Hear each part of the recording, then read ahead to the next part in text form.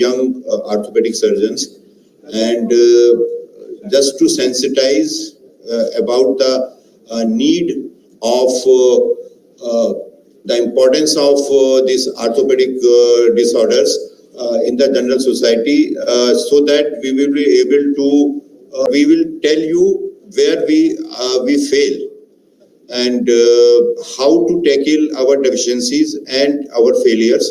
So this is the main thing, and to emphasize how to sensitize the parents as well as your plaster technician and paramedics. So it is very, because their participation is very, very important. So with this concept, we are holding this workshop. I wish everybody a very happy learning, and now switch over to the chairperson. Thank you. May I now call upon our speaker, Dr. Nazmul on the dais.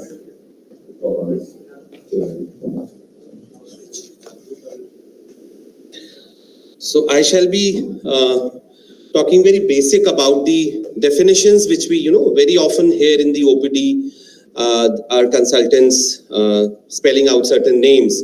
So unless and until we know the basic about them, it becomes a little difficult to plan our treatment or to understand what actually the patient needs to be done. So the first thing is, we very frequently come across this word which is known as a postural or positional clubfoot. This is usually the case in a neonate. A one-day-old infant is brought to you in the OPD, and you find that the feet are, there is a clubfoot. This might be a postural clubfoot because of the typical in utero position of the child. So these feet, you can differentiate it from the usual clubfoot by just trying to manipulate it. They get corrected by a simple pain-free manipulation, and usually 1 to 2 casts are sufficient to correct the positional deformity. Next, we come to secondary clubfoot. As the name suggests, the secondary clubfoot means that there is some disease or some syndrome that is associated with the child. So this could be a child having an AMC, this could be child having a spinal dysraphism, maybe due to a neurogenic clubfoot. So whenever we encounter these patients in the OPD, it's important to understand, to examine the child properly and try to rule out various syndromes like a constriction band syndrome or arthrogryposis multiplex congenita. Idiopathic clubfoot is the commonest variety which we see very often in our clinics, and this is, as the name suggests, there is no identifiable cause to it, and the child has the deformity. Now, these idiopathic club feet can be labeled as untreated clubfoot. So if you see written an untreated clubfoot, it means that the child should be around 2 years old or less than 2 years old, and the child has not undergone any treatment or very little treatment, irregular treatment has been offered to the child. So this is how we differentiate an untreated clubfoot from a neglected clubfoot. We all very often hear this, neglected clubfoot. So this is when the child is more than 2 years old and has not received treatment or has taken very little treatment. We label the child as a neglected clubfoot. So this differentiates between the two. Now coming on to the recurrent or relapse. So reappearance of an entire deformity or a component of the deformity after a full successful treatment. So that is what is known as a recurrent or a relapsed foot. And it is usually common during the first 2 years after correction. The main cause of this recurrence is the child doesn't wear the brace properly. So again, that is why it's very important to counsel not the child but the parents regarding the importance of the bracing protocol. This is the reason why we have kept a dedicated lecture on patient adherence and counseling. So the treatment of CTEV doesn't finish at just achieving a plantigrade normal foot, but the treatment actually continues till the skeletal maturity. And we have to ensure, as clinicians, we have to ensure that the child wears the brace properly, as per the protocol. Complex clubfoot or an atypical clubfoot means a foot which is rigid, having a rigid equinus with a deep posterior crease, a severe plantar flexion of all the metatarsals. There is transverse crease, a deep transverse crease in the sole of the foot, and there is a short and a hyperextended grade 2. So these are all, this foot, when you see this foot, the prognosis, it is a difficult foot, and it needs time and your attention to correct the deformity. A resistant clubfoot means when there is no improvement after a properly instituted, a properly given Ponseti treatment. You are very diligent in giving your treatment, but the foot doesn't respond to that treatment. So that is known as a resistant clubfoot. A word about dynamic supination. This usually occurs because of an overactive tibialis anterior.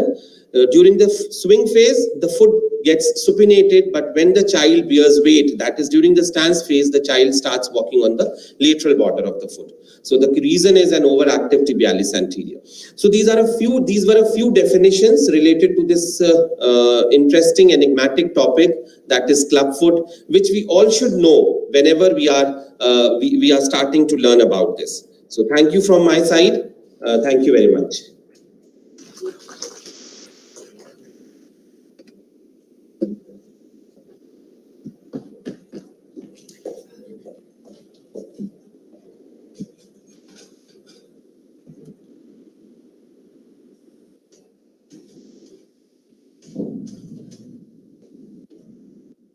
Now, once we have finished the definition part, may I request Professor Santosh Kumar sir to kindly bring us the assessment part with this presentation on Pirani's question.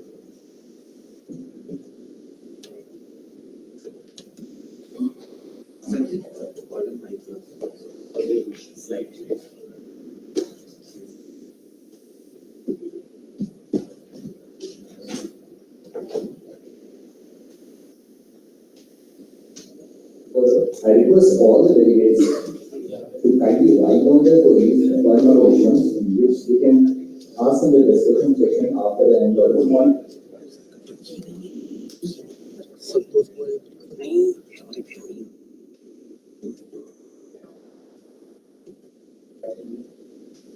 बस ये load करें जो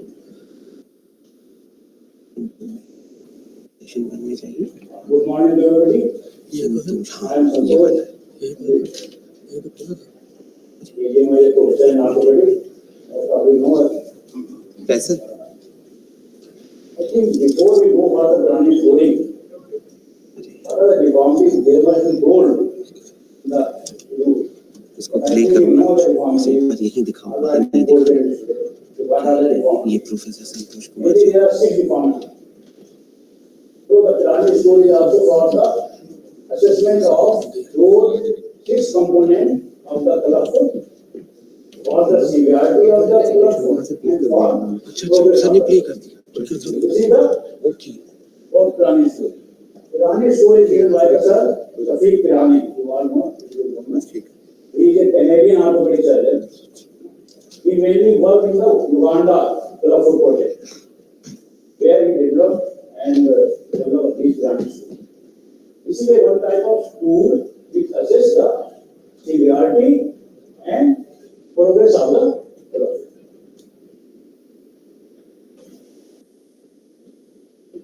This is Rafiq Pirani. It is a very easy tool. Assess the severity and patient progress.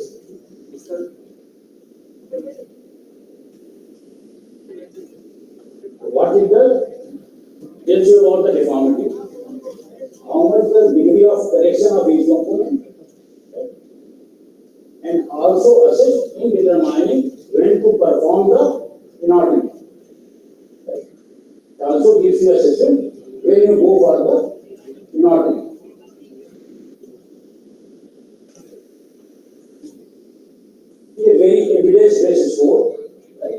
so much evidence that it is a very reliable and well used.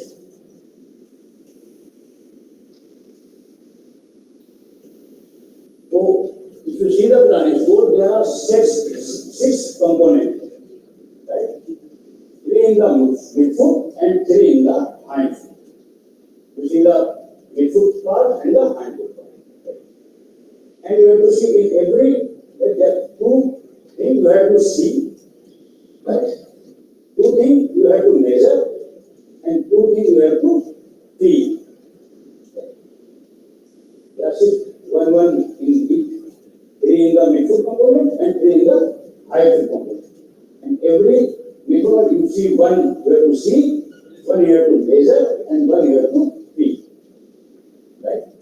Look, feel and measure. 2 things in both of them. And the severity ranges from 0 is normal and 1 is maximum.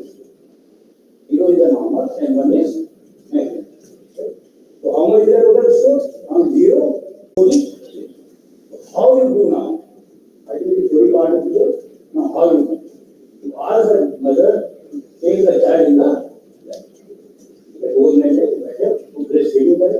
Child should be ये table ना हो, ये ना करो. कोई भी आप ऐसा काम करो इसको feed they. And you just hold the foot by holding the second foot. To the side direction. And then you start to see the in midfoot, the first thing is medial crease. The whole model for the foot. We have the model.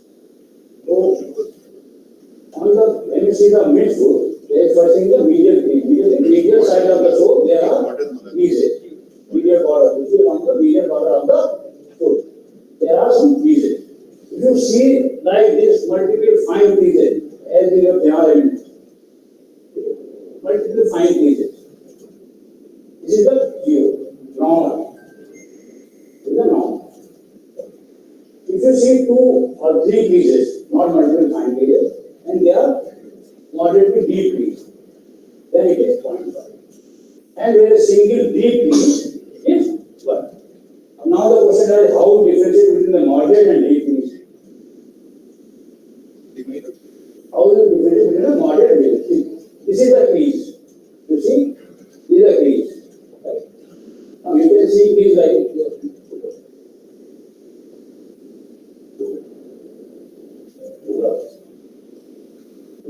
This is the crease.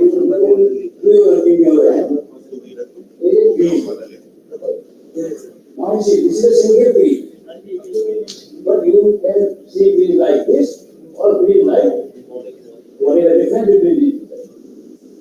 This can be like this or this can be like this. The difference is only when you are not able to see the base of floor of the foot. Then it is severe. If you are not able to see the base of the feet or floor, then it is severe. Otherwise it is great. Right? This is the only difference between the medial. So now you can assess the medial crease component. You can name it. Any question regarding this? You can do it.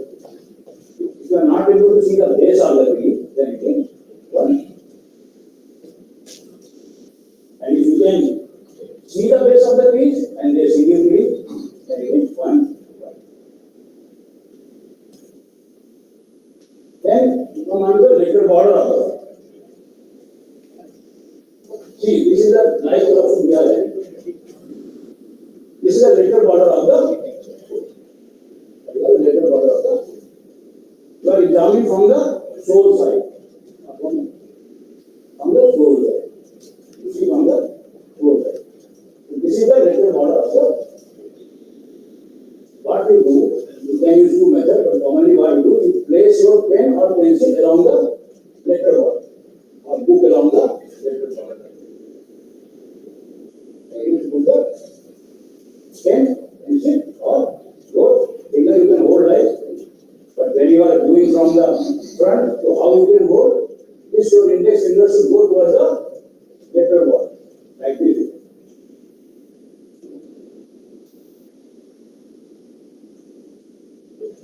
Right foot by your left hand and left foot.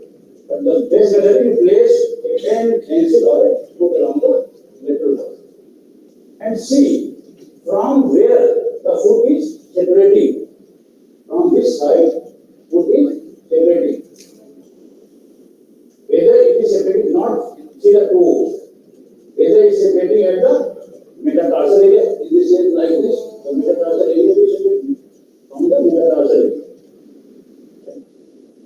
If it is whole is up to the toe, it is touching straight line, in normal view. Right? If it is separating from the metatarsal area of the foot, then it is 0.5.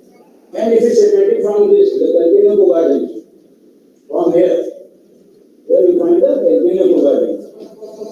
Calcaneum providence. If it is separating from this area, then it is right. So normal is whole straight border, 0.5, that is separating from the metatarsal area, and 1 is when it is separating from the calcaneum providence. Now we are going on to the third component of the midfoot. That is the lateral head of the talus. I think it is the most difficult part if we are having integrating. But when you do the practice, first in this you have to feel the head of the talus. So how you feel the head of the talus? So this is the lateral nerve. This is the lateral nerve.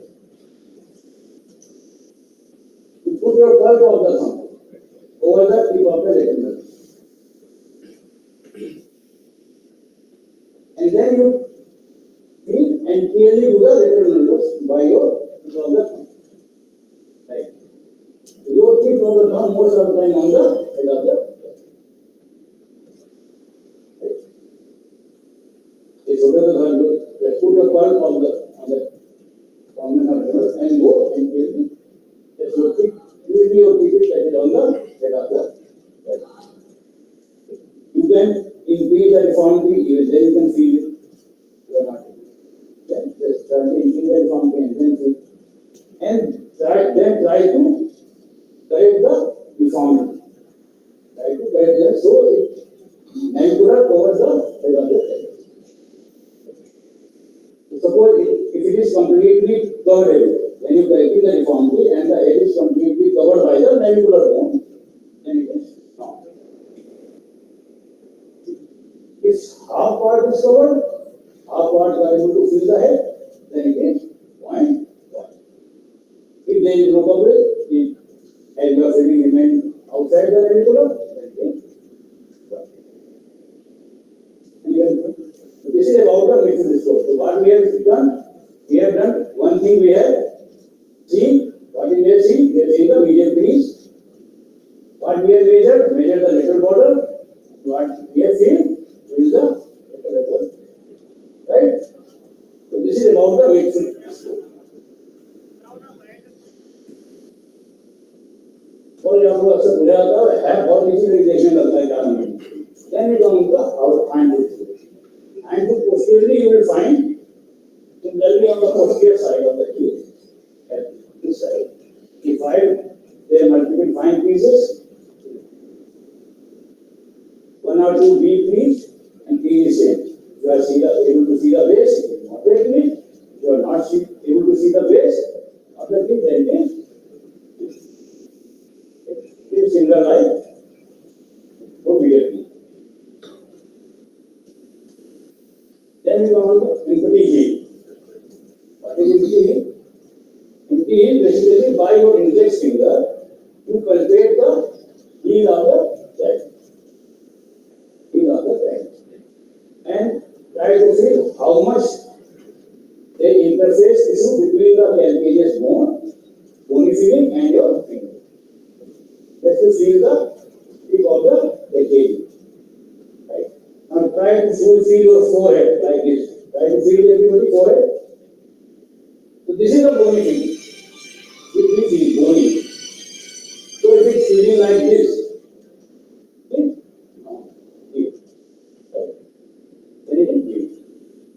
now feel your tip of the nose and try to differentiate between forehead feeling and tip of the nose feeling. Is there any difference you are feeling?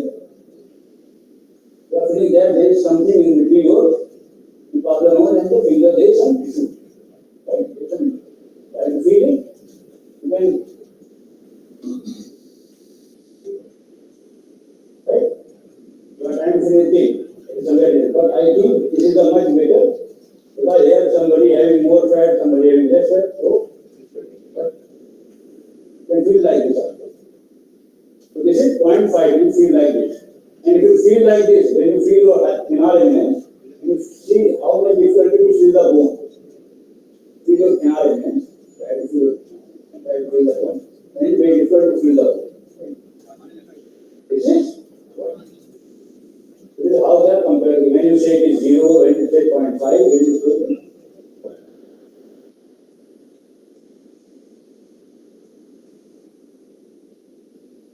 a last rigid requirements.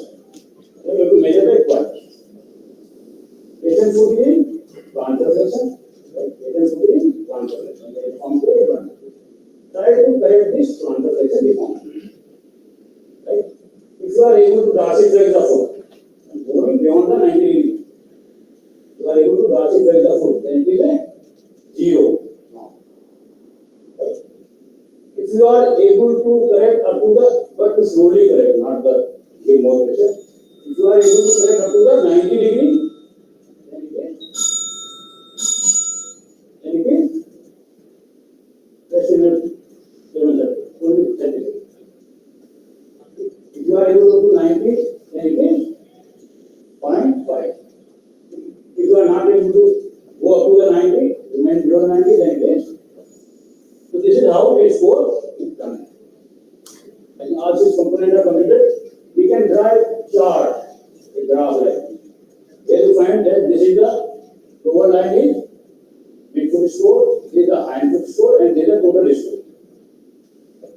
And when you are doing the correction, you are putting the plaster, and the midfoot score is below 0.5, and hindfoot score remains above 1. Midfoot score that comes very easily to the norm. But hindfoot, you find some problem within the normal side. So when it is 0.5 below 0.5, and the hindfoot score is more than 1, then this is the way when you do the So this is the chart for our counselor or the throat. You can see right, left, every week you feel so that you can identify the throat.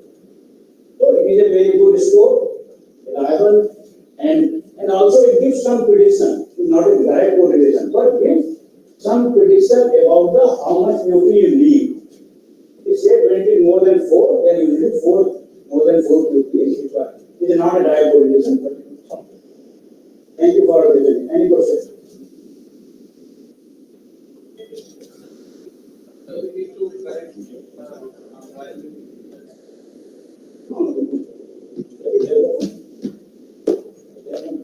We have a question answer at the end of this session.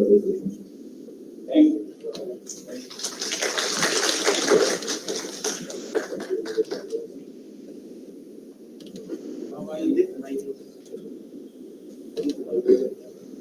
Now I request Dr. Vinny Kumar to come up with his presentation.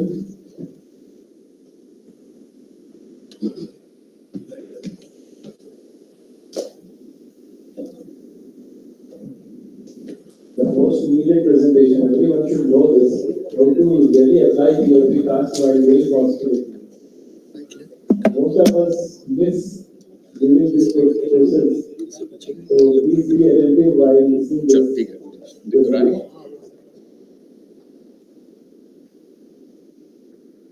A very good morning to all. So today I will be talking on how to apply POP by Ponsonby technique. So do it right for the first time, do not do it at all. So today we will try to learn how to do it right. So a brief brush about the basic anatomy. So you've got 7 tarsal bones.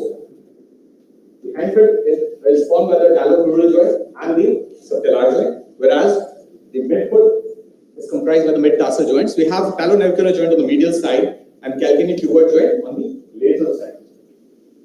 Now coming to the movements, there is dorsiflexion and plantar flexion movement at the talocrural joint. The primary movement at the mid-tarsal joints is of abduction and adduction. And the primary movement at the subtalar joint formed by the talus above and calcaneum beneath is of inversion and eversion. So why I'm saying this is a primary movement, because these don't occur independently. They always occur in combination with other movements as well. So in pronation, we have eversion, abduction, and dorsiflexion, whereas in supination, we have inversion, adduction, and plantar flexion. So the basic deformities we all know in clubfoot are cavus, adduction, varus, and equinus. Now, this gentleman, Ignacio Ponce, is a renowned figure, and he developed this technique of plaster casting in a clubfoot deformity.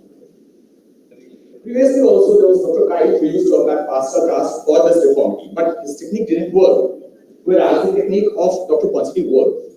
We need to know the reason why.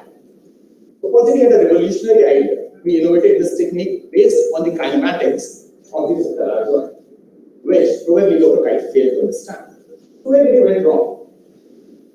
He applied pressure over the calcaneus right under the foot, which prevented the calcaneus from rotating with the talus.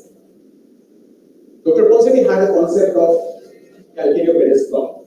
He says that almost all movements of the foot occur around the talus, and from here arises the concept of calcaneopedis block, which says that the entire forefoot moves with the calcaneus around the talus. Now, this is very important to understand. Let's see how does it work. Suppose that you have aligned the forefoot, midfoot, and the hindfoot, and then for correction of the adduction deformity, you apply abduction pressure on the first rib. What happens? The abduction is produced at the metatarsal joints.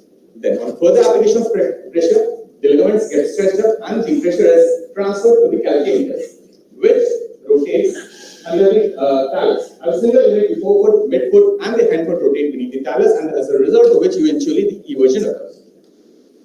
So, the correction of rear foot and midfoot can be accomplished by a mere pressure of abduction on the forefoot. So, this abduction pressure has the capacity to motor the movement of the calcaneus without touching the heel. Thus, we conclude that subtalar joint acts as center of rotation.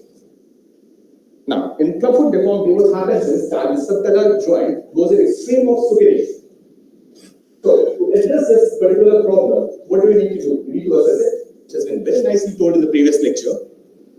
The second comes the planning and the treatment part. So, what you all need to have with you is a list of these: a Pirani scoring sheet and a pen, a right size under wrap, a right size plaster bandage, a water with in optimal temperature, a proper cover for the patients as well as Garrett's cloth, a proper foot slab and a knee slab, a scissor and a blade.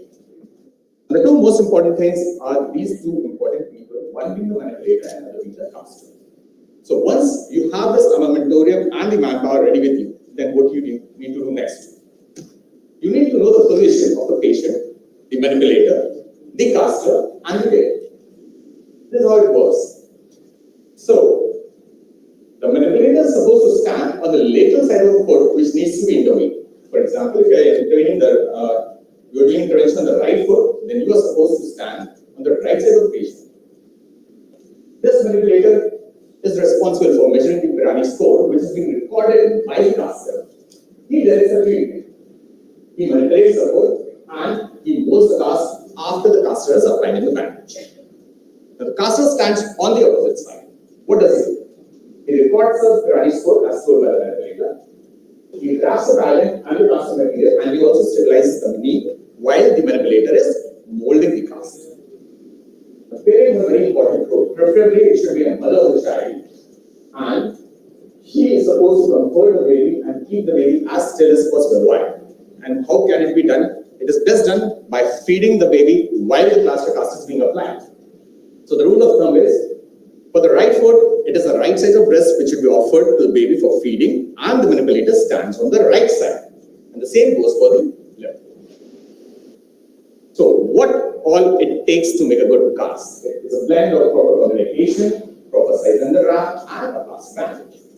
So it is very important to have a good communication of the manipulator and the caster with the parent of the child. Prior to the beginning of the process of casting, it has to be made clear that who is going to cast the patient and who is going to manipulate the patient. Once this is clear during proper position, then comes the time of under wrap.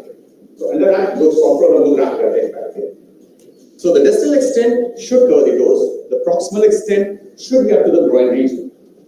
Each turn of the under wrap should overlap the previous turn by 50%. So that when you complete the process of under wrapping the whole limb, you have got 2 layers of under wrap in the limb. The groin region preferably is have 3 layers in order to prevent impingement of the plaster bandage on the soft skin in order to prevent so formation. This under wrap should be snugly fitted. It should not very easily slip on the skin. The plaster cast again, this plaster bandage should be of optimal size, maybe 4 to 5 centimeters wide in arrangement. Now, this plaster cast, each turn should again overlap the previous turn by 50%. Okay. The distal end should support the foot properly, but it should not cover the toes because it is very important for you to inspect the toes after the procedure of plaster is complete to look for the muscularity. Right? Now, a proper molding is to be done in the heel of the leg to prevent it from slipping. The proximal extent is up to the groin region, making sure that it doesn't touch the skin. You need also to supplement this plaster cast with a slab on the ankle and the knee region, just to strengthen it, especially in bulky patients. So, once you're done with these basic things, then starts the casting process. The first step is to manipulate the foot. So, prior manipulation, prior to the casting, beginning of the casting is very important, preferably for a duration of 60 seconds or so, in order to make the ligamental structures lax so that it eases your plaster process. Then you need to locate the head of the tail. An arbitrary landmark has been designed to it that it is located approximately 1 centimeter anterior to the tip of lateral malleolus. So once you have located this head of talus, then comes how to hold the foot. Again, leading with an example, suppose if you are going to manipulate the right foot of the patient, then you will stand on the right side of the patient, being a manipulator. You will hold the ankle to the left hand with thumb placed over the head of the talus. Your right hand is supposed to manipulate the foot. First step is correction of the talus formally. When to do? As soon as the skin of the baby permits. What to do? The talus deformity. How to do?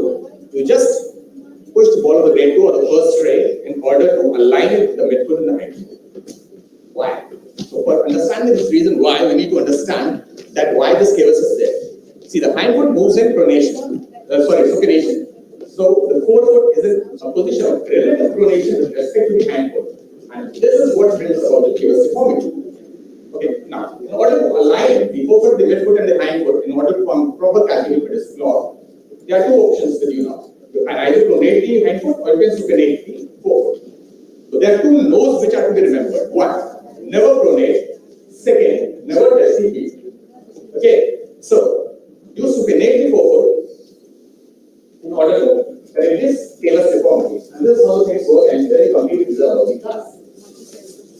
The second step is correction of the adduction deformity. How to do it? It is only to be done once you have achieved the proper alignment of forefoot, midfoot, and midfoot. What to do? Apply a pressure over the first tray in the plane of the foot. It is not in the horizontal plane, it is in the plane of the foot in order to correct the adduction deformity.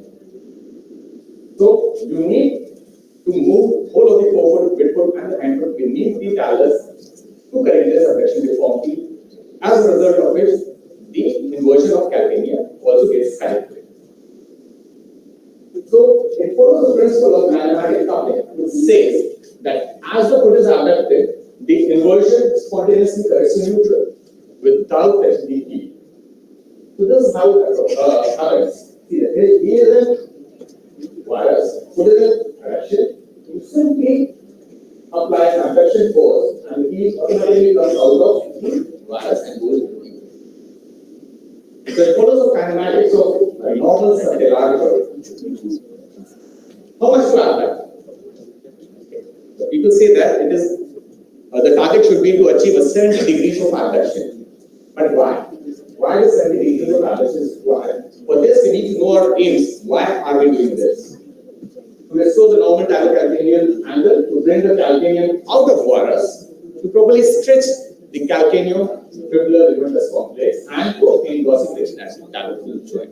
So for obtaining these aims, you abduct the foot maximally in order so that base of the joint spontaneously extends and dorsiflexion improves without increasing the risk of rocker bottom foot. So once you are completed with your abduction part, then comes the third step of dorsiflexion of the foot. It should only and only be done when you have achieved a complete abduction. That is, the talar head should be properly covered. That is, again, that your midfoot contracture score becomes bigger. And the heel is in valgus, if not then at least in a neutral position. What do? You dorsiflex the foot. The idea is to have a dorsiflexion of 10 to 15 degrees. Why? Because you want to have a planting rate, right?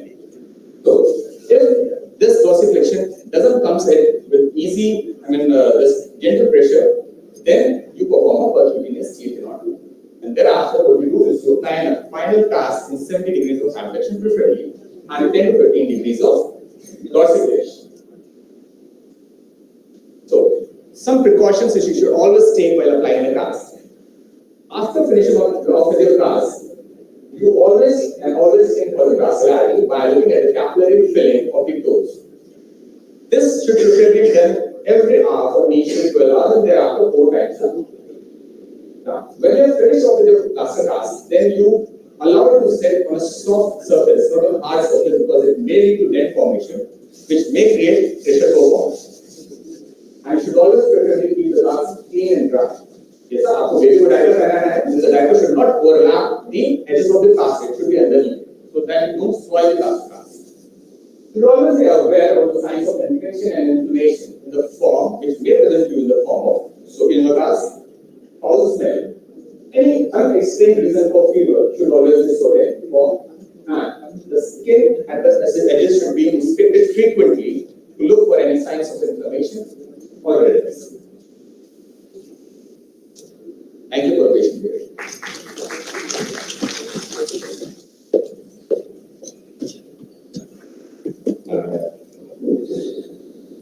All the delegates, there is a pre-test in your delegate kit. So we would appreciate if you just take it out and fill it up and submit it to me. Thank you so much.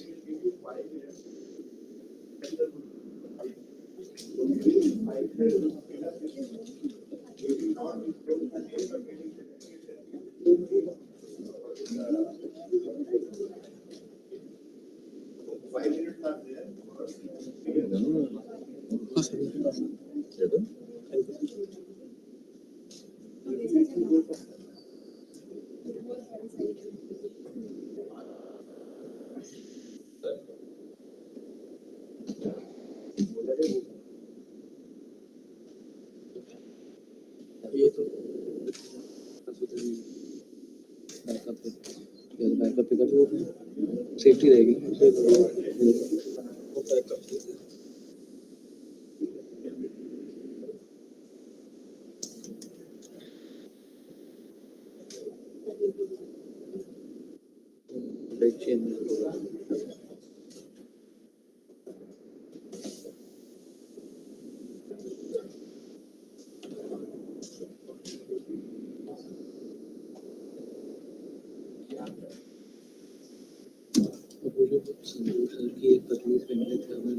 सबकी सब pen drive को अपने पास नहीं रखना।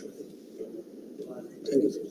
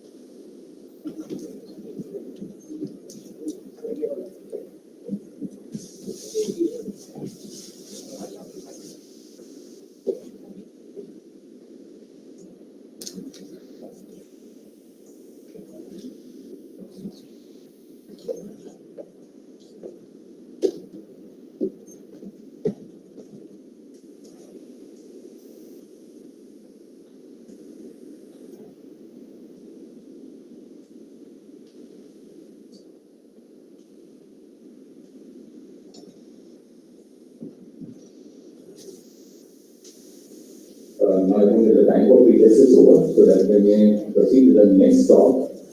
For that, may I call upon Dr. Shahid Shamin to deliver his presentation on common errors.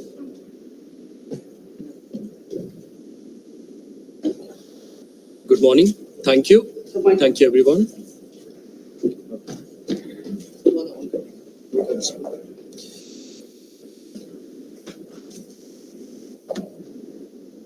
Good morning, everyone. Yes.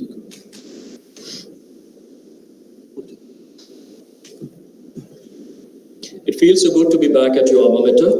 I'm very much thankful to our mentor, Professor Ajay Singh sir, for giving me a chance to present a talk on common errors in CTB casting.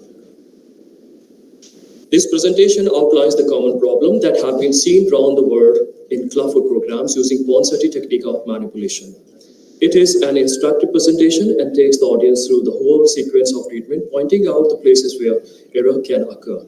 It is also very useful for those involved in supervision, mentoring, as it shows the places where mistakes are made and where special emphasis should be made in teaching and demonstrating. All the common mistakes have been put in chronological order, pointing out where the mistakes are usually made. Common errors in manipulation. Pronating the foot as the first procedure. When someone who does not know the Ponseti procedure first sees a clubfoot, they instinctively want to pronate it, as that seems to them to be the way to correct the deformity. The foot may look a little better after pronating, but in fact the deformity is made worse and the cavus is increased. Pronating the foot is wrong. Instead, the cavus should be corrected by elevating the first metatarsal, even though it makes the deformity seem worse initially. Pressure over the calcaneocuboid joint when abducting the foot and manually producing heel valgus. This is an error as it blocks the movement of calcaneum, as already told by Dr. Vinit sir. One need not to manipulate the heel to produce heel valgus. As the deformity gets corrected, heel varus becomes natural or in valgus on its own. It's as a process called as kinematic coupling. Abducting the foot by holding the leg at the ankle or above. This is an error. It puts a rotation force on the talus, and this can cause the fibula to be forced backwards. This error can be corrected by making sure that the thumb is on the head of the talus. The picture shows the foot of an older child after treatment. The foot abduction has caused the fibula to move backwards. Failure to fully abduct the foot. This is an error because when the foot is fully abducted, is calcaneum properly corrected, and only then is the foot ready for dorsiflexion. Abduction should be at least 50 degrees before we move to the next thing, that is dorsiflexion. The picture shows a fully abducted foot ready for dorsiflexion.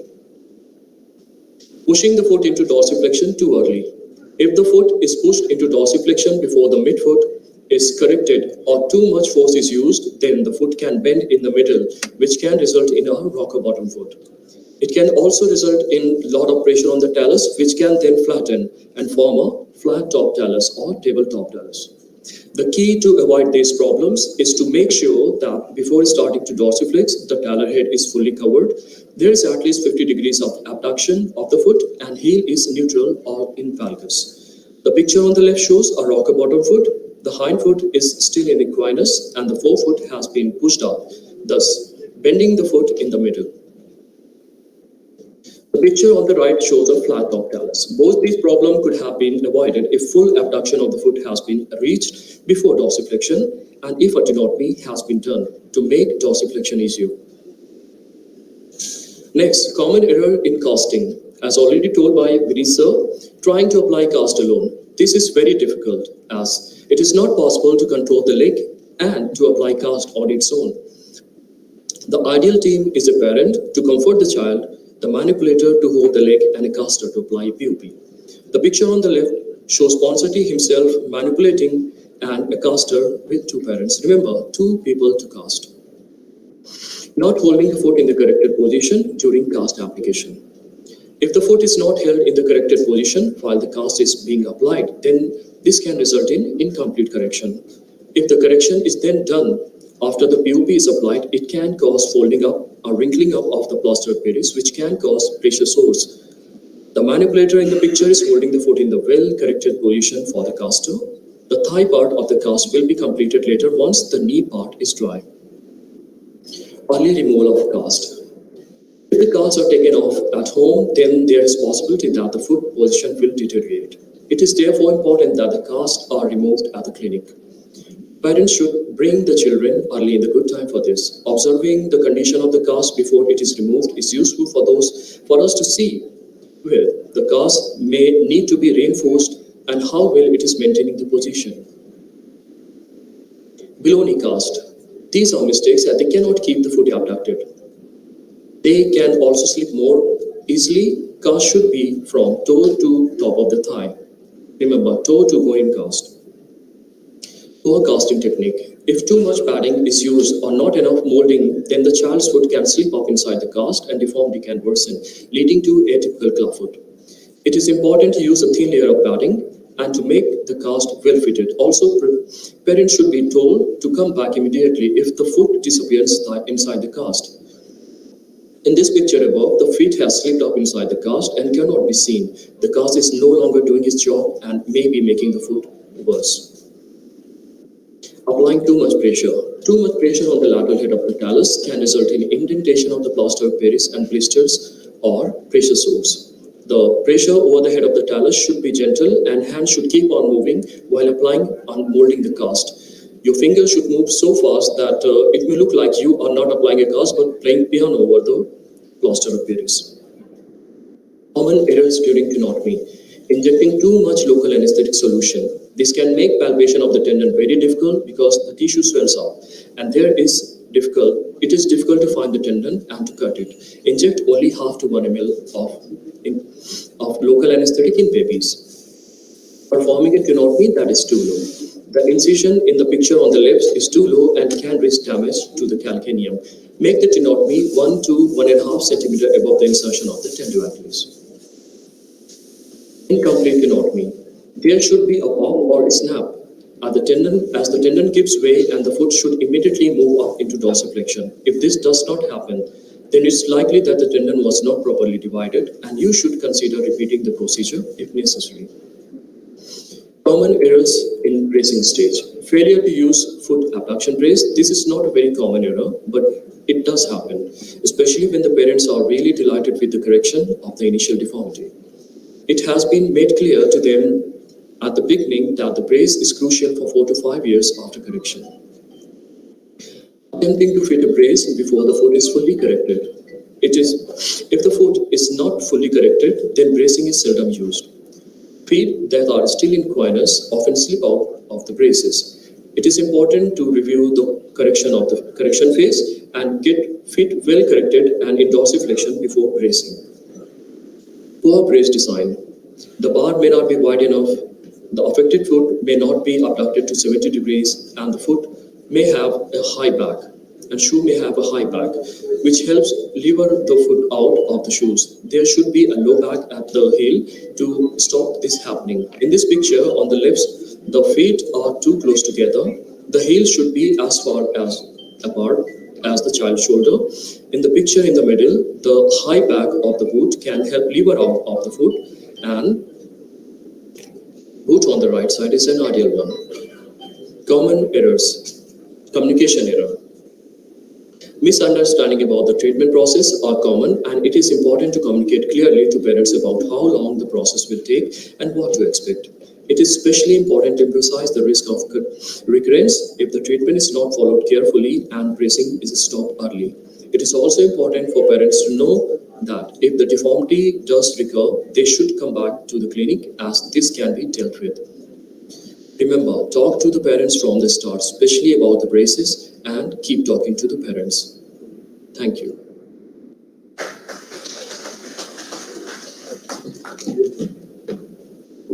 Thank you, Dr. Shahid. And now the session is open for discussion. Light. I will request everybody, please be ask the question.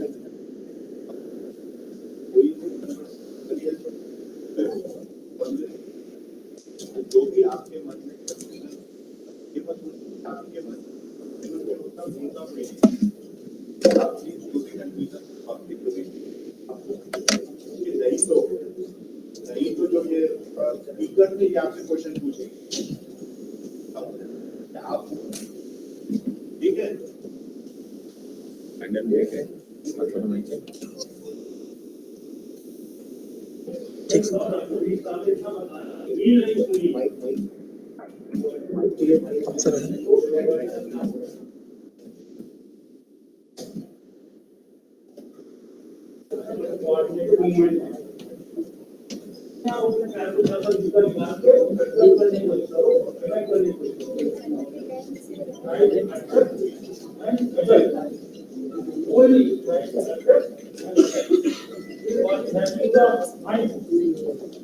As you attract to go into the connection as well as diversion.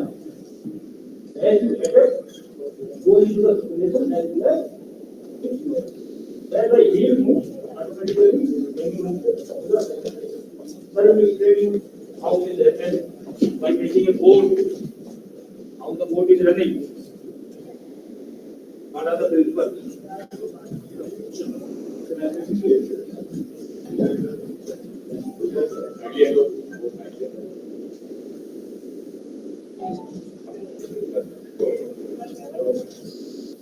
So my question is very basic. How to keep the patient all the time calm and quiet? It's very difficult. During the when we start the plastic, when you start studying, we can give some sedative or hold up very easily.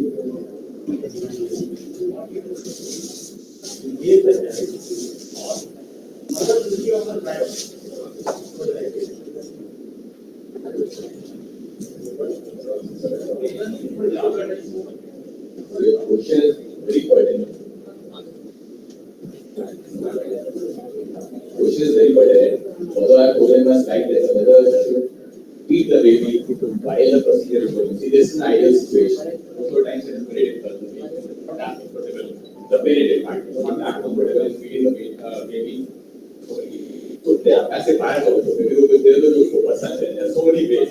But yes, sometimes it doesn't work at all. In that case, you do whatever best you can. Any expert comments from the seniors that like to have this for you people as well, sir? These days, mobile is a very handy thing. Yeah, certainly. Very small kids. Yeah. Even very small kids are used to this mobile thing. Actually. So that can be sort of. Regularly is not happening.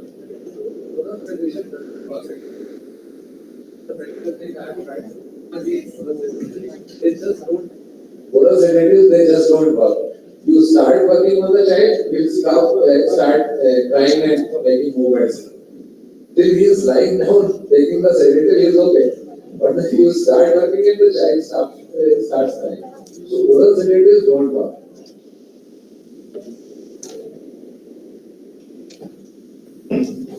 Best sedative for the child is to have the mother hold the baby. That's the best. The classic example was you mentioned about the breastfeeding and which breast to be kept to the child's mouth when the casting is to be done. So that was beautifully shown. In fact, in one of the meetings that we had at Shafiq Qurani in Orthopaedics, International Giants, and Clubfoot Management, when they were there, we wanted about 200 audience was there, and the child was crying, and Dr. Pirani asked, if the mother agrees to breastfeed the child, because the audience is told that his mother was there, will the child quieten the child is breastfed, and will the mother agree to do it in front of the audience? Everyone said, no, sir, hey, we are middle class people, they would allow this, you are middle class mother. So Dr. Shakti quietly went and asked, he's from Gujarat, he knows a little bit of Hindi. He asked the mother, she promptly agreed. She put the mother, went out, put the mother to the breast, came back with the sari covered there and sat down, and the two of them very nicely put their cards. So the best soother is the mother. She knows best how to manage the child.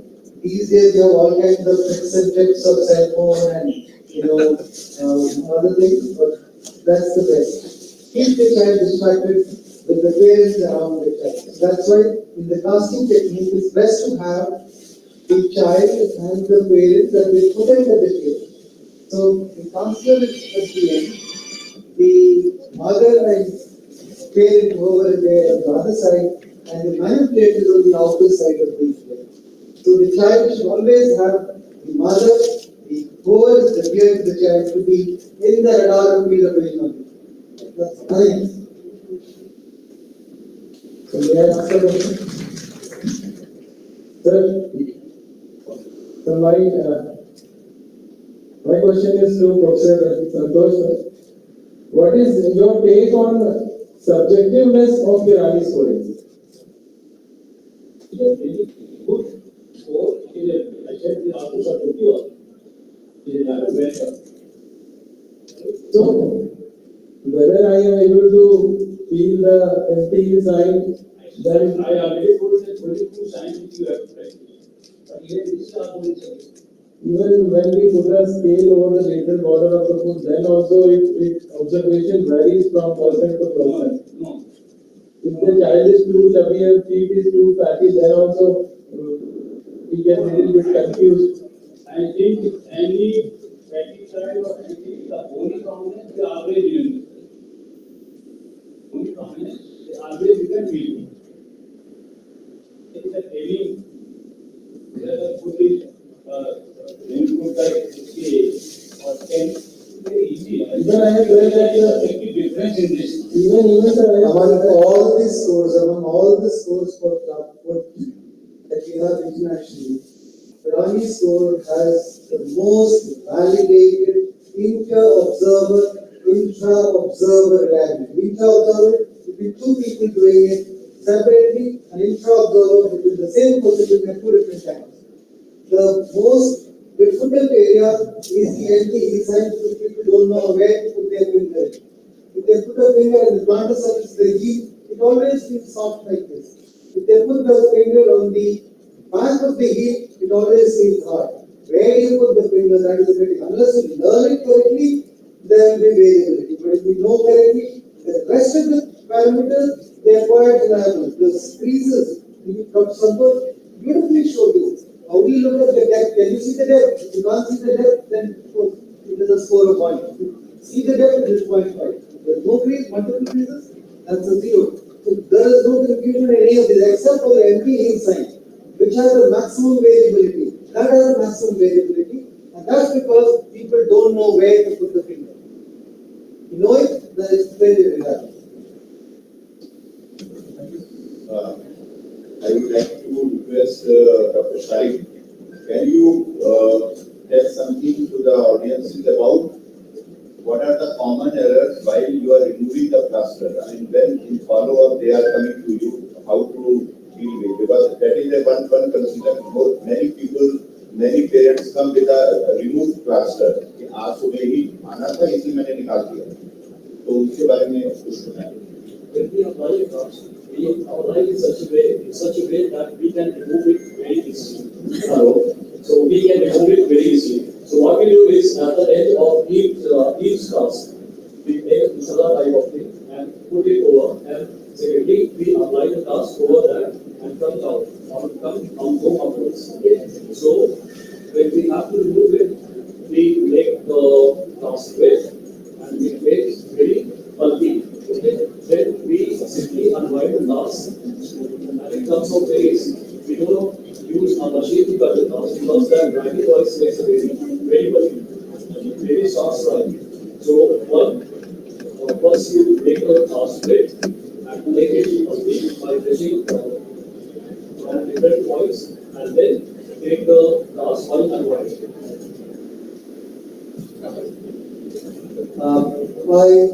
When I started doing consulting 21 years back, all the children that had casts were having the cast cut with the cast cutter. I used to have a constant fight with my plastic technician. ध्यान से नहीं करते, बच्चे का पैर काटते, ध्यान से नहीं करते, बच्चे का पैर काटते. I used to scold him. He was a good, very technically skilled person. But he would listen to me and very dejected. He said, "मैं तो ध्यान से करता हूँ, पर हर बार ही करता हूँ." Till I learned one day, and I started doing, तुमको नहीं आता मैं करता हूँ मेरे से तो. Then I realized that blade when it is cutting through plaster, it gets heated up. You try touching it. It is really hot. And when the hot blade touches the child's delicate skin, it burns. It is not a cut, it's a burn. And you must have noticed it deals with greater difficulty.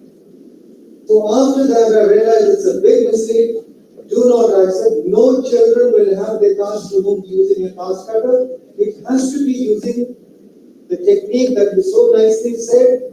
You put it in water for 10-15 minutes. I have basins available in the OPD. Indented it through the supervisor. The child sits in the basin, plays with water. It's nice fun and game happening there. And then, once it becomes pulpy, unwind it like a regular bandage. Do not use a cast cutter. That's a clear message. Don't allow parents want to do it at home and come back. No. That's a long freedom for the child to be out of the cast. The adherence to the casting and the compliance with the casting goes down if the child is made to feel the freedom of the cast-free neck for too long a period. So we do not allow that. Cast removal only in the institution. You have to leave a little bunch of the POP bandage at the end of each roll so that you can identify the end easily and it unrolls very nicely. So it's good to have very nice. This question should have come from you rather than sir. One more question, I think from your behalf, I'm asking the parents. Transfer of classical bandages or a new trend is there that fiber cast is there. So many parents will ask, "Hल्का वाला transfer बना दीजिए, रंगीन वाला transfer बना दीजिए." What is the take of that? Synthetic casts are in different varieties that are available. The classical Ponsati's casting was taught with Ponsati's method of using a plaster of Paris bandage. He never used synthetic bandages. Why? Because the synthetic bandages, they are light, yes, but they are very stiff. It's unforgiving. And anything that is unforgiving will lead to a sore. So the probability of leading to a sore in the child's delicate foot is much higher if you have a synthetic cast material. However, having said that, those of you go on PubMed and check on PubMed other alternative casting materials, there are other casting materials available. These are one a soft cast material, which feels like a crepe bandage, but it is a little more stiff than that and holds the position better. There's another method known as the wood cast. Now, wood cast is a very expensive technology which can be reused. So the argument, there's a paper by Dr. Hitesh Shah on wood cast. He tried it as a sampling method. The company gave him a set of wood casts to try it out. Ponsati casting for children. That also work. It's very expensive. But the advantage of that is the recycling. It's reusable for other children. So that's other way. But for all practical purposes, 99.9% of children should have simple plaster of Paris casting because that is best for molding, best for holding the reduction, and best for removal because we need to use that for removal. You need to have a cast cutter. I don't know how many of you here sitting have a vacuum cast cutter in your center. Anyone? and I'm sure all of you are using synthetic cast. Do you know that material that comes out of the powder, when you use the oscillating saw, is carcinogenic? You don't know that because you don't cut, because your cast cutter is cutting. So it's not supposed to be used without a vacuum cast cutter. We keep cutting corners, ₹5,000 का वो जो do it yourself वाला motor में oscillating saw लगा के use करते हो without understanding the other implications of that absence of vacuum cast cutter. Vacuum cast cutter costs up to 2 lakhs, 3 lakhs. So ideally you should have that. So you have that problem addition. So what is your take on applying the plaster with a normal cotton and with a soft roll? If you went to Iowa University and attended the clinic there, they don't use the synthetic soft roll. They use a very fine layer of simple cotton. That is the best. The synthetic one is a little thicker, okay, and it tends to, have a bulky cast. So when you're using that soft roll, that's a trade name. So we just call it a synthetic. It's not straight cotton. It's a fiber, special fiber. So that's actually thicker than what Ignacio Ponce would have liked to have. He uses very thin variety of cotton. So ideally it should be happening. So what do we do when we're using this synthetic soft roll?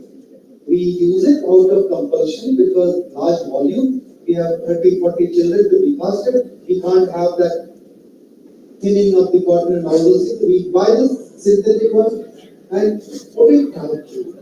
When you stretch it, the thickness comes down. So put it firmly. It doesn't cause, quite unlike trauma patients where thick pad of cotton is required, edema is going to be there, and therefore tight plaster is going to happen. I've not had any child coming back to me with tight plaster after cotton casting. I have children coming to me loosening and slipping of cuffs after constantly casting. It is not tightness of cast that troubles you. It is loosening of the cast that troubles you. We want to make sure that it is well fitting, so as firm as possible. I wouldn't use the word tight, but as firm as possible. What about knee position? While you are giving it about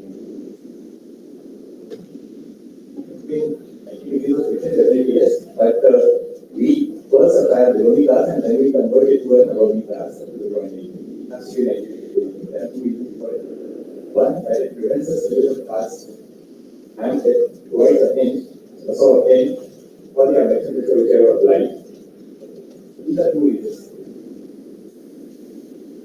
In all children, 90 degrees must be the victim that you have to. There should not be a compromise.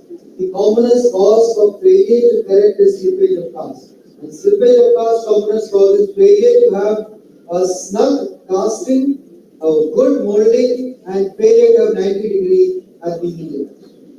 If there is slippage, you may increase it to 110 degrees also.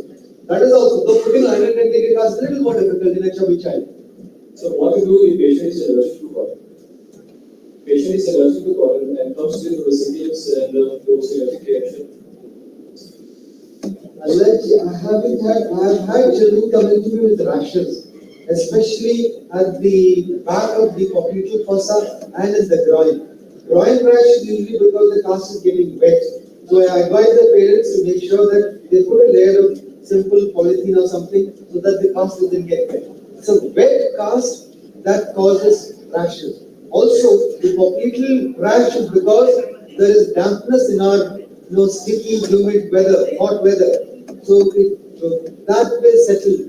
Every time the child comes, we clean it nicely, apply some oil or something, and we don't apply talcum powder. In fact, if we look at the cosmetic magazines internationally, talc and talcum powder is not an important constituent of the Western high-income country cosmetic. It's a low-income country cosmetic. It is a cosmetic of hot, humid climate. It is not a cosmetic of the Western world. So you go to the US trying to look for a powder, you won't get it there. You have to ask the counter person if you have talcum powder. You won't find it, they don't use it. So we also don't use this because sometimes what happens is talc, a lot of people put talcum powder. They put too much of it, especially at the creases. So in damp, humid atmosphere, it absorbs moisture and it becomes a soggy thing which stays for. If you're bathing every day, it's different. But if you're not bathing every day, 1 week down the line, the humid, damp talc causes rashes. We don't recommend any of these things. Thank you so much for the first. General version we apply to what? If there is rash, then we use calendar. Not as a routine. Not as a routine, no. Why add to any? That's pharmaceutical product. Why add to that? Simple coconut oil is available in You got the answer. We use that. What areas we should use to put it? We'll demonstrate when we show it. I think we can have the rest of the discussions over a cup of tea. There is a short tea break. At the age of 80, Ignacio Carter in a workshop said, now I know how to put a good cast. Once we are 80. Sir, my question is pertaining the duration for which we use the casting. Usually it is suggested to keep for 1 week, but are there any conditions in which we can extend it more than 1 week or less? I need to answer that. Another time allows? Okay, I'll answer that question. You see, what was the pathoanatomy? I don't know how you were listening carefully to what he mentioned there. The pathoanatomy. Pathoanatomy clearly showed Ponsonby's analysis that the crib that is there in the soft tissues allows stretchability. Once it is immobilized for a week, the crib reoccurs and you can stretch it a little. So each time you remove the cast, the crib which was stretched maximally at the last cast is now stretched again. That's why serial casting works. Okay, so how long does it take for the crib to reappear? 1 day? No. 2 days? No. 3 days? No. They found that in about 4 to 5 days time the stretchability is there, and that is the logic for accelerated Ponsonby. Accelerated Ponsonby is done based on the logic that the crib returns in about 5 days time. But if the average number of cast is 6 and you have 5 days, 2 days per cast being saved, you save only 12 days, no beauty. Not worth it. It's far better to go with the classical full crib to return. Can we go through 10 days? Yes, we can. Can we go for 2 weeks? We don't like to go for 2 weeks because 2 weeks means 6 casts means it's a long period of casting for the child. We don't want that. We want to keep it shorter. So therefore, weekly. Why not 5 days, 6 days casting? Because the clinic days will keep varying. A different person will come for casting because you have OT day 1 day. You're not available in the next casting day. So the same person should see the child every time. Only then you can recognize early failures of casting. Thank you so much, sir, for a wonderful discussion. All the faculty members, thank you, chairpersons. We take a short break for a cup of tea, and then we gather again for the next session. Thank you so much. At 11 a.m. we should be here.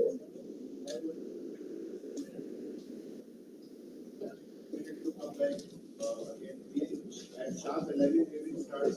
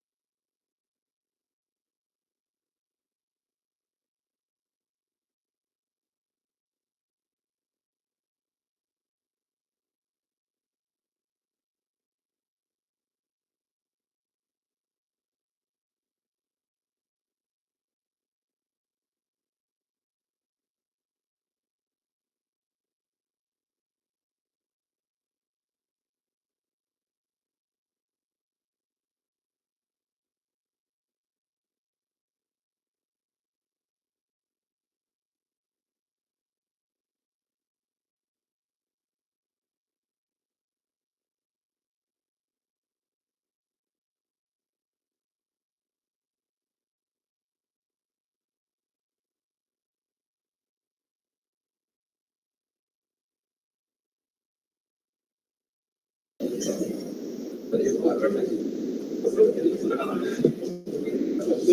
we start with the second session. For this, I request Professor A.K. Gupta, Professor and Head Department of Physical Medicine and Rehabilitation at KGMU, and Dr. Sanjeev Avasthi, sir, to please chair the session.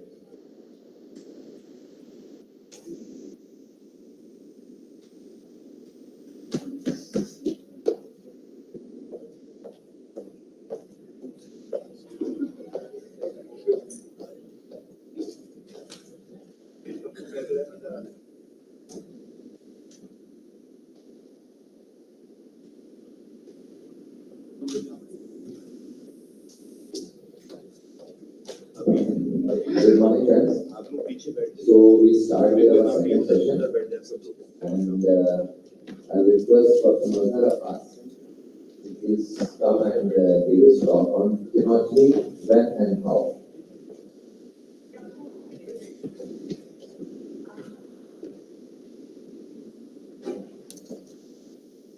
चलिए हो जाएगा 30 हो जाएगा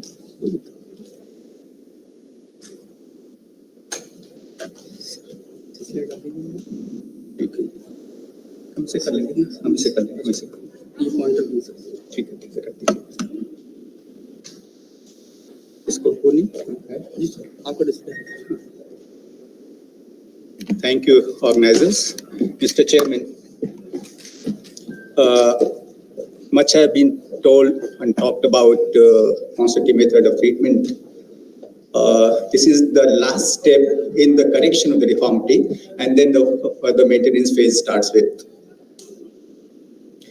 As it has been well known that the positive method is the method of treatment for congenital talipes equinovirus in the present day throughout the world, not only in India or any other country.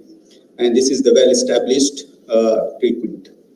Edgeless sternotomy is an important step, and it is almost an integral part of the treatment because it requires in a majority of the cases. It facilitates correction of the final deformity, that is the equinus deformity, which is usually not corrected by a simple manipulation. It is a minor procedure. It's not a very major procedure. It is done usually in OPD as an OPD procedure, and it is usually done by an orthopedic surgeon with an assistant of either plastic technician or a resident in medical colleges. This procedure is usually performed in clinic with local skin anesthesia. Local either ointment, lidocaine ointment can be used, or infiltration can be used. Operating facility may be required in some special cases. Just to talk about a little bit of anatomy, because counselors are also there. In the lower leg, there are muscle fibers of the gastrocnemius, which has two heads. That is the medial head and lateral head of the gastrocnemius, and there are deeper muscle called soleus muscle. They converge together to form the tendoachilles, and that is attached on the calcaneum. In clubfoot, the tendon is much thicker and wider, and it is inserted more medially on the calcaneum. And this muscle is also called triceps suri because it has three heads, two heads of the gastrocnemius, and one is soleus. This muscle is shortened and fibrotic. A little bit about the other anatomy, the peroneal artery, the lesser saphenous vein, and the sural nerve. There are three structures which lie on the lateral edge of the tendon. Therefore, while doing tenotomy, one should not advance that scalpel too far laterally, otherwise these structures may be damaged. Tibial nerve and posterior tibial artery lie on the medial edge of the tendon, and that is why during insertion one should be careful, and therefore the scalpel is placed just anterior and parallel to the tendon. Ideally, but it is not routinely practiced, one should palpate the dorsal epidis and posterior tibial pulses prior to performing a percutaneous tenotomy. If both pulses are absent clinically on palpation, it is recommended that the Doppler ultrasound should be done. If there is any doubt on Doppler ultrasound, people have done even arteriogram to confirm the vascular anatomy of that region. Absence or significant reduction of the anterior tibial artery has been found in as many as patient up to 90% of the limb, and even in some cases, posterior tibial artery may also be absent. Therefore, in such patient, one should be very careful while doing tenotomy. Who are the children who would definitely need tenotomy? It has been studied, and one of the author has recommended, found that if the initial score is equal to or more than 5 by Pirani scoring, or if you are doing the Miglio scoring system, if it is a grade 4 fit, it is most likely require a tenotomy. So therefore, the parent can be counseled and told about the need for tenotomy at the end of the procedure. When to do the tenotomy? The Pirani score is the best guide to determine when to do the tenotomy. If the mid-foot contracture score is less than 1 or less than 0.5, hindfoot contracture is more than 1, lateral head of the talus is completely reduced, and there is hardly the 70-degree of abduction. Even in bigger children or in special situations, less than 70-degree of abduction can be accepted. And the heel varus should be completely corrected. This, when you have achieved all these things, the tenotomy can be done. Exceptions are there in children with atypical clubfoot when the foot slips out of the cast regularly, or in older children, even earlier tenotomy can be done. Equipment, not much of the things are required. Some antiseptic, gloves, local anesthetics, scalpel blade. Preferably, I prefer number 15 blade because it is a rounded tip, and number 11 is little sharp. The chances of overshooting onto the lateral side is there with number 11 blade, and gauze piece is required. Anesthesia generally and most commonly it is done under local anesthesia. Lignocaine, one of the speaker has told that only a little amount of the lignocaine should be injected, otherwise it is difficult to palpate the tendon and delineate the borders of the tendon. Then some people prefer doing it in the light sedation in the operation theatre or under general anesthesia. Light sedation protocol, one can use halothane or isoflurane, or intravenous, one can use propofol. General anesthesia is, there are potential advantage for better pain control and ability to perform the procedure in a more controlled way.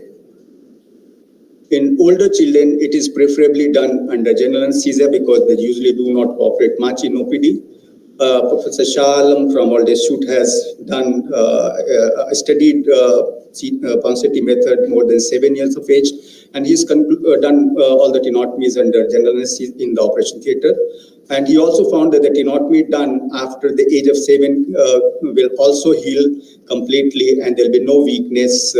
He has demonstrated there was no weakness in his cases. What are the various types of tenotomies that have been modifications of Ponseti technique? The standard Ponseti technique is percutaneous scalpel blade tenotomy, but people have modified it done it by various methods. Percutaneous can be done by either scalpel blade or by needle also. They can be mini open tenotomy, or they can be open tenotomy, or they can be multiple tenotomy, or they are repeat tenotomy. One that is how to do. In the percutaneous blade tenotomy is the standard tenotomy described by Ponseti, and it has achieved good correction, and it has been well studied with consistent good results. Disadvantage can be rarely in inexperienced hand, and there can be neurovascular damage. The technique, the steps various are the preparations of the skin with antiseptics, infiltration of the local anesthesia near the tendon, and the tendon is cut. The child is laid on his back in the mother's lap with leg externally rotated. With one hand, the assistant stabilizes the whole of the lower limb, including knee, in straight position. And with the other hand, he forcefully dorsiflex it, try to dorsiflex at the ankle joint. The surgeon is positioned on looking at the medial side of the tendon at the end of the foot. The tip of the blade is inserted from medial side parallel to the tendon about 1 centimeter or 1.5 centimeter in bigger children above the calcaneus. The blade is rotated gently. Advantages is that it is a very, very minimally invasive. No stab is given, is simple, and has a very low morbidity as no incision is involved. Disadvantage is that it is relatively new technique. There are very few people are doing it, and it is poorly reported in the literature.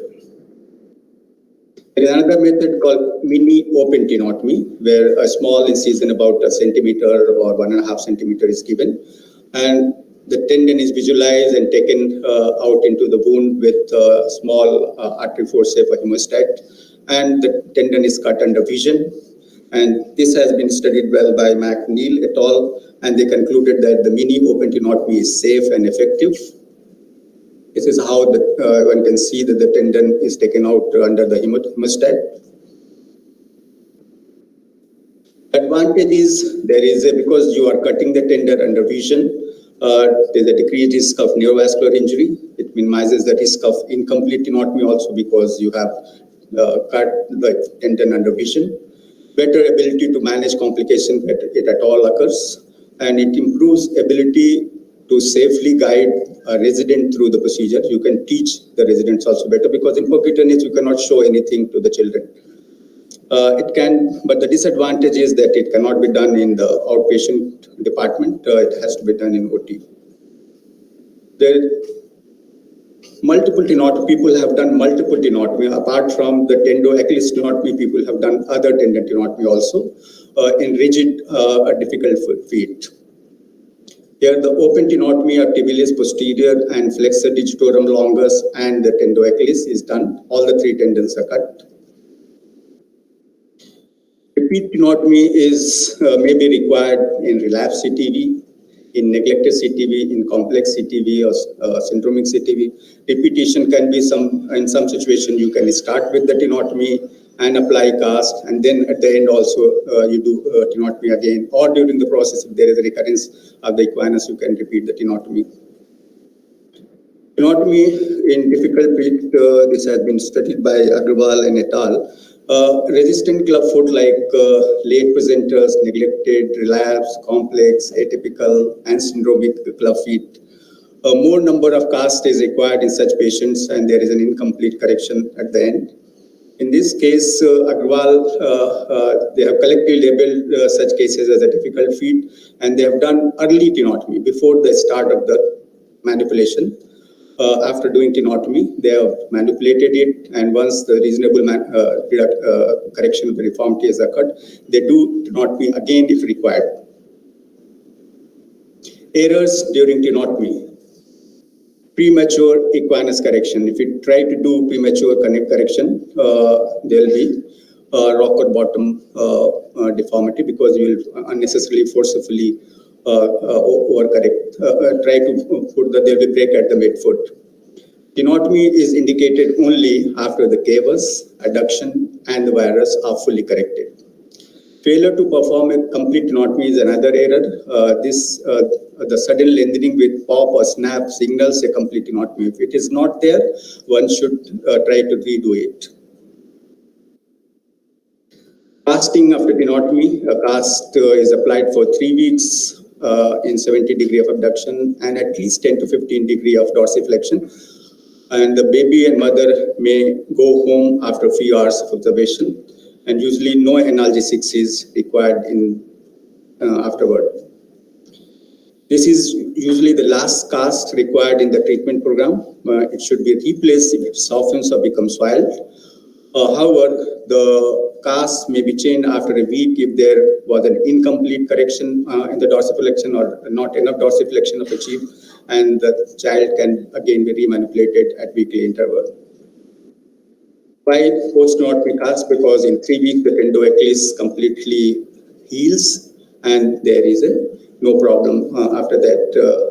All the force transmission across the foot and ankle is there. Exceptions are in older children. Again, Dr. Shahalam, he applied cast for 4 weeks. One may consider 1 more week for proper complete healing. And in multiple tenotomy, the author has applied cast for 6 to 8 weeks. The healing of the Achilles tendon occurs by 2 mechanisms, that is the extrinsic process and intrinsic process. In the extrinsic process, the gap is invaded by fibroblasts and results in repair with formation of a fibrosis scar. In the intrinsic repair process, the cascade of cellular and biochemical events that take place and the fibroblast migration tends to proceed in an orderly fashion, and thus the tendon tissue is regenerated. There's no scar fibrous tissue, but the tendon tissue is regenerated. Complications, the most common complication that we come across if it is done by inexperienced resident is incomplete correction, and thus bleeding due to injury to the neurovascular structure, wound dehiscence, if there is a mini open or open tenotomy, scar formation is not a big issue. Pseudoaneurysm, there is a partial injury to the vessels. For prevention of the vascular cramtion, one should, I recommend to use rounded tip blades, and that is better. You can palpate the edge of the tendons. Mini open tenotomy if you are not very confident, or in difficult cases where the edges of the tendon is not very well demarcated, you can go for mini open tenotomy. And the child should be observed for several hours for possible injury to the neurovascular structure. High index of suspicion and proactive monitoring for complication should be there in mind to prevent any further complication. If there is actual injury to the blood vessels, exploration of the wound under general anesthesia should be done, and if either ligation or repair, whatever the situation demands, should be done. The take-home message is the tenotomy is almost an integral part of the Ponseti method in majority of the patients. It is often and safely done in orthopedic clinic. It is a complete section of tendoachilles. It is not a lengthening of the tendon, but it is a complete, like Z lengthening, percutaneous Z lengthening procedure are also described in literature, but it is a complete through and through cut of the whole of the tendon. And tenotomy is indicated only after the cavus, adductors, and the varus are fully corrected.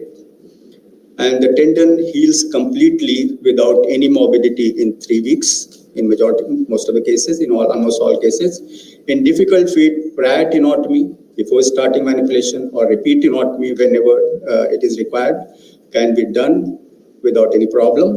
In bigger children, it may require to do it under sedation or under general anesthesia, and all precautions and adequate care should be taken to prevent neurovascular complications and manage it. Thank you very much.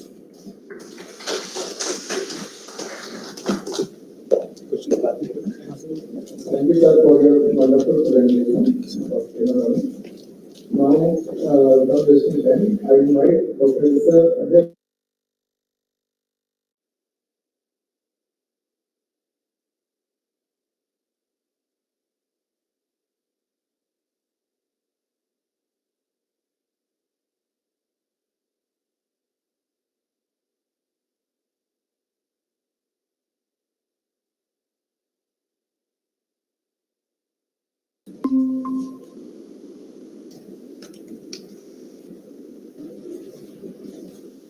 Okay.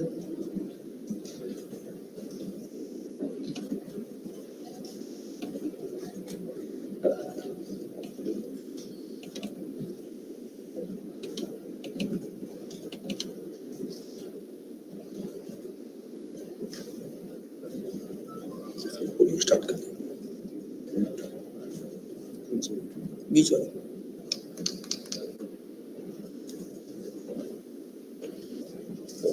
Good morning, all of you. And at the outset, I would like to thank the organizing committee for inviting me in this academic session. And today I would be talking on when to stop and rethink while managing CTEV patients by Ponseti technique who are lesser than 2 years of age. So the problem scenario, 7 to 9% cases do not achieve initial full correction by Ponseti technique. Relapses can range from 14 to 41%. Many factors related to non-idiopathic causes and faulty techniques are responsible for it. And early identification of responsible factors and managing them is the need of our.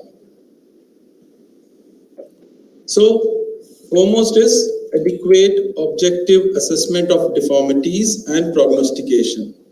When you miss out the first step, you are going to miss the rail. So there are two scoring systems which we usually often use, but the popular one is Pirani scoring, but still I recommend, apart from Pirani scoring system, Di-Maglio scoring system should be advocated because it has more predictive value for estimating the number of casts the patient might be requiring and whether we would land up in tenotomy or not.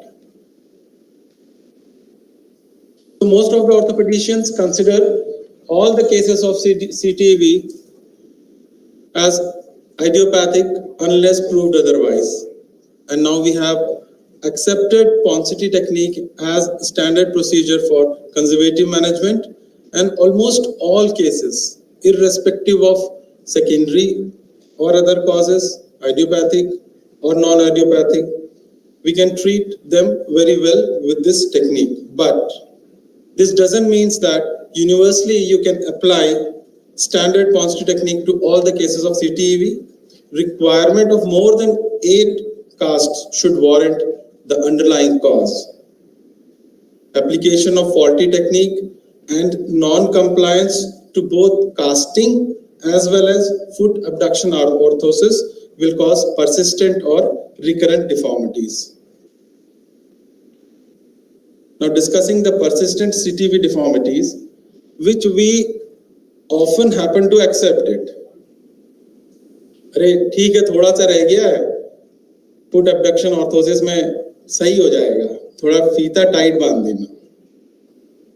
So this practice is leading to such type of persistent deformities. Maybe in long run it may lead to recurrence or relapses also. And the classical finding is that whenever we give foot abduction orthosis, then the parents complain that कि doctor साहब ये ठीक से इसमें पैर बैठता नहीं है. So that is the salient feature which should bring our notice that something is wrong and we should take some action. And the most commonly which we see in day-to-day practice that in the open shoe, which is along with that Steinbeck orthosis, that there is a hole besides the heel where we can see whether heel is snugly fitted to the base of the sole or not. So most of the time, if it is slightly elevated, then we recommend that feet tight kar do ya velcro thoda kheench ke bandh do. So this should not be done. Persistent deformity could be partially corrected deformities, which may lead to recurrences. Residual supination and adduction of forefoot becomes only evident when child starts walking. So the possible causes. Under correction has been accepted and foot abduction orthosis prescribed. Some other underlying causes may be there. Application of faulty Ponseti technique, unrecognized disorders such as myasthenia gravis, myotonia dystrophy. We may not find any clinical features of this at time of presentation of the child. And rarely we can have some neuromuscular dysfunction which could lead to a reappearance of cavus deformity. Application of faulty technique. I would like to highlight that while doing manipulation in idiopathic cases, what we do is we do manipulation for 30 seconds to 1 minute in a single step, and at least 2 to 3 times we should repeat the manipulation before applying the cast. And if it is a neglected one, or if it is rigid one, or the patient is of more than age of 2 years, the recommendations are to do manipulation for 2 to 5 minutes for 10 times before applying a corrective cast. So once recognized, a meticulous application of all steps of Ponseti technique to be initiated. Most common deformities belong to midfoot and forefoot deformities, and the most notorious one is equinus, which occurs due to restriction at tibiotalar and subtalar joints. And this usually occurs due to forced manipulation, which leads to flat top talus. And this doesn't allow full correction of equinus. Other factors can be taken care. Appearance. 90% chances is that by only seeing appearance, you can decide whether it is a primary CTV or secondary, or some other secondary causes are there, whether it is rigid or not, how long will it take to get it corrected. Similarly, slow progress. Pirani score does not always change at each change of the plaster, but if 2 plaster changes in a row occur without any progress, then the case should be reviewed that there is something wrong going on. And all of us know that there are problems associated with skin. So in that case, most of us give plaster window for healing of the skin. And if patient takes more chutti from plaster, then it would definitely cause recurrence or persistent deformities. Cast slipping, most common mistake what we do कि यार heel के ऊपर और malleolus के ऊपर थोड़ा ज़्यादा pad लगा देते हैं, shin के ऊपर थोड़ा ज़्यादा pad लगा देते हैं, और this what happens that plaster cast gets loosened in those areas and we tighten up the plaster at forefoot, so that it causes crumbling of toes और आराम से plaster बाहर निकल जाता है. Dropouts. This is also one important point which should always be judicially noted and tried to not happen this, because dropouts would lead to definitely relapses and recurrences. And I couldn't find any definition, but still, if the child is on cast, if he is missed 2 weeks, 2 serial casts present, then it is considered to be a syndromic. And if there is not, then previously some management has been given to the child or not. If yes, whether surgery, then it is post-surgical CTEV. If no surgery, transverse plantar crease is there, then it would be considered as complex. If no transverse plantar crease, then deformity is there, then it should be considered as persistent or relapsed clubfoot. Coming back to previous management, if child comes to us with walking, then it is untreated walking. If the child is not walking, transverse crease is there, then it is untreated not walking and atypical type of CTEV. CTEV associated with following conditions will need more attention and early interventions. Commonly, which we deal is with arthrogryposis, spina bifida with meningomyelocele, Larsen syndrome, amniotic band syndrome, and Ehlers-Danlos syndrome. So we should always keep this in mind. And this one important one, atypical CTEV. Most of us would find in day-to-day practice this sort of CTEV. So by seeing the appearance, one can identify whether it is atypical CTEV. Severe equinus is there, plantar flexion of all metatarsals, short hyperextended great toe, and deep transverse plantar crease. So the great toe is smaller than other toes, equinus is there, and deep palmar transverse crease is there. So atypical club feet are challenging to treat. Ponseti method is helpful. They require more number of plaster casts. At times, more than one tendoachilles stenotomy may be needed for successful correction. Relapses and complications are frequent. A modification can be inducted in management of atypical CTEV, that metatarsals can be simultaneously extended by just doing pressure over head of first and fifth metatarsal and simultaneously giving pressure on the posterior aspect of the heel in manipulation before applying the cast. Coming up to arthrogryposis, classical arthrogryposic foot will have severe heel varus, supination and adduction. And equinocavus will have severe equinus. Toes are mildly flexed, and deep transverse cavus. So we have to identify initially whether we are going to have a standard Ponseti technique or we are going to have a modified Ponseti technique. So modification is recommended thus. We have to unlock the calcaneus from the posterior tibia by performing a percutaneous TA tenotomy under local anesthesia at the first visit only. Good compliance of foot abduction orthosis is needed, and these clubfoots have a high recurrence rate regardless of type of treatment. Often the high recurrence rate has led to repeat surgery rates and poor outcomes. CTV associated with amniotic band syndrome, one can very well see a band is present, either it is proximal to ankle or it may be distal to ankle or it may be in thigh also.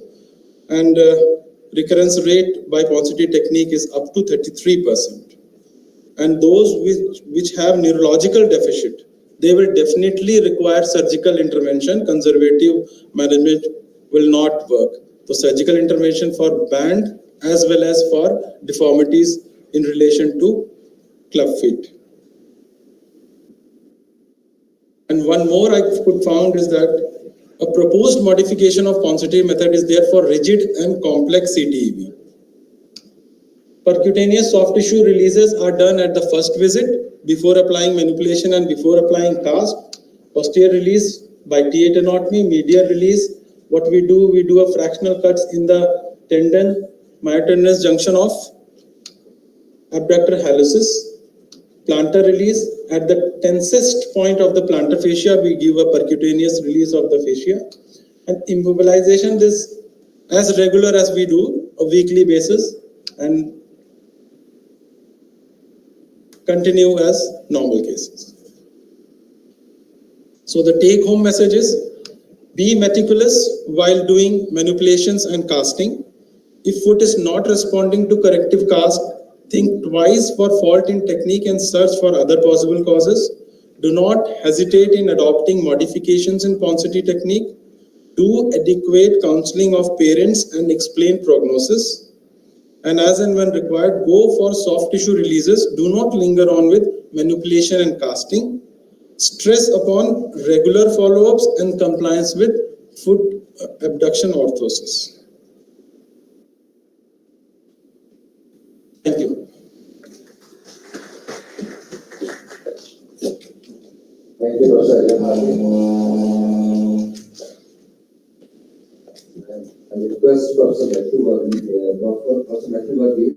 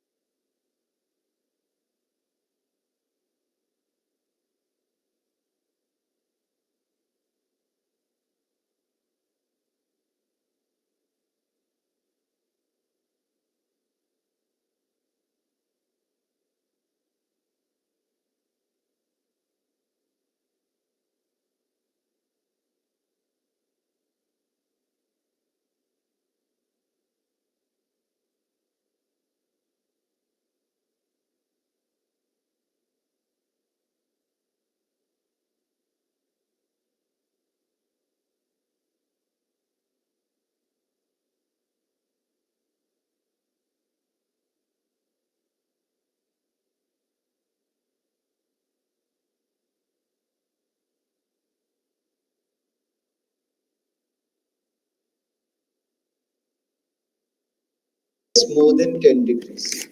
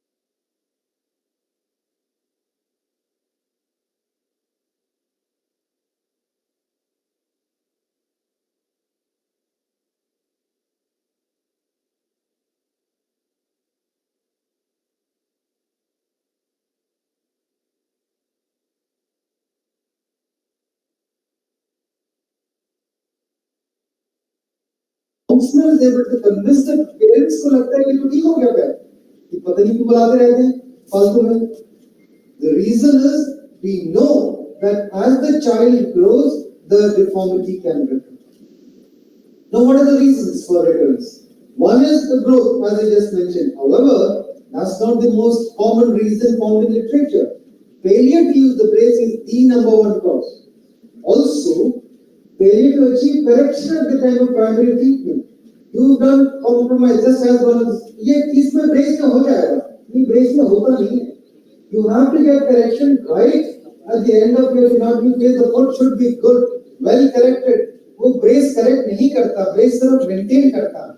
You have to be very clear on that understanding that the brace only maintains the correction that you achieve.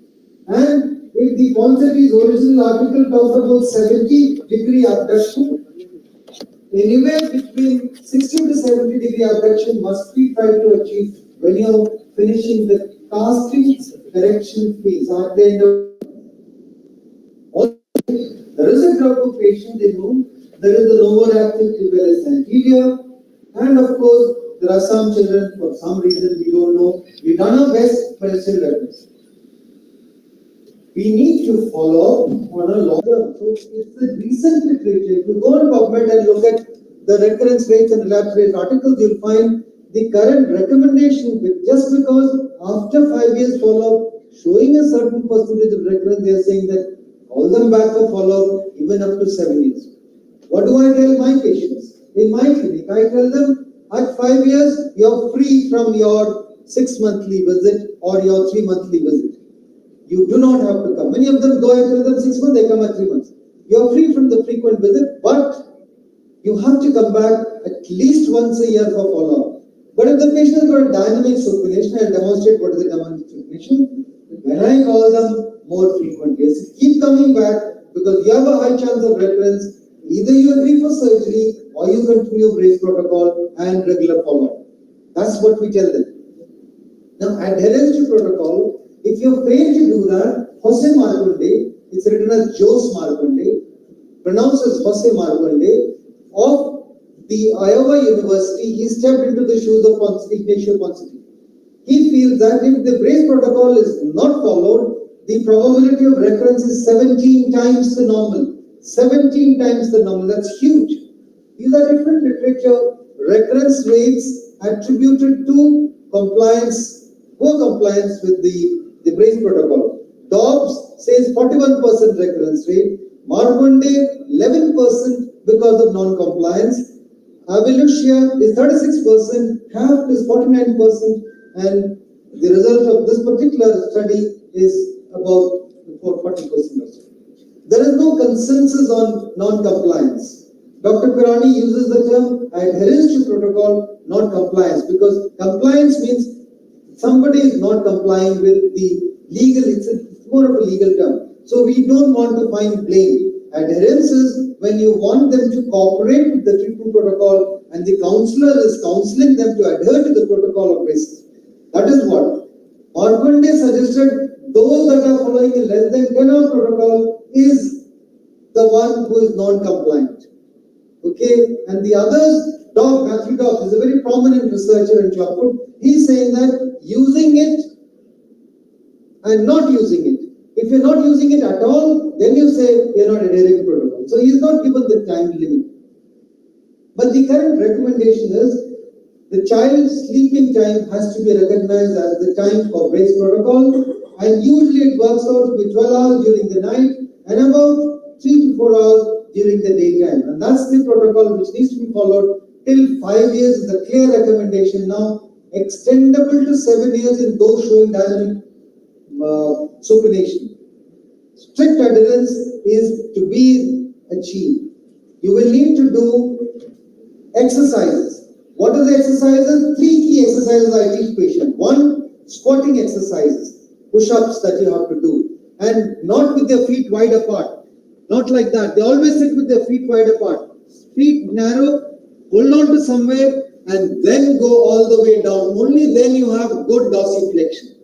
That's the first thing. Second is going uphill on a slope, not on a staircase, on a slide. Going uphill, you need dorsiflexion for going uphill on a slope. Third is giving them a football and telling them to stand against the ball and kick against the ball, the football, eversion exercises. 3 key exercises are important for stretching and exercising and building up. We do recommend these. Do Pirani scoring every time the child is seen by you, because Pirani scoring each time tells you where early recurrence is happening. And Pirani scoring, there was a discussion on validation. It is not validated for the older patient, but we do know what is not valid in the older patient. MD sign, not valid in the older patient. The multiple creases, not valid in the older patient. The medial posterior crease, not valid. Talar head, definitely valid. Lateral border curve, definitely valid for the older patient. So these are the things that you need to understand. So you look at a curved lateral border, you can score Pirani scoring. There are other things that are there. Dr. Pirani has come up with the PBS score for the older children. Pirani bomb score for the older children. Now that is a little more difficult. It is not just static, but it is also dynamic, looking at the functional ability of the child to move, to hop, to squat, various things are looked at. So you look at the child, not just statically, but also functionally. So follow-up means it's an older child. Older child means you look at the functional evaluation also to pick up early references. And early reference, usually the most common early reference is a hind-foot equinus reference. And equinus goes with varus. Equinus goes with varus. So it's not always just an equinus, it's never a pure equinus, it's always an equinus with varus. Both go together. The next thing that we see and pick up is dynamic supination. And many of these things happen together. Make sure you score every time. Make sure you score every time to recognize this. You have to look at the child from the front, side, and back. Get the child to squat, and then you will be able to pick up the recurrence. And if there is a recurrence, then what do you do? Go back to Ponseti's regime, it works beautifully. There is enough evidence that in correction of recurrences, Ponseti's method works well, except in those cases who have had some major surgical intervention done, soft tissue releases done. Their Ponseti's may be a little more difficult, but by and large, you will be able to achieve correction. So recasting, you have to tell the parents 3 to 4 times. Many children, the parents come to me saying that, Doctor, I just had a patient who refuses to wear an abduction brace. And if he refuses to wear it, recurrence will be high. Be assured in that. So many parents come to me that we are not able to convince the child. What do I tell them? I have a little trick. I said, he just plaster laga dete. So the plaster corrects the little early restriction of, what I find, early restriction of abduction of the foot is a warning sign that the child is not wearing a brace properly. If the child is wearing a brace properly, the abduction would be good. So the early restriction of abduction tells me, okay, I'll start casting again, and then the parents are able to negotiate with the child. Child doesn't like the plaster, he doesn't like the shoe, but he prefers the shoe to the plaster. So the negotiation happens, okay, we'll give you the shoe provided you wear the shoe diligently. So it's a kind of negotiation between the child and the parent and the doctor that you have the cast or the brace. So we give them 2 or 3 casts, corrects residual restriction of abduction, and the child is better. Tenotomy may be required in some of these cases. Don't hesitate to do a tenotomy. In some cases, you may need to combine it with correction of cavus, a little plantar fasciotomy. You can do both under local, or if you prefer, if the child is very, very apprehensive, you may do it under short GA, but I always do them under local anesthesia. The maintenance phase, again, this is a challenge. You have to give a foot abduction brace even in the older child. Becomes a real difficult thing, but you have to do it. So in this kind of relapse, you have to give a cast. In the older child, there's a session on that. I'm not going to details of casting techniques in the older child, but I would emphasize tenotomy is equally important in them. In children older than 3 years, you may need to do a plantar fasciotomy. So that's just to show you the older boy, how big he is. It's a 14-year-old boy in whom I'm doing a tenotomy. Simple. There's a cavus plus tendon Achilles tightness. Both were done under local anesthesia. and thus to show the level under local anesthesia, not under GA. Just to show you that, I will not go into details of it. After tenotomy, you don't get a pop, you don't get the kind of sensation that you have it for a small child, but in real, there's a depression that you feel there. But you need to do serial casting after this to increase your dorsiflexion. A lot of people are afraid in the older child, after tenotomy, the child will not be able to walk on tiptoes. This is a 23-year-old girl, post-tenotomy, able to stand on tiptoe and able to walk on tiptoe. See that?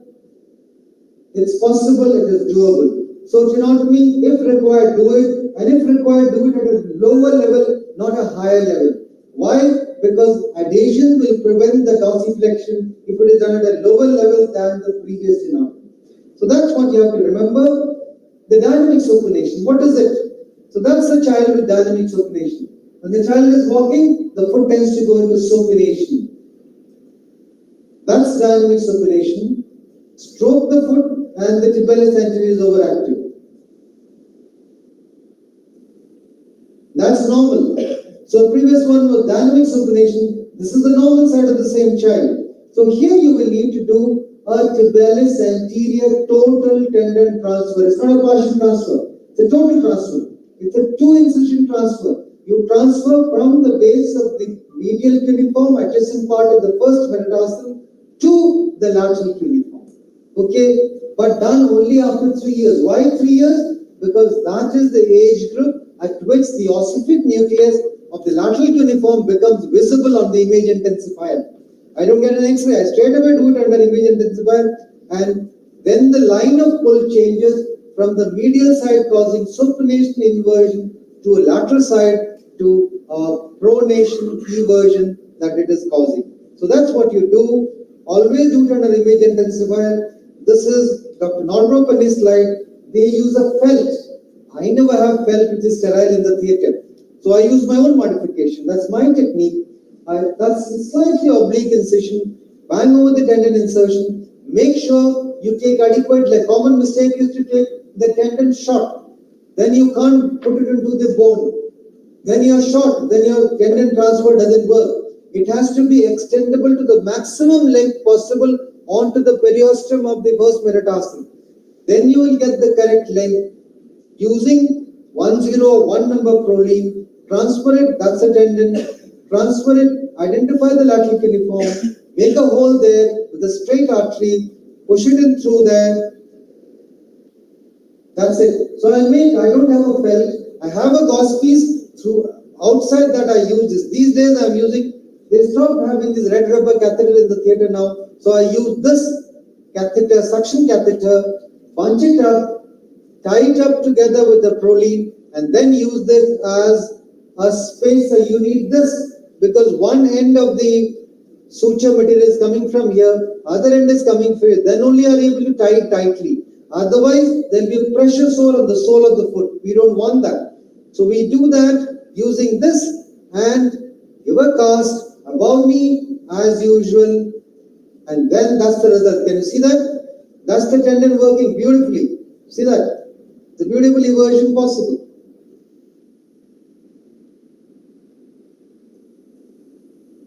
So these are older children. Under GA, we do this, we convince them. So those children that don't want braces, we use this, give them a 3-month AFO and back to normal. So what is the take-home message? Prevention is more important as always.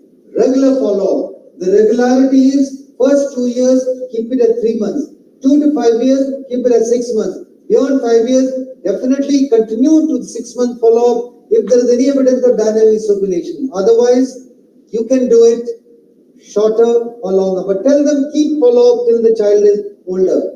Adherence to brace protocol is an important thing while you score every time the child comes to follow-up. Scoring helps you recognize early recurrences. Ponsity method works beautifully even in recurrence. Very few children need the other techniques of open or Ilizarov or external fixation or just unless they have had extensive surgical interventions. Most of them correct well with Ponsity's method. Thank you. Thank you.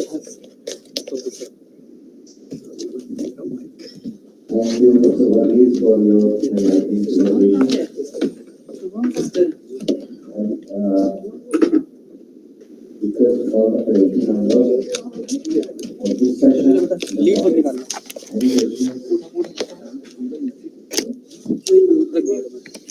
ऊपर में गिर गया था तुम उसको set कर लो हाँ ये ले अब तो सेट करके अब नहीं हटाएंगे इसको ना कलर में एक ही बात रखेंगे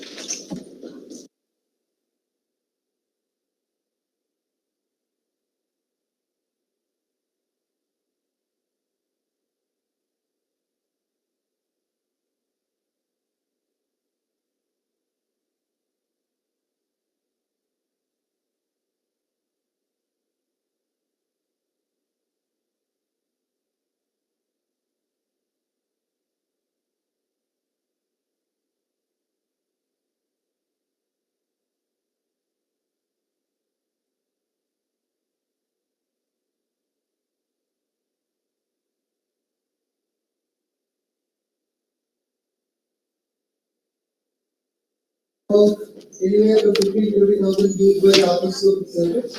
Without head, costs about 5 to 8,000 rupees depending on the brand and indication. They are available. If you see surgery, what is the problem with this technique?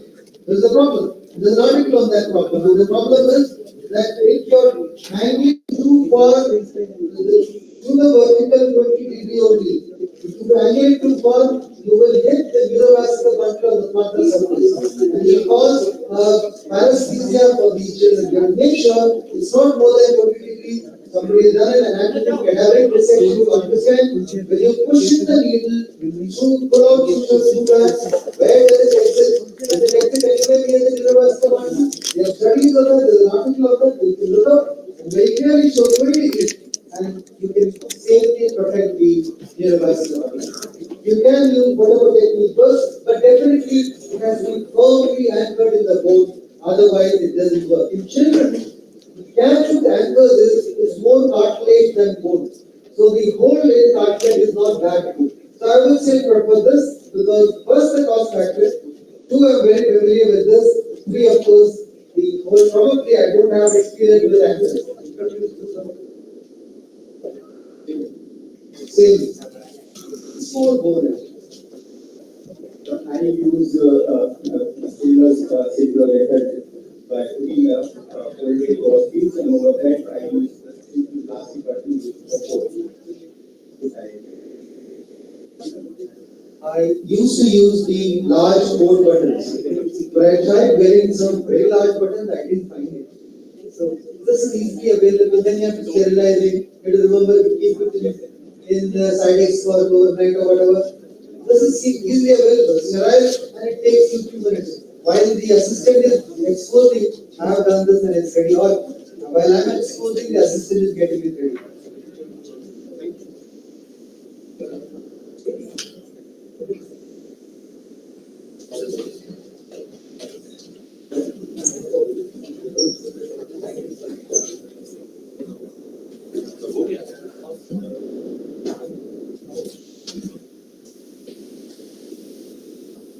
Yes, sir. If somebody is not asking you, So the point that has to be driven home is constantly technique. So the point, the older patient lecture will come up later. There are several key points which are differences in the manipulation that we have to do for the older child. In the older children, what are the differences that you have? If there is a recurrence, how do you differentiate? When you decide to operate? So there are two issues. How do you decide how long can you last? And how do you decide to operate this child? So what we found is, in most of these children, the tendovectus is a cuff structure. If it is tight, the child is not able to squat, you will need to do a reroutine. Can you do a tail lengthening? Yes, you can do a tail lengthening. If you prefer so and you feel that you will not be able to feel the tendon, you will not be able to do it properly, you may do a tail lengthening. Remember, the evidence on the EA lengthening versus tenotomy, there are not too many papers on it. There is no systematic reviews on it. So I can't say, but it's only a personal experience level 5 evidence, which shows that regeneration after tenotomy is better than regeneration after healing. Because after tenotomy, the full thickness regeneration, post heel lengthening, it is a half thickness regeneration. So that is what I have observed, but not based on not evidence. It's basically anecdote. My personal experience level 5 evidence. That's what I do. But the correction technique is detailing of the actual manipulation remains the same. It remains the same. The modification is only in what you had. Dr. Paed mentioned in the older children, they come back. The user class with POP, molded with POP, and overlap with one layer of synthetic class so that the child doesn't break it. And a school-going boy can continue to go to school with that synthetic cast with a sandal tied over it. Can continue to walk. But due to the 90-degree flexion, you can't walk with that. So that becomes the problem. So what is the recommended? So what do we do there? We do a 40-degree flexion. A 40-degree flexion, then it is easier to walk. The child can walk to school. So we keep emphasizing we are doing this to allow you to go to school. And the synthetic cast prevents it from breaking. I had a boy who was a 11-year-old boy who would come back, no correction, but foot was very supple. So next time I said, before you remove the cast, show me the cast. What would happen is, I would see the children after the cast is removed. Every time, sir, ये तो correcting नहीं हो रहा, sir, ये तो 5 cast लगे, correcting नहीं हो रहा. I said, come to me before the cast is removed. And I have a slide of that. He came with a totally backwards cast. It is obviously not going to correct anything. I understood the mistake. This time I put a cast and he was very poor patient. So I got one of the wealthy patients that was around to buy a synthetic cast for him. Each time we got a synthetic cast overlap over the POP. That is it. Any question you ask?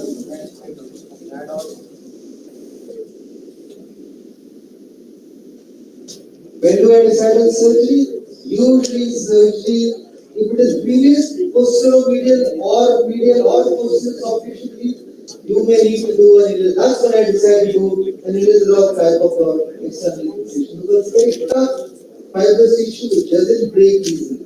Then I don't like to do open surgery, I do English rock type. These are older patients, previously operated. We don't do it as a routine. I rarely do. Syndromic children, where I know it is not correcting, there I might consider surgery early on, especially those with known syndrome. There I might do surgeries in earlier phase. Preaxial polydactyly. Okay, these children they have abnormal muscles. Polydactyly children have abnormal muscles. So I have done MRIs to show there are abnormal soleus, abnormal plantar aponeurosis, all that contributes to a persistence of usual deformity. In them, you might do an open surgery. Otherwise, motility is So about prior tenotomy, this is not predisposed for rocker bottom foot. Sorry, prior tenotomy, the urine complex CTV, the prior tenotomy is done before starting the manipulation as was told by Dr. Nazar.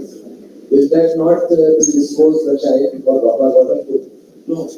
Rocker bottom can lead to calcaneus foot if you are over enthusiastic, but it will not lead to a rocker bottom. You see, rocker bottom happens because tendoaqueous is the toughest tendon in the body. It's the thickest, toughest tendon in the body. Okay, that doesn't stretch. It is inelastic compared to the ligaments and the capsules of the foot joints. So if you run a tenotomy and you do that, the flat top talus, rocker bottom talus doesn't happen. If you have not done a tenotomy, in fact, the person who talked about manipulation very clearly said, you will not dorsiflex. Absolute no. Thou shalt not dorsiflex. If you dorsiflex with the tendoaqueous intact, sure short formula for two things. One is rocker bottom and the other is flat top talus. You don't want that. You have to ensure that. But tenotomy, I have not had any patient with calcaneus foot. I have had any number of patients. In fact, I just now done a review, post-COVID thesis topic. We found 36%, I was shocked. My own series in my clinic, 36% recurrence rate. That is huge. But all of them were the ones who were not coming for follow-up, who said, sir, brace chota ho gaya tha, aa nahi paaye, lockdown ki wajah se aa nahi paaye. These are the ones who have not had the correction maintained. I note your experiences. The only thing I would say is the problem can be anticipated that there will be no correction of the virus if you do early tenotomy.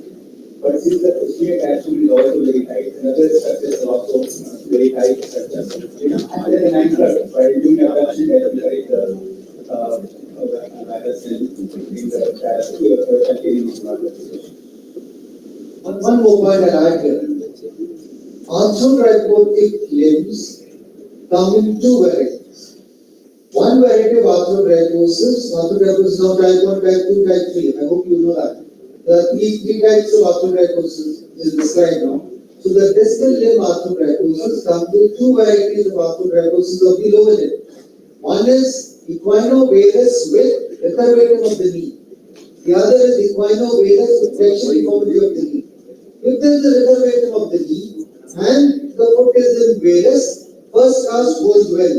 Second cast will be little worse. Third cast, the foot is third or fifth cast, by then the foot is straighter and is lined with the tibia. You see about 100%. In such children, to prevent slippage of the cast, you do an early tenotomy. And that tenotomy in an arthrodracotic limb is called a holding tenotomy. A holding tenotomy. But that's only for arthrodracotic limbs, not for the other limbs. Is it clear? Means prior to application of initial cast, they are just to help us out to make the foot more supple. We are not going to force it or instantly going to correct it. You may need a restricted, do not be at the end. We have to follow the protocol of compulsory technique, despite of giving initial allotments. Sir, what is your opinion regarding tenotomy at multiple sites? Some literature is there. The case of single tenotomy, the standard method of tenotomy, we do partial tenotomy at multiple sites. What is your opinion there? Yeah, I mean, in a neglected or in a delayed presented, whether there is some role of such type of tenotomy there or not. Please hold this. Just hold the upper end. Just hold the upper end. The tendo Achilles is supposed to be a tendon which is turned on itself and inserted like that. Okay, so the medialmost fibers are inserted laterally, and the lateralmost fibers are inserted medially, and the middle fibers are inserted in the middle. So White's tenotomy was based on this principle of trying to cut different levels of the different sides of these at different levels. So if I do a cut here, I am cutting the lateralmost fibers. If I do a cut here, I am cutting the middle fibers. And if I do a cut here, I am cutting the lateral fibers. So I have done cuts at three different levels, but I have cut all the components of the tendo Achilles that are tight. Now I can stretch it out. So that's the principle of White's tenotomy, triple tenotomy. I hope that's clear. So there is a literature, multiple tenotomies for multiple deformities have been mentioned. So in order to increase the length of the hallucis, we can give tenotomy at the level of higher tendon junction. If plantar fascia is tight, then we can give percutaneous with the toughest and part of the plantar fascia. Similarly, we can go for tendinosis density also, but tenotomies work better before inducting the standard quantity technique. It is only the case in which you wish to use. If you wish to use it in complex force, you can use it. If you can use it in rigid force, you can use it. It depends. What you use. Sir, how do you proceed? Sir, how do you proceed in children with syndromic CT, like children with DDH, CDK, and CTV in a single child? DDH in an arthropedic child is very common, and these are one of the most challenging things to correct. So then I take the parents into confidence. A knee which is straight is a challenge. A knee that is a flexion deformity is not an issue. So if the child has got DDH with clubfoot, I tell the parents DDH takes priority. The earlier you put the hip back into the acetabulum, better is the remodeling of the acetabulum. So priority is for DDH. But fortunately, there have been papers on this. People have done reviews on children with clubfoot and association of DDH with clubfoot. And the articles show, the article from the US, why was this investigation done? This investigation was done to look into whether routine ultrasonographic screening of the hip was required to look at alpha and beta angles in children with clubfoot, or you don't need it. And the conclusion of the research was the incidence of DDH in clubfoot is similar to the normal children's population. There is no need for routine ultrasonographic screening in these children. There is a research from India, Dr. Visha Mantri from Lahore, has also looked at it, but her research showed a slightly higher prevalence of DDH in Indian children associated with clubfoot than the Western literature. But there is no need for routine screening. Clinical screening mandatory for all units, but otherwise no. Priority for the hip first, then the foot, then the knee. Why the knee flexion deformity in arthropedic comes later? Because the flex knee is advantageous to prevent cast. If you straighten the knee first, your leg is straight, your cast will slip off. Flex knee is advantageous for clubfoot correction. So my question is that in the Ponsati's technique, we are doing something cannot get the multiple techniques as you said. So are there any specific indications where we used to have multiple techniques in a Ponsati's technique, or it's just a personal choice? Ponsati never did multiple techniques. He did using an ophthalmic blade, a single level tenotomy, and that was it. He never did any way. He did not even do older patients. In fact, the older patients thing has come from here, from the low-income country, not from the US. When he started, he still recommended, look at the literature, more than 3 years, they're still recommending tear lengthening. Though there are papers showing tenotomy good results, but the recommendation tear lengthening after 3 years. But Ponsati never did multiple levels. I never do multiple levels. I find this is a short method with no. I showed you the video. Beautiful toe walking. What is your worry? Will that happen in 2 months? No. It takes about 5 to 6 months for the girl to walk. I got her to try to walk. No sir, knee khadi ho sakti. 3 mahine mein nahi khadi ho pai. I was a little worried because I had done that in 16-year-old. 23 saal mein nahi kara.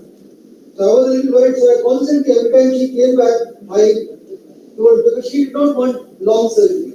I would have advised her. She did not want it. Sir, there are cosmetic kar do na, hamara bhi chota stitchless kar do. So I did that. And when I got her to walk on tiptoe 6 months, she was happy. I was happy. I was happier actually. Thank you.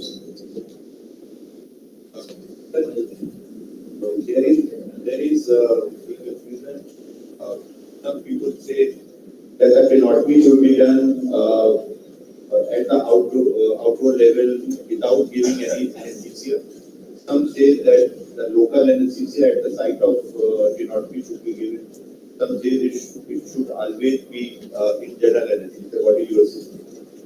I think if you heard Dr. Mazhar's lecture, he clearly explained what are the advantages, what are the disadvantages of each of these techniques. He went through each of the techniques very nicely. My bias is the classic. I did it initially in the theatre. Under GA. Under GA. I started Positives method in 1998. Till 2002, I did it under GA in the theatre. Till that day when the child, who was 6-month-old baby, was posted for tenotomy under GA, tenotomy कर दिया, plaster लगा दिया. I went for something else in the other theatre. I came back, it was still in the theatre. And I क्या हुआ? Sir, reverse नहीं हुआ. My heart sank. Healthy baby, no other problem, non-syndromic. Fully Clubfoot, fully corrected, unilateral. Child is not getting reversed. Shifted to the ICU. Needed to stay on a ventilator overnight. Some anesthetic problem. After that, I've never given GF to any child.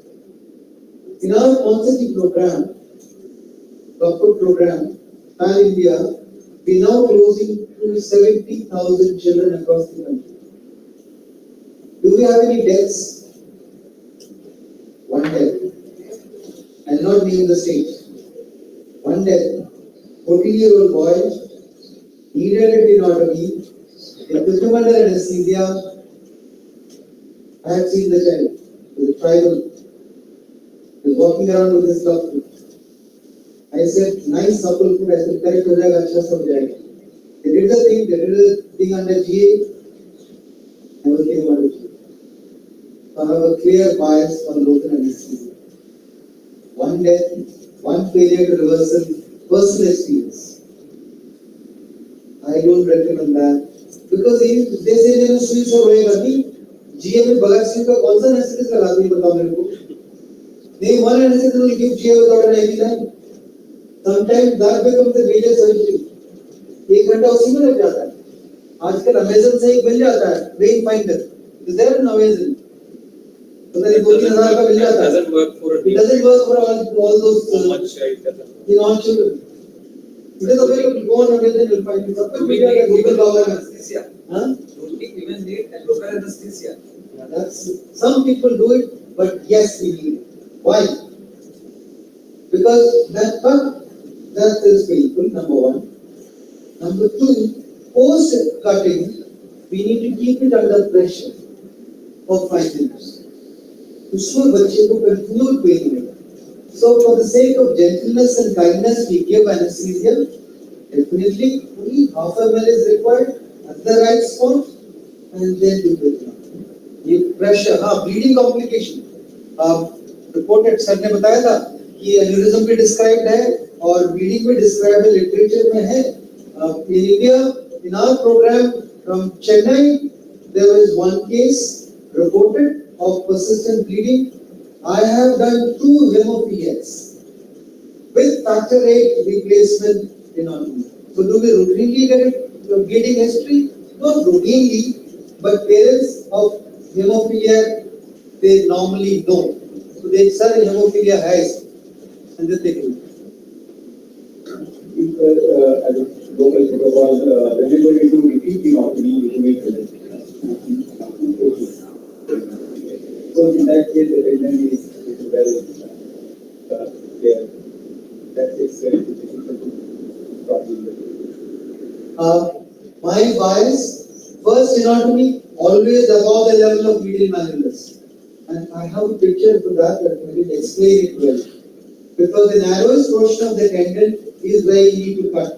That's farthest away from the neurovascular bundle, and that level is just above the medial malleolus. So if you do it at that level, if you do it lower, the tendon is broader. If you do it higher, the tendon is broader. You need to do it at the narrowest portion.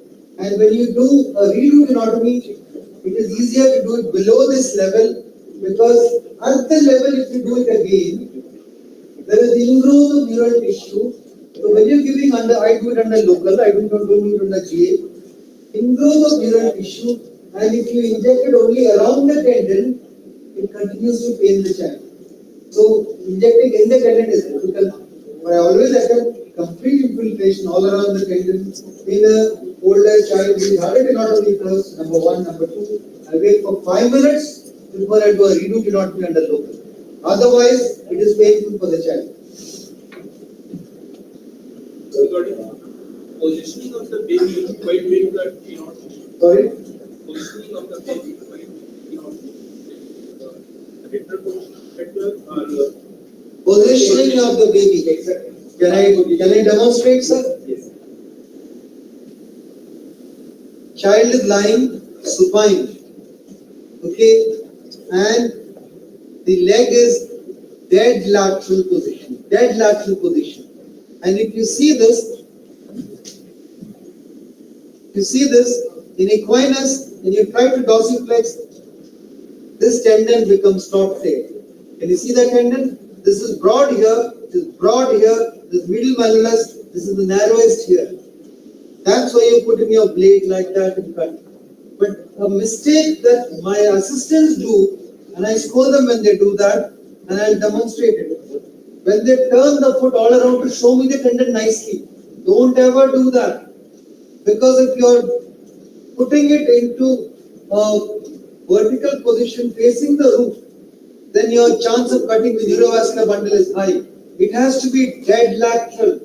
Don't allow him to rotate it more externally. If you cut it less externally, again neurovascular damage is higher. So it's best dead lateral position of the leg when you're doing the keynote. Sir, should we always go for cooperation profile before doing the therapy? Routinely, no. Usually by then the parents would know. The parents would know because the umbilical stump would keep oozing. The child would have had other things in the pediatric age group.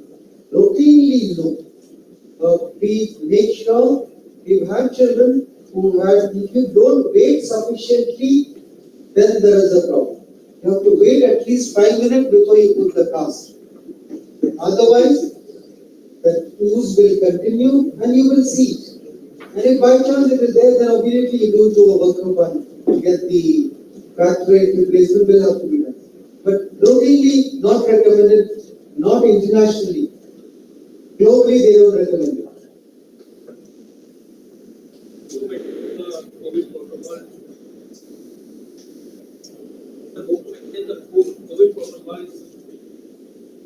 How to maintain COVID protocol? I had a slide on that actually. During the COVID time, in fact, I did a research work on COVID for WHO, looking at the impact of COVID on caregivers, including 3,000 plus support children, how it impacted them.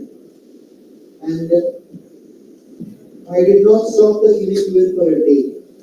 They continued to come and maintain the distance. And every time the child was lying on the couch, it was on a Macintosh. Each time I myself cleaned the Macintosh with sanitizer. Every time, no child would get onto the Macintosh unless the Macintosh is sanitized by myself. Using the sanitizer. And then only the child will come. And I sanitize my hands. There was an orthopaedic child who needed surgery. And I sent the child, protocol was, no child will enter the theatre without RT-PCR. Okay, sent for RT-PCR, the child was, I helped, evaluated, Pirani scoring done, decided for surgery, child had the mask down screening, but fortunately my mask was up. RT-PCR was positive. I was certain I'll get positive because I held the child in my arms. The child was screaming on my face, but my mask was good, N95, well fitted. I did not get COVID. And this was, I'm talking about May, June last year, not post-vaccination, pre-vaccination. And I've had several patients, all seen by me, with COVID positive. Two things are critical. One, because when you're examining a patient or touching a patient, distancing is not possible. What is important is the mask and the hand sanitizer. I have abundant supply of both and I use it liberally. Good afternoon, sir. Is this necessary to do hair tonic? And it's very any association with the Necessary to do tenotomy in every patient? Not in every patient. Not in every patient. 95% patient will require tenotomy. The 5% the farmers can try to. The one there is way. any relation with the relapse? They are talking relapse. If you don't do the red on resistance is high. There is no complete correction of the chronic reactivity. There was only 10 dB of top section or two, and people did not meet. In both patients, we have seen relapse.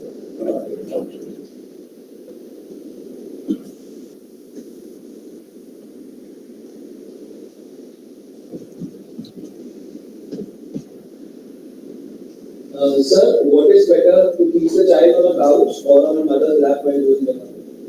Not only I keep the child on a couch. Mother, if she sees blood, she might have a vasovagal. We don't allow the mother to be there. Older children, whom also I do under local, there I get the parent to face the other side and grab the child properly. Like that, not looking this side. Younger children, out. But beware of toddlers. Don't leave them free on the couch, they might roll over. Somebody should always be holding the child. Father will be allowed. Yeah, father looking the other way. Father looking the other way. Not looking at the anatomy.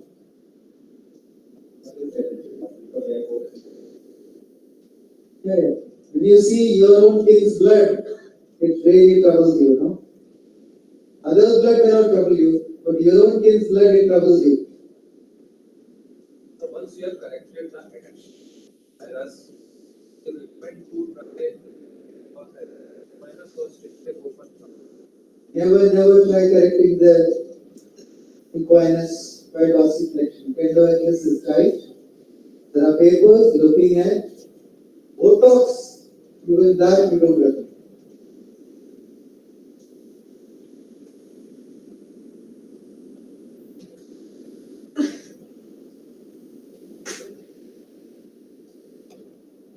Is that all right? So there was one more question. Yeah. If we perform a tenotomy in a patient, then again there is a recurrence. We have to go for tenotomy again. So what should be the duration? And is there any specific, if the child is more aged, then we have to wait more, or if the child is less than this age, we have to wait less. I mean, what is the minimum duration of performing repeat tenotomy? Dr. Shafiq Karani has done ultrasonographic evaluation of children in whom he had done tenotomy and seen how long does it take for the regeneration to happen. Complete regeneration happens in 3 weeks in infants, less than 1 year. The average time in which a tenotomy can be done after 3 weeks in infants and neonates. You don't need to do it in neonates, but in infants. But older children, it takes about 5 weeks. To be abundantly safe, we don't do it less than 5 weeks after one tenotomy. If you feel you've done a tenotomy, you've done it correctly, and it does not happen, you think of doing a redo tenotomy, then you do it after 5 weeks, not earlier than that. I don't know what is your protocol, sir? If it was an incomplete tenotomy, you can do it that way. Okay. But if it is an incomplete tenotomy, don't go in at the same sitting. Never at the same sitting. Never in the same sitting. Always at least 3 weeks down the line.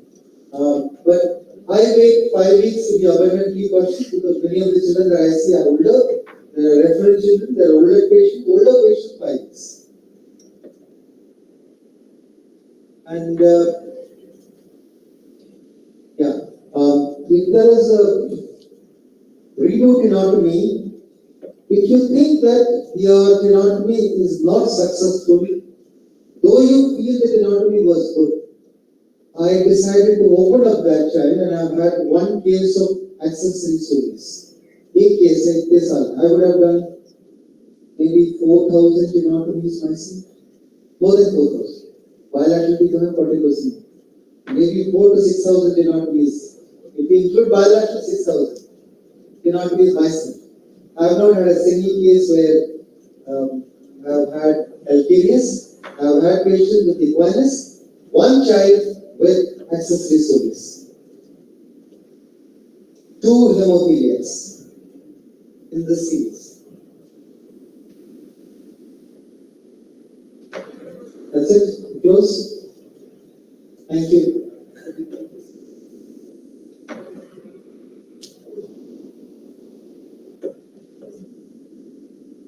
Okay. So the evaluation, the question answers are: in quantity technique, following sequence of deformity should be corrected and casted.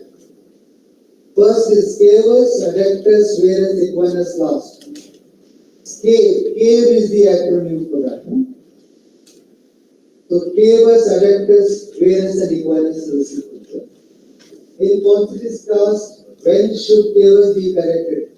It should be corrected at the first manipulative correction that you do. Describe cavus correction process in quantities technique. So all manipulation in quantity starts with the fulcrum. Identification of the head of the talus and the fulcrum definition.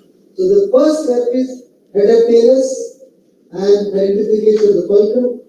Then supination of the foot is what we want. Describe adduction correction, again the same thing. Fulcrum, supination, and then abduction. Adduction is always corrected after supinating the foot. Never, every manipulation needs supination of the foot. So adduction is fulcrum with metatalus, supination, and then abduction. You never abduct without supinating. Why?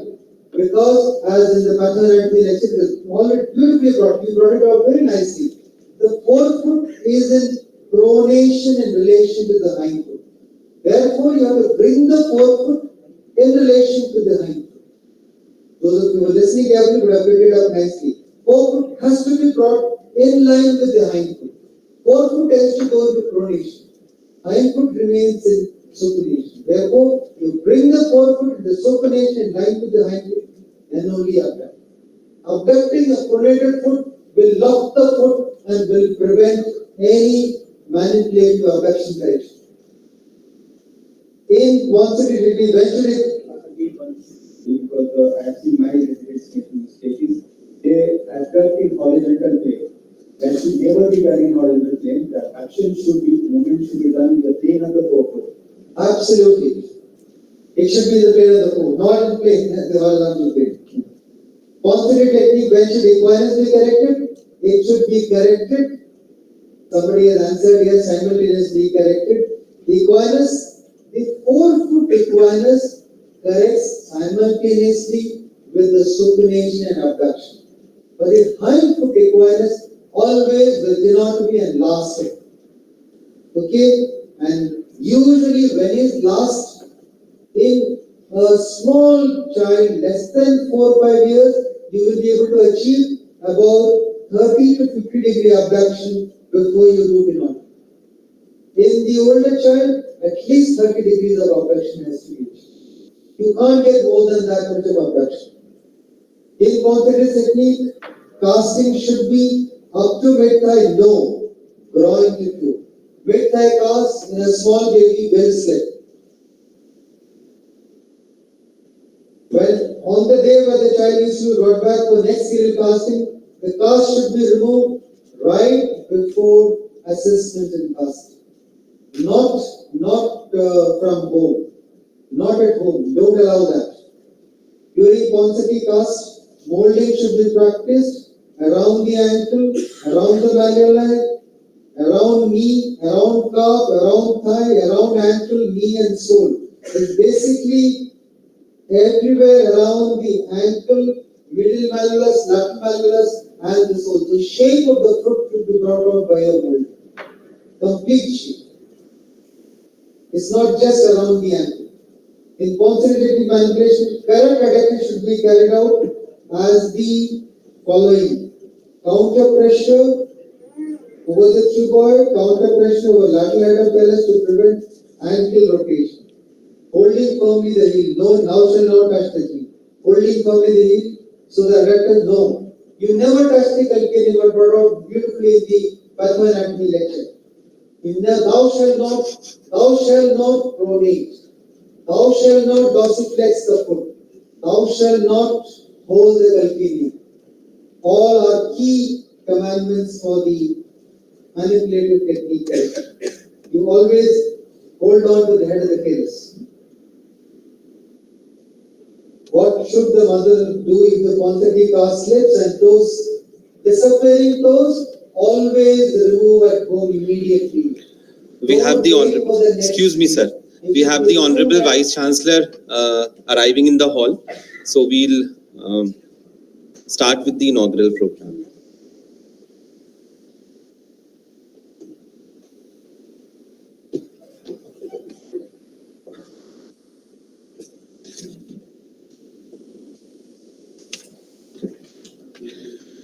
I request all the delegates to kindly take your seats.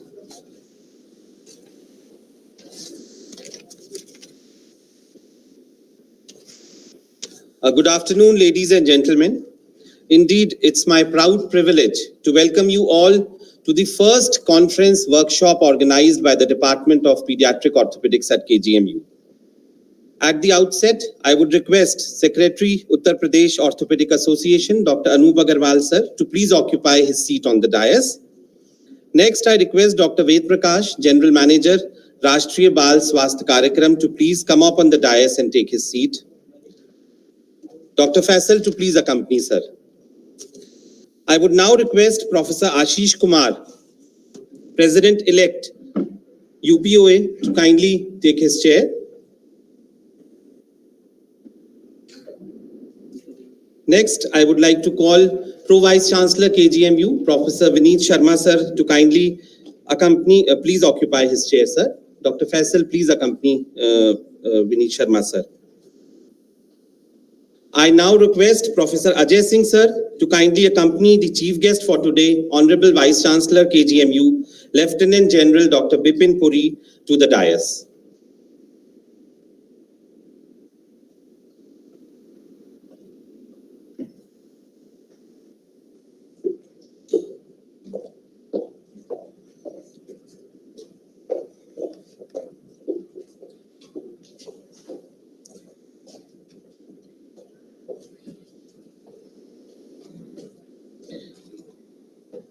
Flowers always make people feel better, happier, helpful.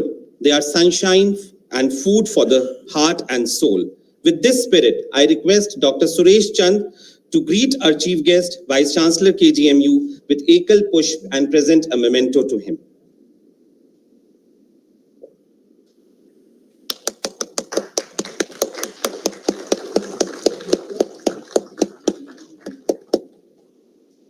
Dr. Suresh, kindly do the honors for Pro-Vice Chancellor Professor Vineet Sharma sir. Please present an Ekal Pushp and memento to Professor Ashish Srivastav sir.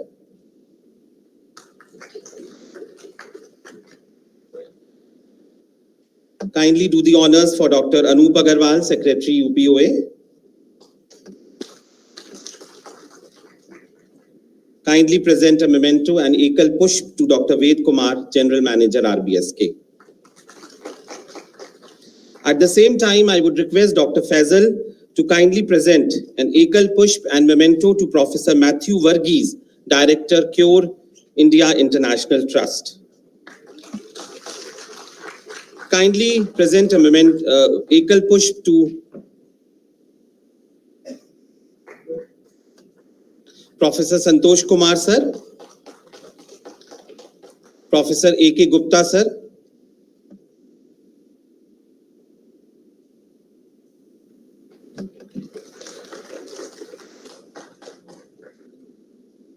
Dr. Narendra Singh Kushwaha,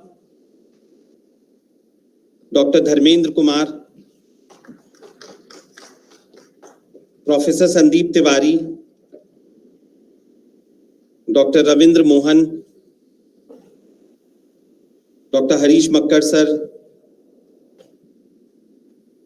Dr. Ajay Bharti, Dr. Mazhar Abbas, Dr. Sharib Shamim, Dr. Abhishek Saini,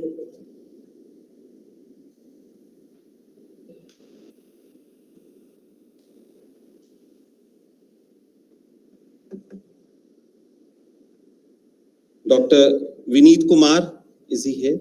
Yeah.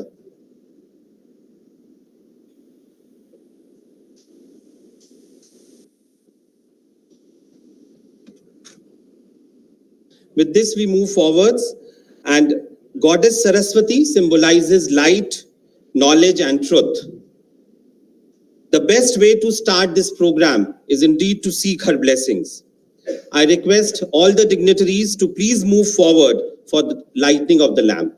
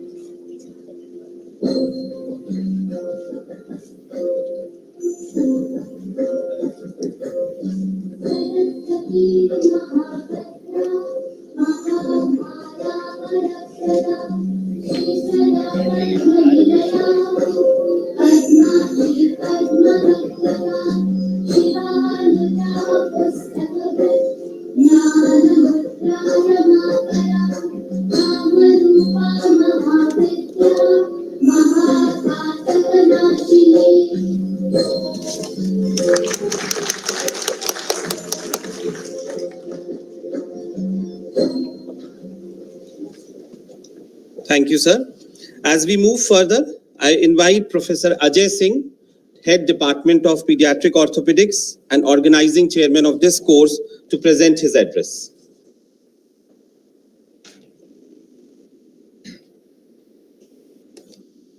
Thank you very much. At the outset, I'm really grateful to Honorable Vice Chancellor, sir, for his continuous support, his guidance and support, and the kindness which he always, and the blessings which he always shower on our department. It's a great honor for me. On the behalf of Department of Pediatric Orthopaedics, I am welcoming our Honorable Vice Chancellor, sir. A warm welcome to Professor Vineet, sir, who is my teacher. Is always there in every occasion when I need his help, and his support is very important for us, and we are looking forward the same spirit in future also. Warm welcome to Professor Ashish, who is the President-elect UP Orthopedic Association, and Dr. Anoop, who is my very good friend, my younger brother, who is holding the chair of Secretary UPOA. Thank you, Dr. Ved Prakash. We welcome you. Dr. Ved Prakash is GM RBSK because you know that this Clubfoot is one of the most common locomotory disability in India for children, and under the RBSK, the government of India is trying to eradicate this disability, and we are working closely with RBSK department. So a very small presentation I have made, which will tell you all about the achievements of this newly created department and what we are doing and what we want to do. In 2008, a pediatric orthopedic unit was created in the Department of Orthopaedics. In 2011, the government of UP gave 1.84 crore for creation of this unit.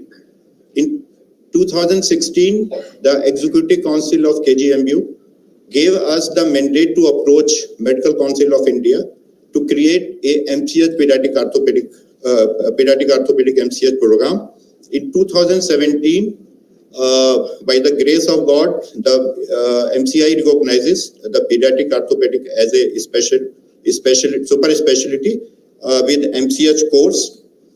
In 2018, the government of UP created the first ever independent department of pediatric orthopedic in KGMU.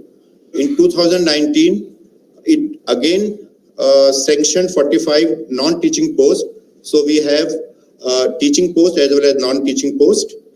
2021, we got 2 non-PG junior resident, and by the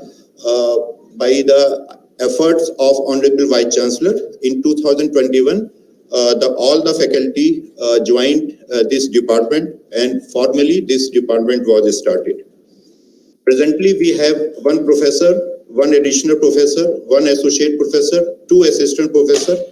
We have 3 senior resident and 2 non-PG JRs, and we have 45 non-teaching posts. We have 3-day OPD on Monday, Wednesday, and Saturday, and we have 4 specialty clinic. 1 on the Clubfoot, other is musculoskeletal, pediatric musculoskeletal oncology. 3rd is the cerebral palsy, and 4th is the adolescent sports injury clinic. We have 20 bedded IPD, in which 2 beds are having monitors for seriously ill or post-operative children. We have recently given 12 beds in the trauma center. We have 2 tables in a week, we are operating the elective cases. This is a brief presentation about the OPD attendance. You can appreciate that before COVID lockdown and after COVID lockdown, we are moving towards the higher number of the OPD registrations, and these are the number of plasters which has been given in our OPD. These are the IPD admissions, and you can appreciate that with the kindness of Honorable Vice Chancellor, we are able to do more and more admission in our IPD. These are the major elective surgeries. Initially, we were given 1 OT per week. Now, due to Honorable Vice Chancellor, we are now operating 2 days a week, and we are having increased number of cases. This pie give us a ratio between the minor surgeries and the major surgeries ratio. As far as the trauma emergency services, in August 2021, we started with 8 beds, but thanks to Dr. Sandeep Tiwari, he has given 12 more beds to us, so that we are able, and we are having 100% occupancy of these beds. And till now, we have treated 48 patients in trauma, and total 15 major surgeries in emergency OT we have performed. We are doing the social outreach, and monthly parent awareness camp is being on every Wednesday, monthly Wednesday, 3rd Wednesday, we are doing a parent awareness camp at our OPDs, and we are performing regular counseling for the parents of Clubfoot. These are the small achievements which we have done in this small period. We have conducted 5 webinars.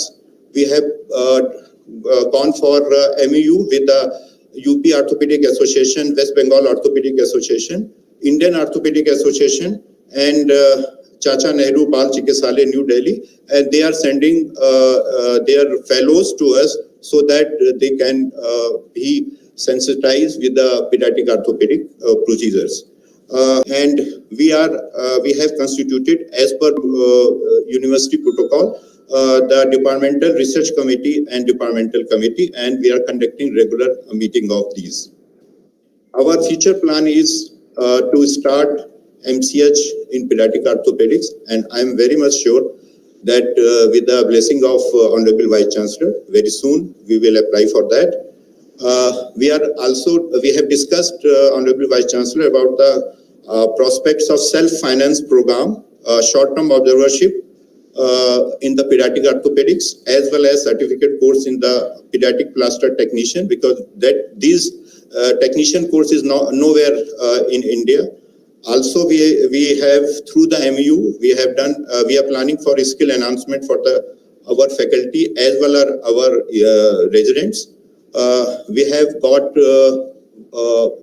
financial support from ICMR DHR for 3D printing, in which we are working on the osteotomy around the hip joint in cases of DDH. We are in the process of making the registry for pediatric trauma, DDH, the tumor, and the Clubfoot. And my dream project is pediatric trauma emergency services. I hope in near future it will be true. We have all the infrastructure as far as MCH course is required, except we need a space, but I am very much sure Sir has assured us that very soon we will get this space so that we will be self-sufficient for a MCH course to apply in NMC. We need additional teaching and support staff to run our pediatric trauma and emergency services, and Honorable Vice Chancellor already had forwarded this our request to the government of UP. Thank you for this brief this brief introduction of our very newly created the department, and I hope that today's academic activity will boost our morale, as well as we will be able to sensitize all our young students and orthopedic surgeons as far as the Clubfoot management is required. Thank you very much. I welcome again to all. Thank you. Thank you very much, sir. I now request our very own and dynamic young secretary UPOA, Dr. Anup Agarwal, sir, to please say a few words. Thank you, Dr. Nazam. Honorable Vice Chancellor KGMU, Dr. Vipin Puri, Pro Vice Chancellor Dr. Vineet Sharma, President-elect UPOA Dr. Ashish Kumar Srivastav, General Manager RBSK Shri Ved Prakash Ji, Head of the Department Pediatrics and Organizing Chairman for this workshop Dr. Ajay Singh, Organizing Secretary for this workshop Dr. Nazmul Huda, all the faculties from outside and the faculty member of KGMU, all the delegates, friends from the media and the staff from the department. For me, it's a great day to start this program because when I thought about Clubfoot as such, I see the faces of those parents coming to my clinic and what are their faces when these are being corrected. So when I thought about it, I had only one name in mind. That was Professor Ajay Singh. And when I discussed with him, he was very happy to start this program, and I'm thankful to him for taking up this project and starting this proposal. And I'm also thankful to Professor Vipin Puri, Vice Chancellor KGMU, for allowing us to do this project along with the KGMU. As such, the aim of UP Orthopedic Association is to spread the knowledge and to enhance the skill of their own member. And if you know why, is it just for the academics purpose or it has some social purpose? So I'll just give you a philosophical word because everywhere you see a hue and cry about doctor, whether it's a noble profession or not. But I always say, even as on date, it is the noblest profession on the earth. Why? Because God has created this universe. He sent every human with a particular skill. And you are the one, you are the chosen one who has been given a skill, who has been selected as the mediator between him and human by giving life and death. So you are the chosen one, you are the most selected person on the earth who is so close to God. So please remember, even whatever public may say, whatever general public may say, even as on date, the doctors are having the noblest profession. So friends, it is our moral duty to fulfill these work with full dedication, and please do not worry about what people say. So we need to perform our duty towards the society, and unless we upgrade our knowledge, unless we upgrade our skill, probably will not be able to give it back to the society. So always remember the painful phase of the parents and your patient, and always remember those happy faces of those parents and children once they get treated, and you will know that why you are today on this earth. So it's my request that keep learning, keep working, keep giving best to your society, and keep smiling. Thank you once again. Jai Hind.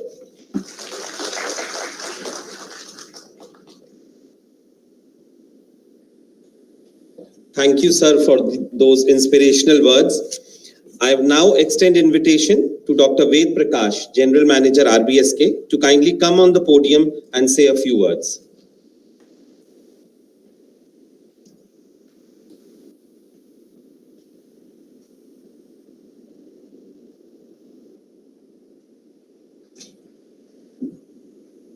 Thank you. Honorable VC Sahab,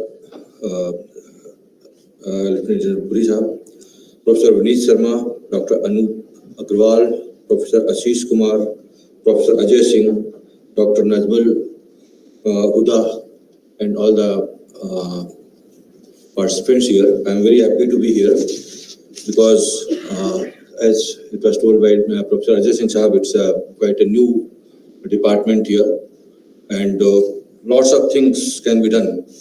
Already, actually, as far as I am concerned, I am General Manager RBSK, and you may be aware that under RBSK program, Rashtriya Bal Swasthya Karyakram, we are running many mobile teams all over UP. So around 1,500 mobile teams are working, and that includes more than 6,000 doctors, nurses, and paramedical staff for screening of the children across all the schools and primary schools and secondary schools and Anganwadi centers, just to screen all the children for any congenital defects. So every year, thousands of such children are identified by them, and that includes orthopedic problems, cardiac problems like CHD, RSD, cleft lip and cleft palate, and ophthalmic problems, and several other problems.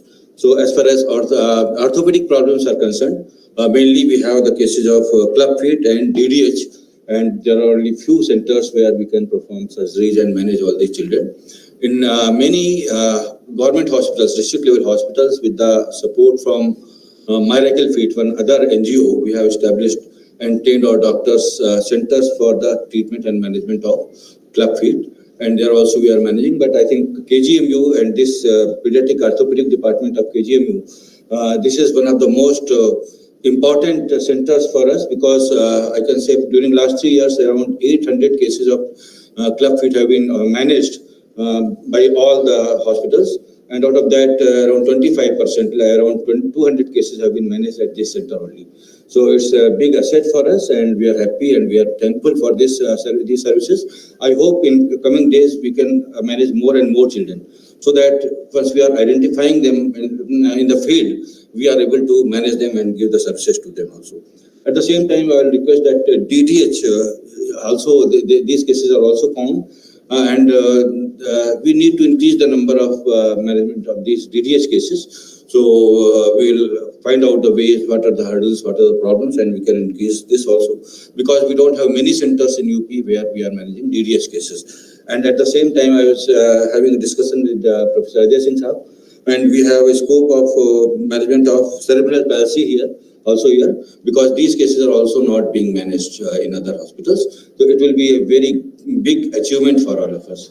So with that, I am again thankful to the KGMU for providing, actually, apart from this orthopedic pediatric department, we have collaboration with other departments also, like especially in pediatric department.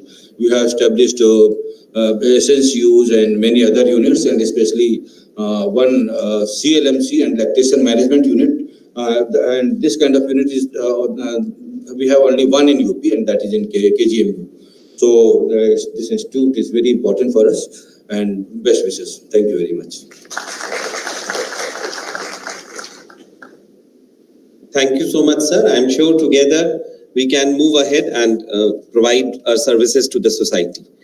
I now invite President-elect UPOA, Professor Ashish Srivastav, sir, to enlighten us with his words.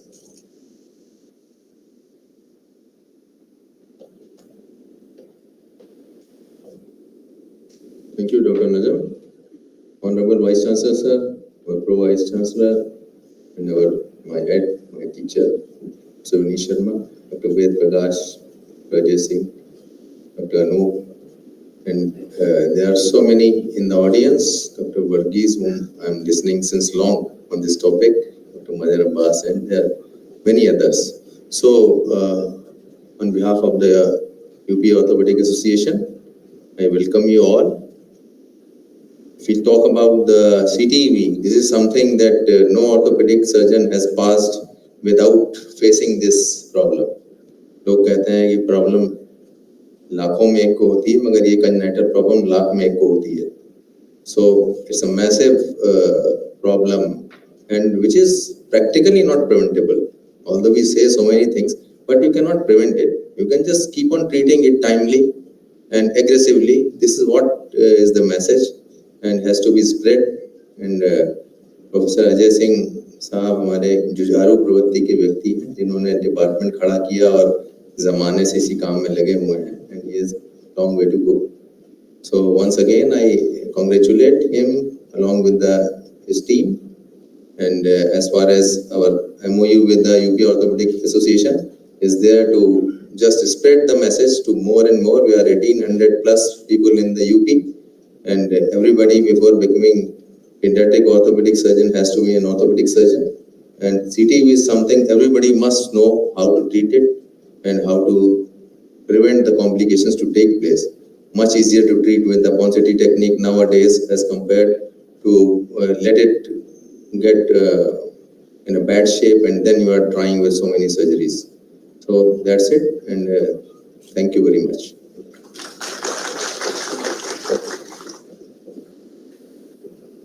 I now invite Professor Vineet Sharma, sir, Pro Vice Chancellor, KGMU, to enlighten us with his words of wisdom. Thank you, Najmal. Honorable Vice Chancellor, Lieutenant General Vipin Puri ji, Dr. Ashish, President UPOA, Anup, Secretary UPOA, Dr. Ved Prakash, Dr. Ajay Singh, and Dr. Najmal Hunda. And my friends Matthews, Varghese, Abbas, Ajay Bharti, Sanjeev Avasthi, Harish Makkar, my students who have come here today, my faculty of KGMU which is present always, and my dear students, ladies and gentlemen. It's a pleasure to learn that the Department of Pediatric Orthopedic Surgery is budding out of a seed that was created way back in 2008. And I give this credit to Dr. Ajay Singh and his team for developing this department. I wish them all the luck in future. Cure India has always been helpful and in creating awareness in the management and the treatment of Clubfoot for years now. We have been associated with, as Anup mentioned, the face of the parents should be seen when the child is born with CTV, and when he gets corrected, then faces.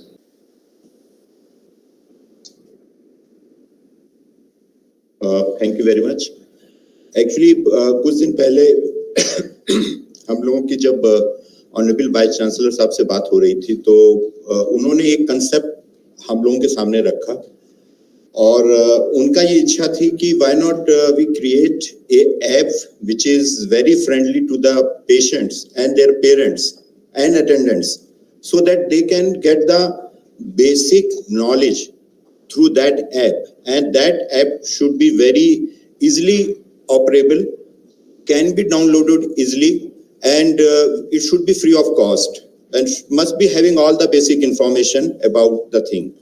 So with this concept and his direction, his guidance, We have taken up this matter, and I am very proud to say that with the help of my team, we were able to make this app, and I would request Honorable Vice Chancellor sir to launch, and Dr. Faisal, you please help our Vice Chancellor sir to launch it. So it is it can be operable through a link, as well as in a 2 weeks it will be available on.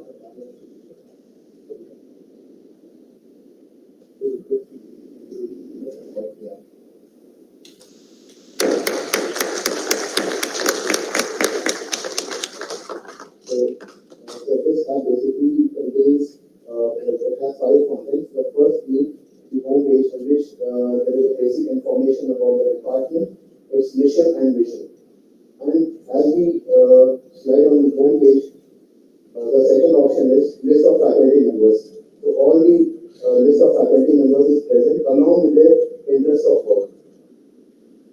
Then sir, we have the OPD schedule. From Monday, starting from Monday to Saturday, we have collated one being the regular OPD and the other being the Shishtar clinic, that is the specialty OPD.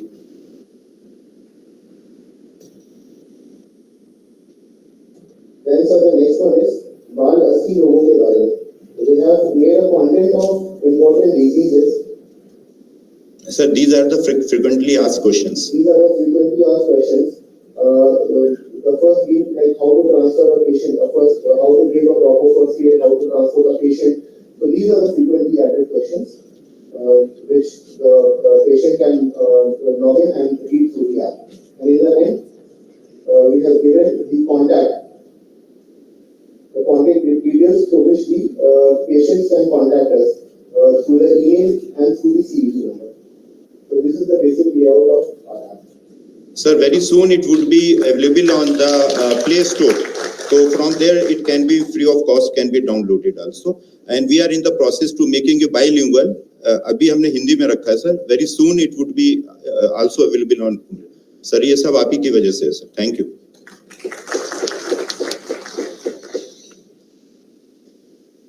I now request our chief guest, Lieutenant General Dr. Bipin Puri sir, Vice Chancellor KGMU, to kindly shower us with his blessings and say a few words.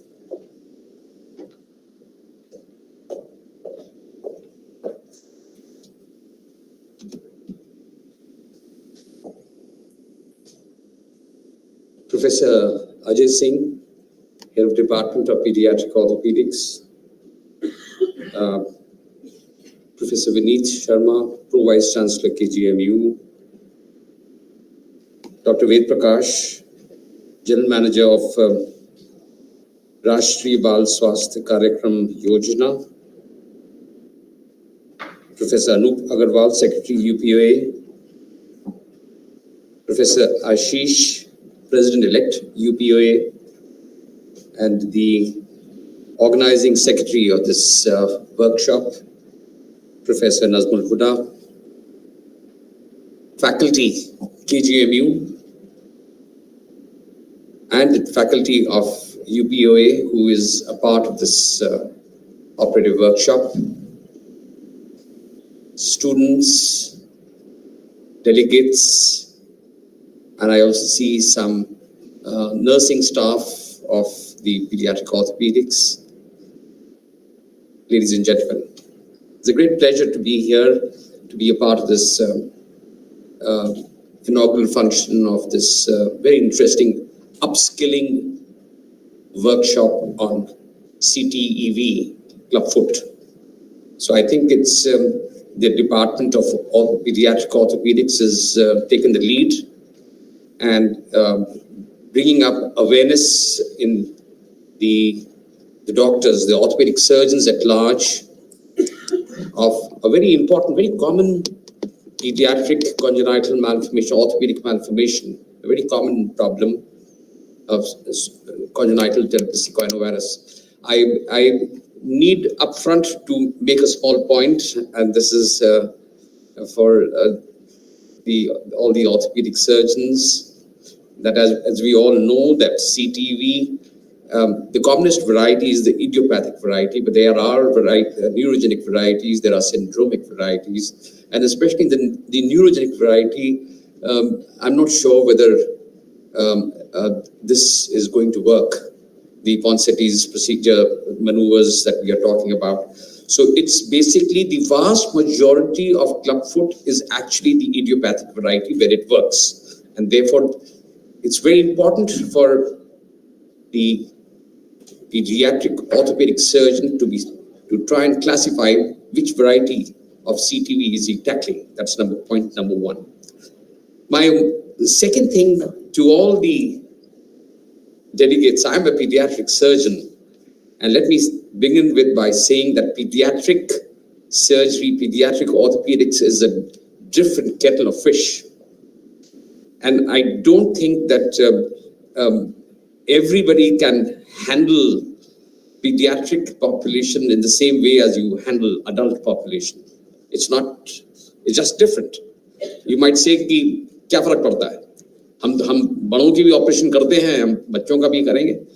But my take on the subject is that if you do tissue handling in pediatrics and neonates and children, you'll realize there is a huge difference as far as tissue handling is concerned. And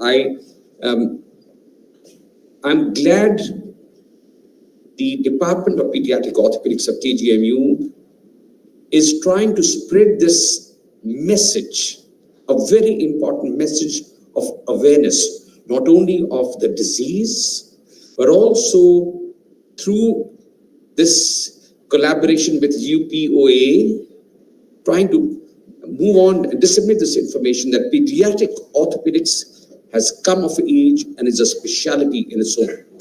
So I congratulate the Department of Pediatric Orthopedics for taking this step forward, doing these workshops, increasing awareness. I think it's really the first step.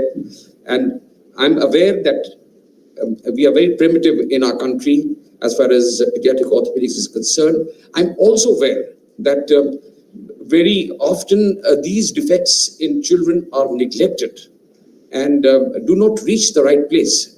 And in that perspective, I think the Pediatric Orthopedics Department of KGMU, I am very, very proud of their achievements, which they have been able to achieve in a very short period of time.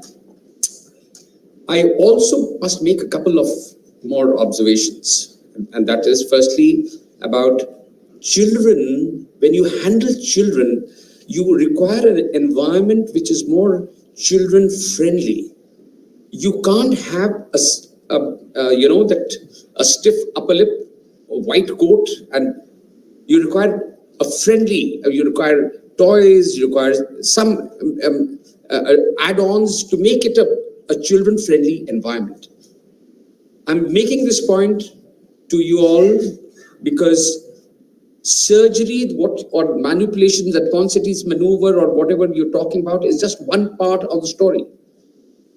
Treating the patient as a whole is important, and therefore in that perspective, not only would you want to make your environment more children friendly as much as you would want the tissue handling to be as child friendly as possible.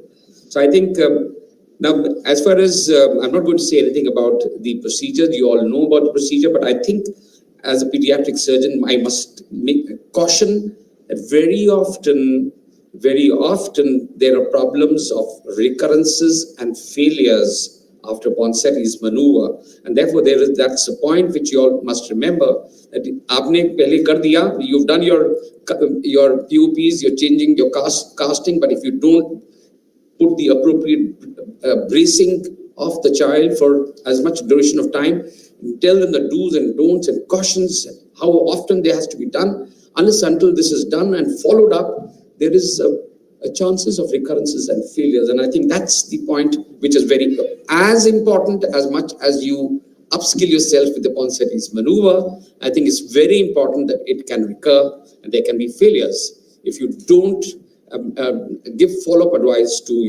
the attendants, the parents. Now, a word about genetic mapping of the idiopathic. Let's talk of only the idiopathic clubfoot. We now know, we have identified, we know the genetic mapping has been done for clubfoot, what happens at which chromosome and where exactly it happens. We are nowhere near as far as gene editing is concerned, but as far as the diagnosis is concerned, we know what exactly, but perhaps more research in terms of genomics, proteomics, metabolomics is required in times to come. And I think that would really be the way to go as far as medical research, as far as CTEV, the idiopathic variety, is concerned. I will conclude by just making a plea that I always do whenever I address pediatric surgeons, and because this is pediatric orthopedics, so I'm going to make this once again.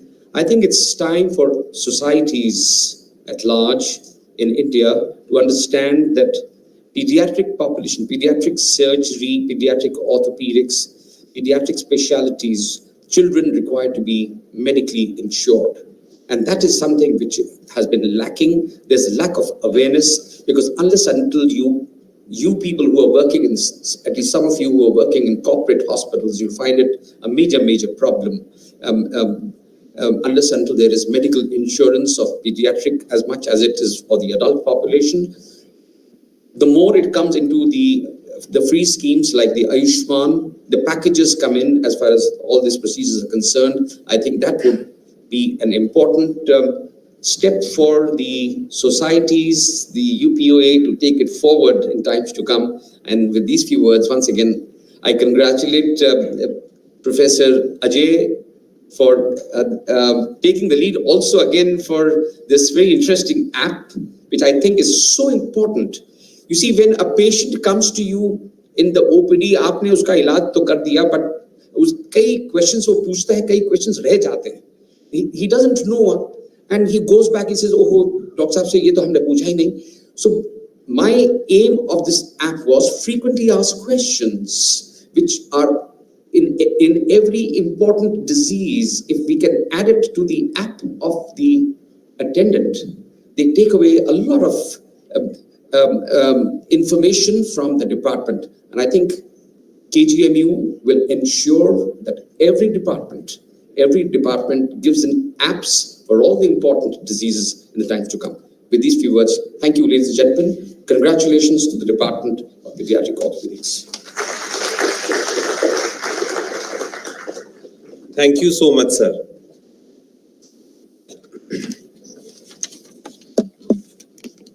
As the organizing secretary of this course, it is indeed a privilege and great joy for me to extend a vote of thanks to all those who have contributed in one way or the other in making this conference a success. Ladies and gentlemen, at the outset, let me thank our chief guest, Lieutenant General Bipin Puri, Honorable Vice Chancellor KGMU, who took time out from his very busy schedule to grace the occasion today. Thank you, sir. Your presence means a lot to us. I wish to thank the Secretary, UPOA, Dr. Anup Agarwal, who is an epitome of inspiration to the young orthopedic surgeons. I have no words to thank you, sir.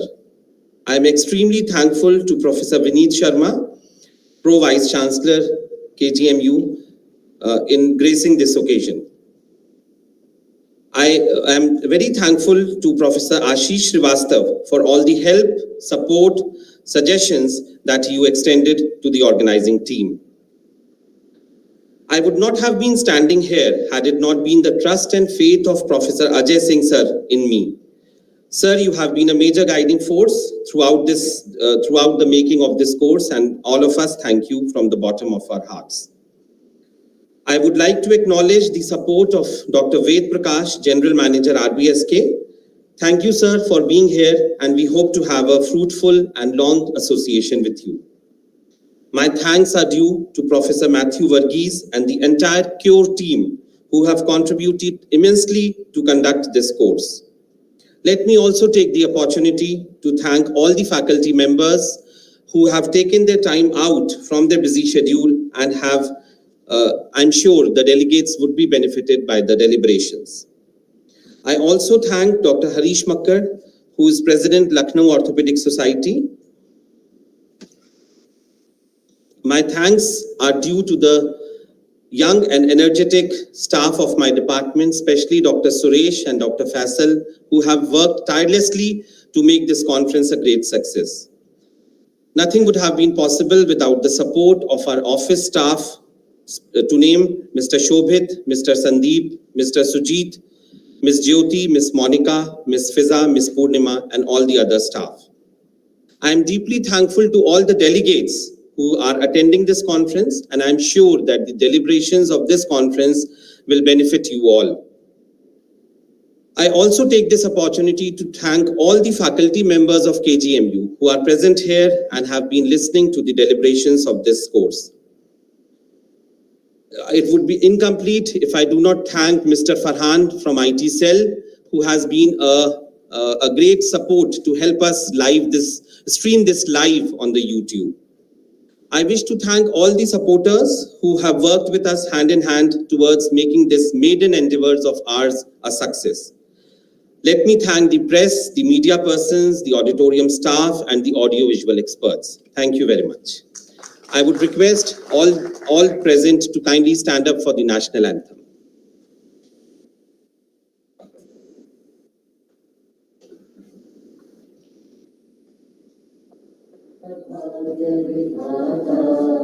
Punjab, Sindh, Gujarat, Maratha, Dravida, Utkala, Ganga, Indra, Himachal, Yamuna, Ganga, Uchala, Jaladi, Taranga. Tab Shubha Naame Jage, Tab Shubha Ashish Mange, Gahe Tab Jaya Gatha, Jana Jana Mangala Dayak, Jaya He Bharat Bhagya Vidhata, Jaya He, Jaya He, Jaya He. Jaya Jaya Jaya Jaya He.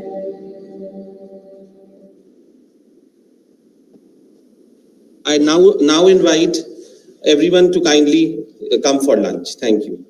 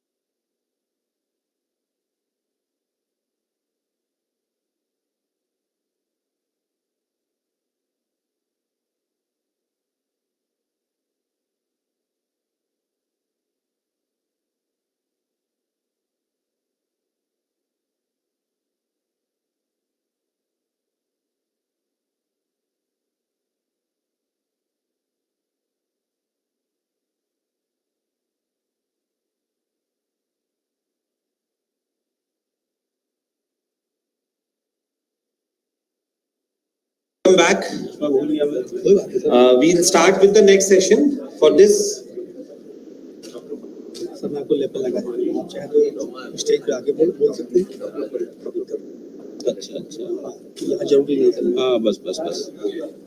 for this session, I request Dr. Harish Makkar sir and Dr. Praveen Kumar sir to please chair the session. Dr. Praveen Kumar sir, please chair the session. उसको मैं ऐसा करूंगा silent DND पे लगा देते हैं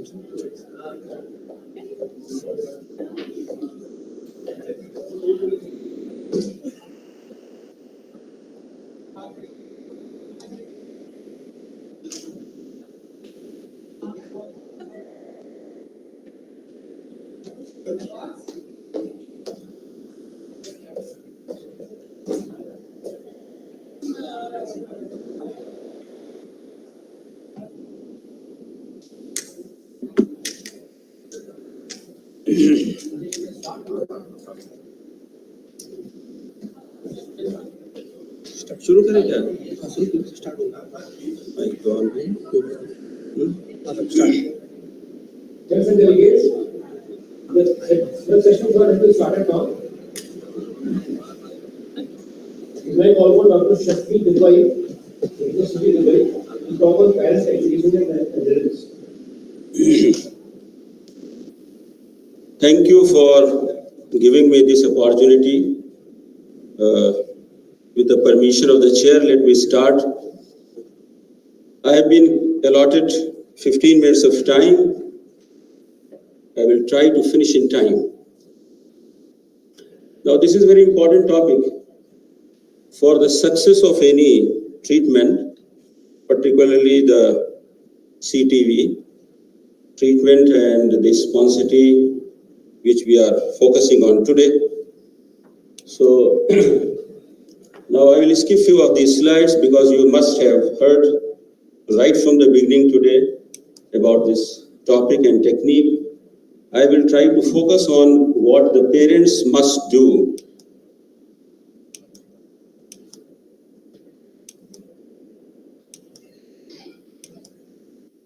So these I will skip these some slides from here. Now here comes the role of the parents. The parents are the main caregivers, the patients, and they have to take care of the treatment, whole of the treatment, which we are providing to the patient. The families, the parents, they have to take care of the clubfoot, and by and large, they play a very important role. First, they must take responsibility for the seeking care for the child. The treatment involves correcting the foot position and manipulations and casting that you have already heard about it. Once the foot in the correct position, the maintenance is very important, and that has to be taken care of. Now, these are the steps how we have to manipulate and we apply the cast and maintain. Now, what are the barriers in our society? Because the real challenges we face in our practical life, when the patients, they are reporting to you late, in the last part of my lecture, I will show you two of small videos and you will realize. There are some social beliefs, faiths. They believe that the child is a curse from the God. Some of them believe that it is that reincarnation of someone who had this kind of deformity in the family. Some, they do not report in time because of fear, social stigma, shame, rejection from the society, and they do not avail the facilities of modern medicine. Poverty, of course, in our country is poverty and lack of awareness. These are the two very important factors in our society for the delay or default during the course of the treatment. Girl child in our society is still a second priority, is a low priority child. And you must have seen that the boy is still given priority. The other factors, they don't know that the treatment is available for it. It is not timely diagnosed at birth, poor referral system in our society, and limited general public awareness, lack of access to medical care, and lack of awareness. These are some of very important factors due to which, and we face the real challenges in our society. Of course, the duration of treatment is another challenge. It takes about 4 to 5 years of the age, or sometimes even longer time to treat this problem. Frequency of appointment, practicalities of application of the caste, transportation facilities, the distance, and there are many social problems also. There is nobody at home to take care of the child. And families do not understand the importance of the treatment. And many of them, they lack family support. So these are the challenges that we face from the families. Parents, let me share. I think there are, of course, some technicians also here, isn't it? So these are the real problems. What are the other factors that we have to take care? Once you have applied the caste, you have to check for the circulation. Is it the plaster cast that has been given is in the right position? Is it loose? Or there is some odor from the inside of the cast? The child has soiled the cast and the parents are not able to take care in time. They have not changed the diapers. These are the real problems due to which we face the problem, failure in the treatment. If there is any foul smell, now here I will advise all of you, the young generation doctors, that once you have given the caste, either you are in the medical college or you are in private practice, you have to properly explain to the patients, attendants, about the complications they may arise. One is, of course, the vascular complication. So you have to explain and try to explain in their own language, because many of them may not understand. So try to explain if there is any bad smell from the cast, if there is discharge from the cast, there is swelling over the toes, there is change in the color of the toes, or the cast slips out. So all these things they have to report immediately. Now this is the part which you may land you also in trouble. And once we are working in a busy OPD schedule, and this is an OPD procedure, we and our residents don't have much of time to explain these things. So here, it is not all the duty, all the more the duty of the parents only, the duty of the doctors, residents, technicians, plaster technicians, that is that you have to explain these points properly, otherwise patient will land into some complications, failure of the treatment, and maybe some medico-legal problems for you also. So this has to be explained properly. So here it is the role from both the sides, not only the parents, but from the doctor's side also. So it is all the more responsibility of the doctors. Let me share one thing, that now, and take this much of pain, that you take the appointment, when there is appointment fixed for the patients, and just note it down. At times you have to call the patients. If the attendant mother's parents have missed the visit, you try to call them. In our days, mobile video calling facilities were not available. But nowadays, things are quite easy.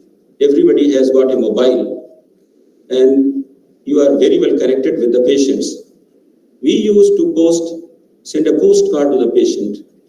It didn't used to reach in time because of wrong address or something. A patient didn't turn up. But now it is quite easy. So it is duty from the doctor side also to remind these patients.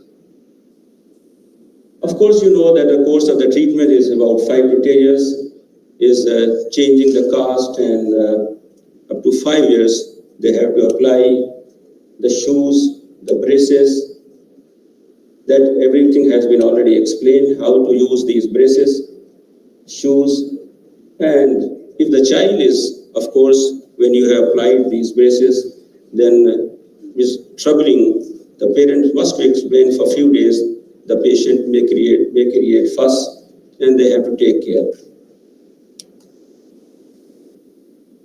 So the real challenges of the treatment, it is a long-term treatment, number one. Relapse is quite common. If these precautions have not been taken, of course, some of them, they, of course, go for relapse, and we have to start recasting or at times surgical intervention, and 5 to 10% of them are having rigid type of CTV, and right from the beginning you cannot achieve anything, and you have to go for surgical intervention, corrective surgeries. But if you want to, you are planning for corrective surgery, even then if you apply a few casts, at least some stretching and loosening of the muscles will help you during the course of the surgery. There are these few videos.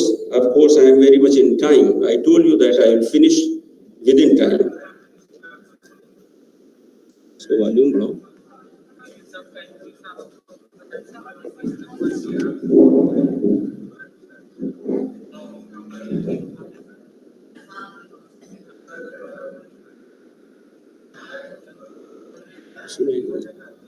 Speaker में जाकर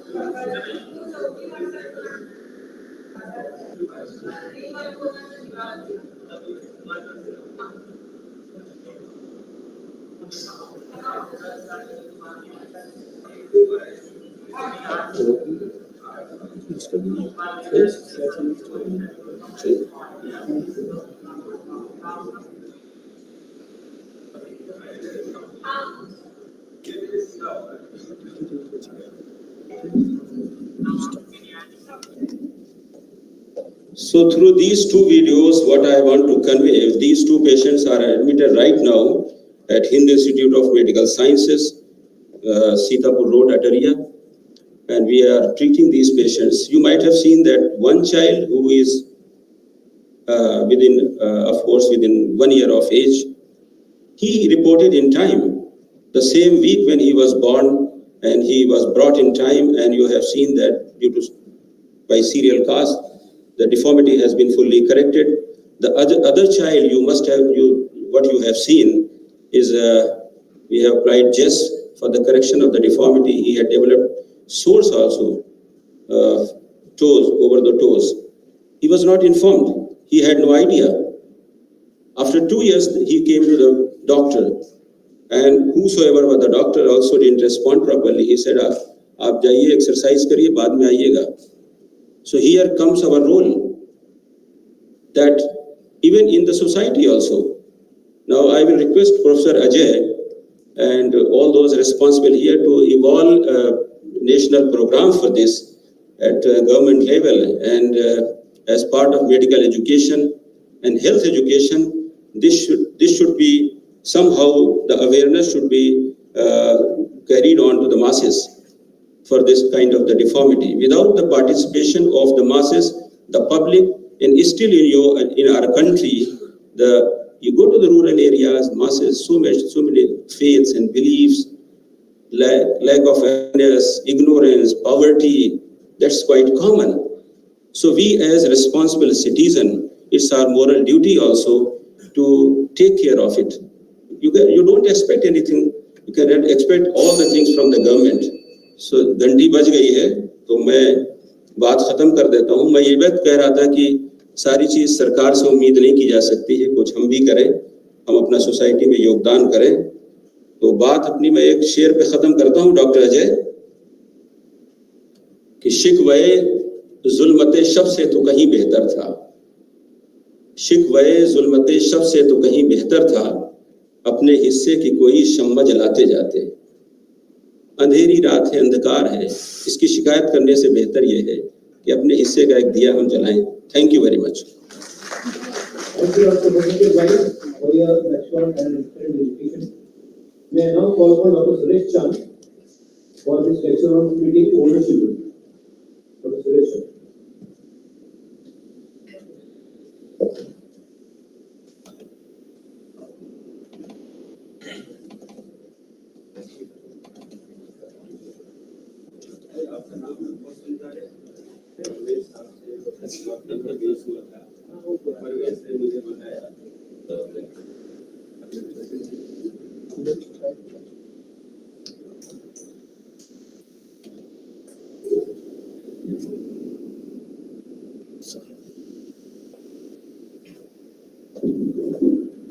Namaskar, good afternoon. After the wonderful lectures in the pre-lunch session, I'll present my talk on treatment of older children with clubfoot, and this will be the brief outline of my lecture today.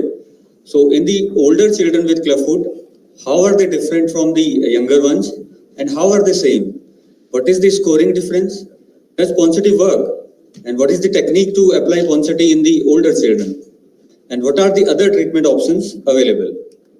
So with all the basics covered very beautifully in the previous lectures, I'll focus now on the terminology we regularly use. We generally use a neglected word. The neglected clubfoot, or a diagnosis is even written on file that it is a case of neglected clubfoot. But this word is very judgmental. कि neglect किसने किया? Parent ने किया, doctor ने किया, या बच्चे ने किया? So the neglect term is associated with negative connotation. So we recommend and prefer to use a walking age clubfoot, or a child with older age having a clubfoot. So it appears to be more appropriate, and it is non-judgmental. It reflects the reality and what we have rather than blaming it on anybody, and it more accurately defines the problem. Because of walking, the certain pathologies are added upon the previously available pathologies itself from the congenital issues. So after this, how are they different? How are the walking age children with clubfoot are different from the younger ones? Because of weight bearing, we commonly see that the dorsum of foot is swollen because there is callosity and there is large bursa over the dorsum, and the child keep on walking on those things. and medial contracted tissues, they get contracted further because of that permanent position and walking on that abnormal posture.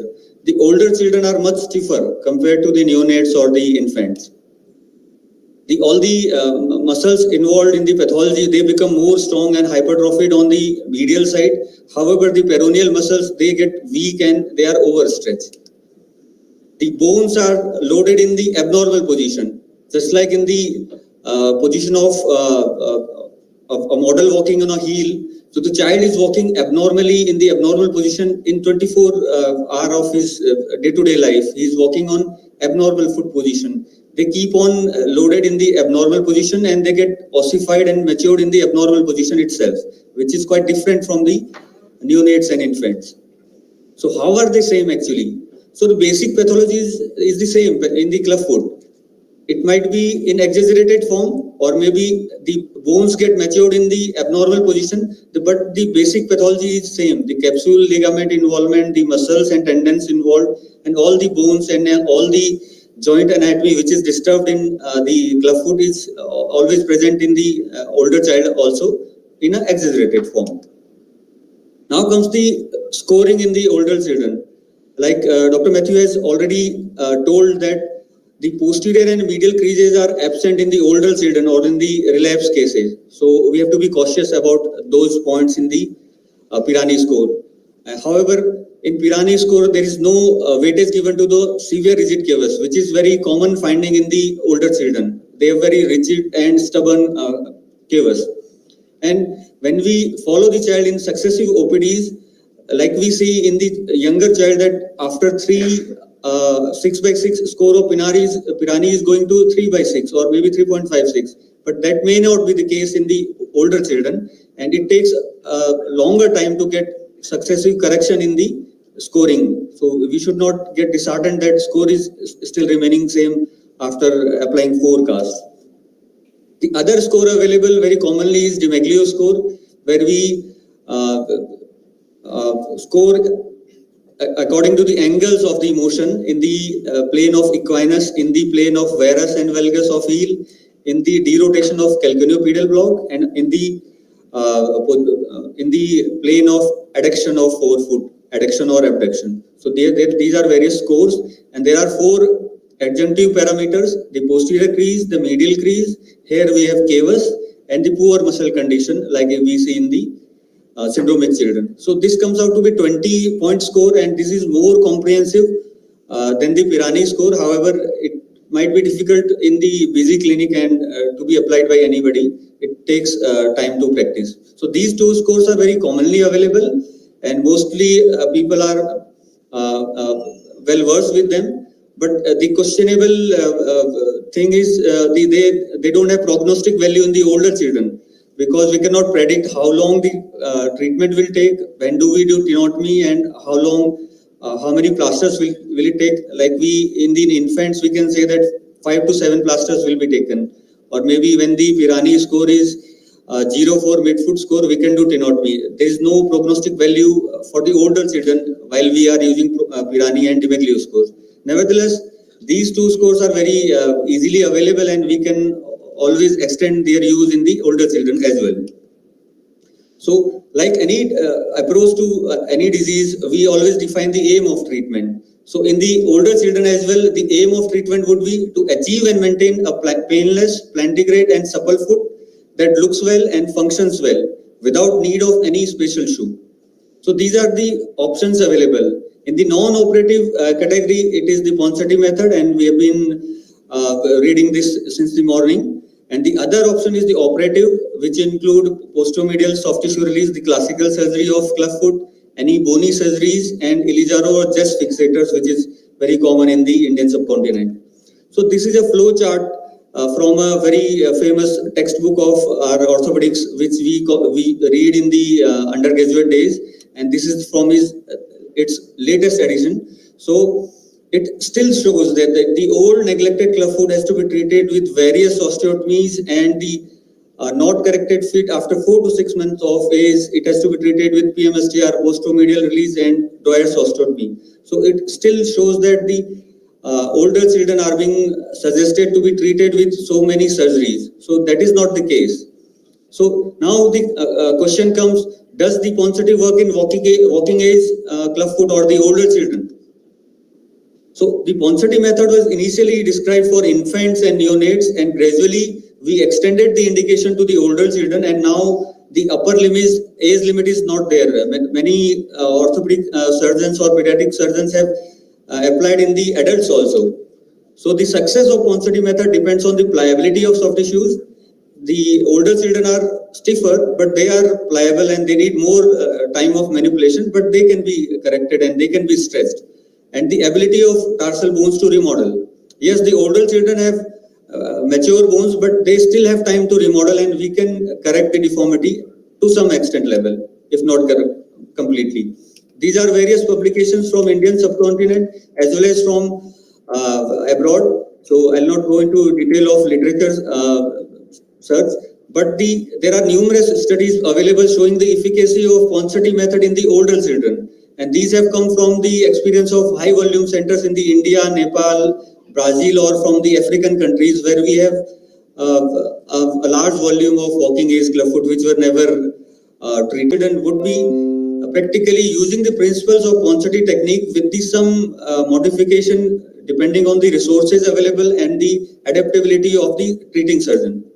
So there are various kinds of modifications suggested by various authors, and there is no foolproof protocol for the applying Ponseti plaster in the older children, but yes, the principle remains same and it is still the Ponseti.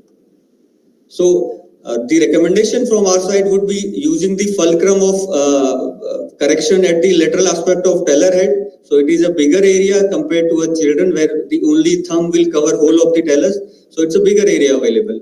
And the other part where we apply force is the inferomedial aspect of first metatarsal, and we have to gradually bring it into abduction. Compared to a younger child, we need to spend more time. 2 to 5 minutes spending would be worthwhile while doing manipulation in the older children. So while doing the manipulation and abduction, because the feet is bigger, the foot is bigger, so the thinner eminence can be used over the fulcrum, over the lateral aspect of talar head.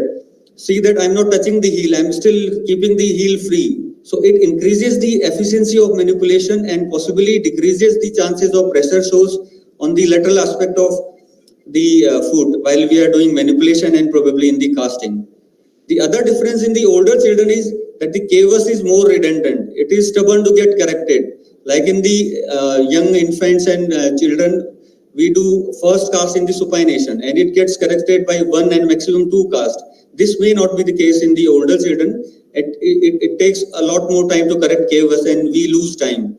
So it has been proven that we can simultaneously do abduction and cavus correction in the older children. And if the cavus is not corrected, we can do percutaneous plantar fasciotomy as described by previous lectures. The other difference is above knee versus below knee cast. The strict Ponseti technique is toe to groin with knee at 90 degrees. So it has to be above knee cast always, even in the older children. But yes, the 90-degree flexion may sometimes pose difficulty in carrying the older children, especially in the bilateral club feet. The mother is carrying the 6 or 7-year-old child with in the OPD, and we have to apply cast, and she has to take the child back to home and bring it every week. So it becomes difficult to carry the child in the 90-degree flexion. So we can use a little less flexion while staying true to the principles of Ponseti, and it will be easy to carry the child, and while we can maintain the abduction of foot to hold in the abduction. So in older children, whenever possible, always use above knee cast, especially before tenotomy, and at least 45 degrees of flexion at the knee. Ideally, it should be 90 degrees, but a little less flexion, maybe 70 to 80 degrees would be easy handling of child will be there. So that can be thought upon. And POP cast has to be reinforced in the older children because after 1 week, all the plaster material is gone and the correction we have achieved, it gets lost. So putting a layer of fiberglass over the POP after the manipulation and setting, it is helpful in increasing the durability of cast and maintaining the correction. So we have to expect that the number of casts will be higher in the older children. It might go up to even up to 12 casts, depending on to case basis. And when we take up the call that this is the upper limit of Ponseti technique, and I am switching over to next method available. But yes, compared to the infants where the average caste is 3 to 5, it can be up to 10 to 12. The other difference is achievement of forefoot abduction. In the infants, the classically described picture of Ponseti, we have to achieve 70 degrees of abduction, and which is true regarding the kinematic coupling, because 70 degree of abduction is necessary to derotate the calcaneum and get a full correction at the bony level. However, so much degree of abduction may not be possible and probably not required in the 6 to 8 year old kid with the clubfoot. So 40 to 50 degree of abduction might be sufficient, and we should not embark upon reaching to 70 degrees of abduction. The other difference would be tenotomy. Percutaneous tenotomy, as Dr. Matthew has very clearly mentioned, that the percutaneous method of tenotomy works in older children, and there is no push-off issues and there is no functional limitation of calf function. So percutaneous tenotomy can be done in older children. And how do we do it?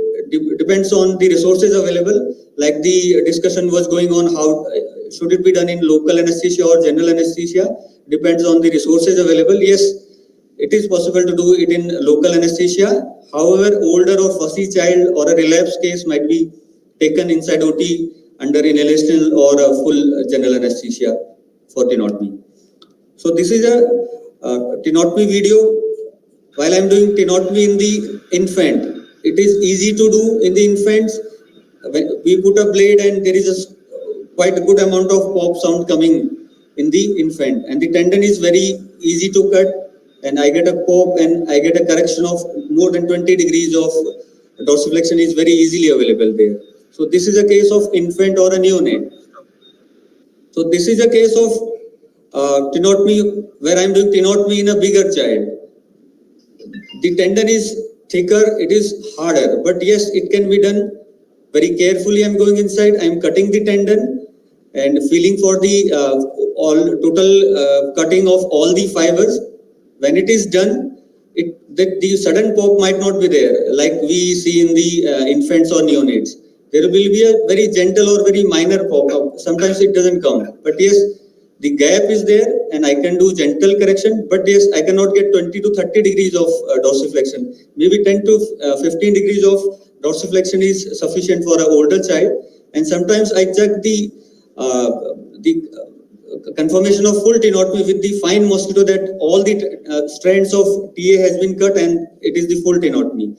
So there are minor adjustment in the technique of percutaneous tenotomy, but yes, it can be done percutaneously in the older children safely and with the all benefits of tenotomy, getting a fair amount of dorsiflexion without worrying for calf push off.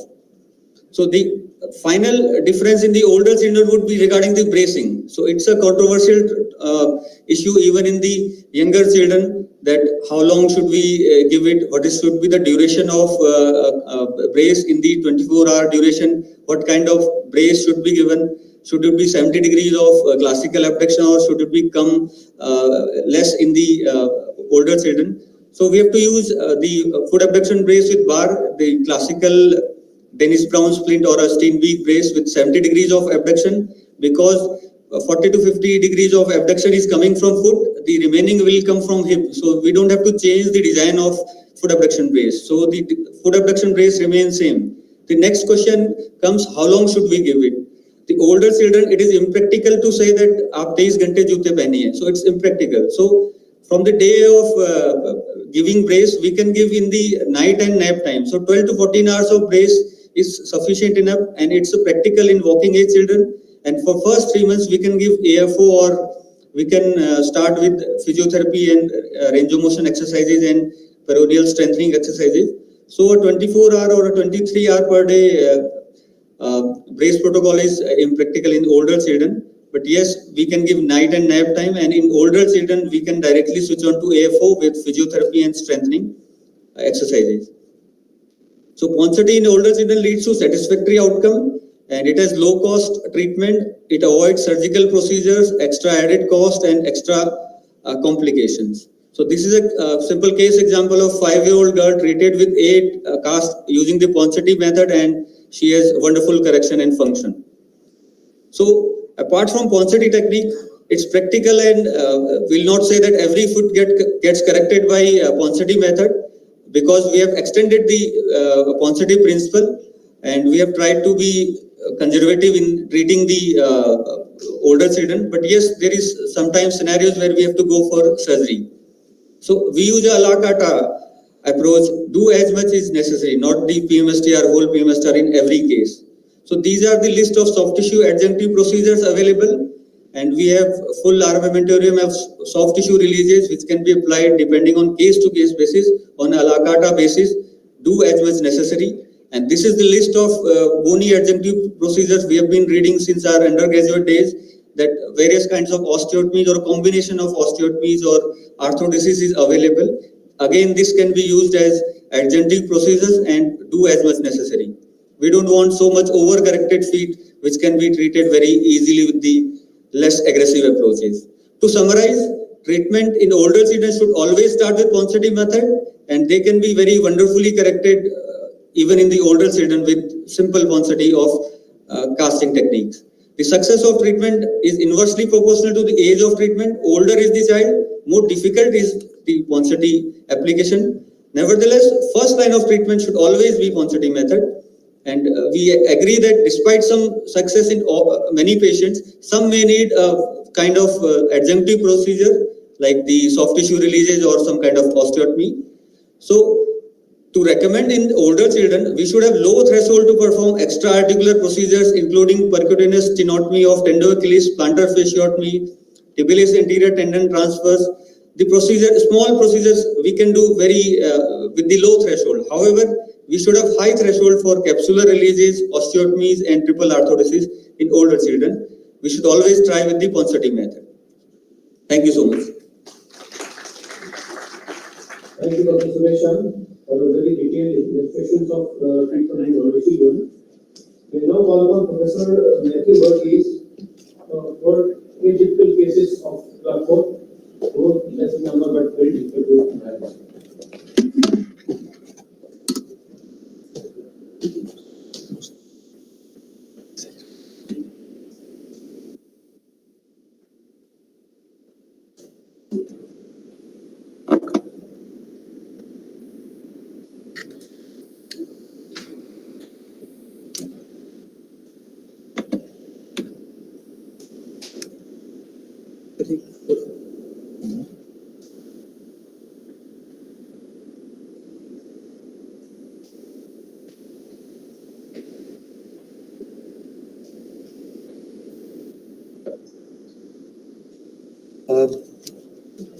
Thank you very much. It was nice to watch the old patient's lecture. Thank you so much for that elaborate description. I told you about the COVID protocol. Every child, I thought I'll show some videos on this. Every child, before he or she goes on to Macintosh, was cleaned specifically with sanitizer. And I do it myself. I don't leave it on the juniors or a housekeeping staff. That's the video for removal of the cast. That bump in the end of the POP is left so the parents can recognize it easily and remove it. The child is in a basin of water. And that is how we remove. Nobody goes in for a plaster cutting saw. Coming to the key topic that we have is the atypical clubfoot or the complex clubfoot. The terms have changed recently. Originally, when we formed this structured lecture system, the title was atypical clubfoot. The reason it was called atypical is there's a history behind it. In one of the meetings, few of the leaders in pediatric orthopedic surgery got together for a dinner and they started talking about these difficult cases of club feet. And one of the persons said, I think it was Norgo Penny, who said that there's something atypical about them. and that word stuck. Something atypical about them, they don't get corrected. However, follow-up has shown the same picture as appears in an atypical clubfoot is also seen in a group of children that have never had any casting. These were ones who all had castings done before. But this group had never had castings. So then they wanted to differentiate between the two. So those children who've never had any treatment, who've never had any casting, were labeled as atypical clubfoot. And the ones who had casting and post-casting they developed the features of atypical clubfoot were called as complex clubfoot. So the nomenclature is slightly more clear now. And this is the old slide where they talked about the atypical deformity was severe. You do the casting, they had severe adduction, total score was 6, and by third or fourth cast, the cast slips and the patient has problems coming up. And when they come to you, they're like, these feet are swollen. See that? Swollen dorsum of the foot. That's short, cocked up great toe, crease going laterally and onto the plantar surface of the foot. Here, short foot, short cocked up great toe, a medial crease which is deep, which is called a plantaris creep running across the sole of the foot. That's what is the plantaris creep, with an apparent tibial bowing. The tibia looks bowed. Truly, it's not bowed. When you correct the foot, it becomes all right. So, the same thing can happen de novo without any intervention. But most of the time it happens in children that are chubby, in children with severe deformity, in children that have severe equinus. And what happens? In the initial phase of the casting, the foot is adducted. And when you're doing the cast, severe equinus is there, this portion of the foot prevents the cast from slipping. By the third or the fourth cast, the adduction is corrected. And when the adduction is corrected, this portion of the cast comes in line with the tibial portion of the cast and it slips down. When it slips down, the foot goes up into the cylindrical portion.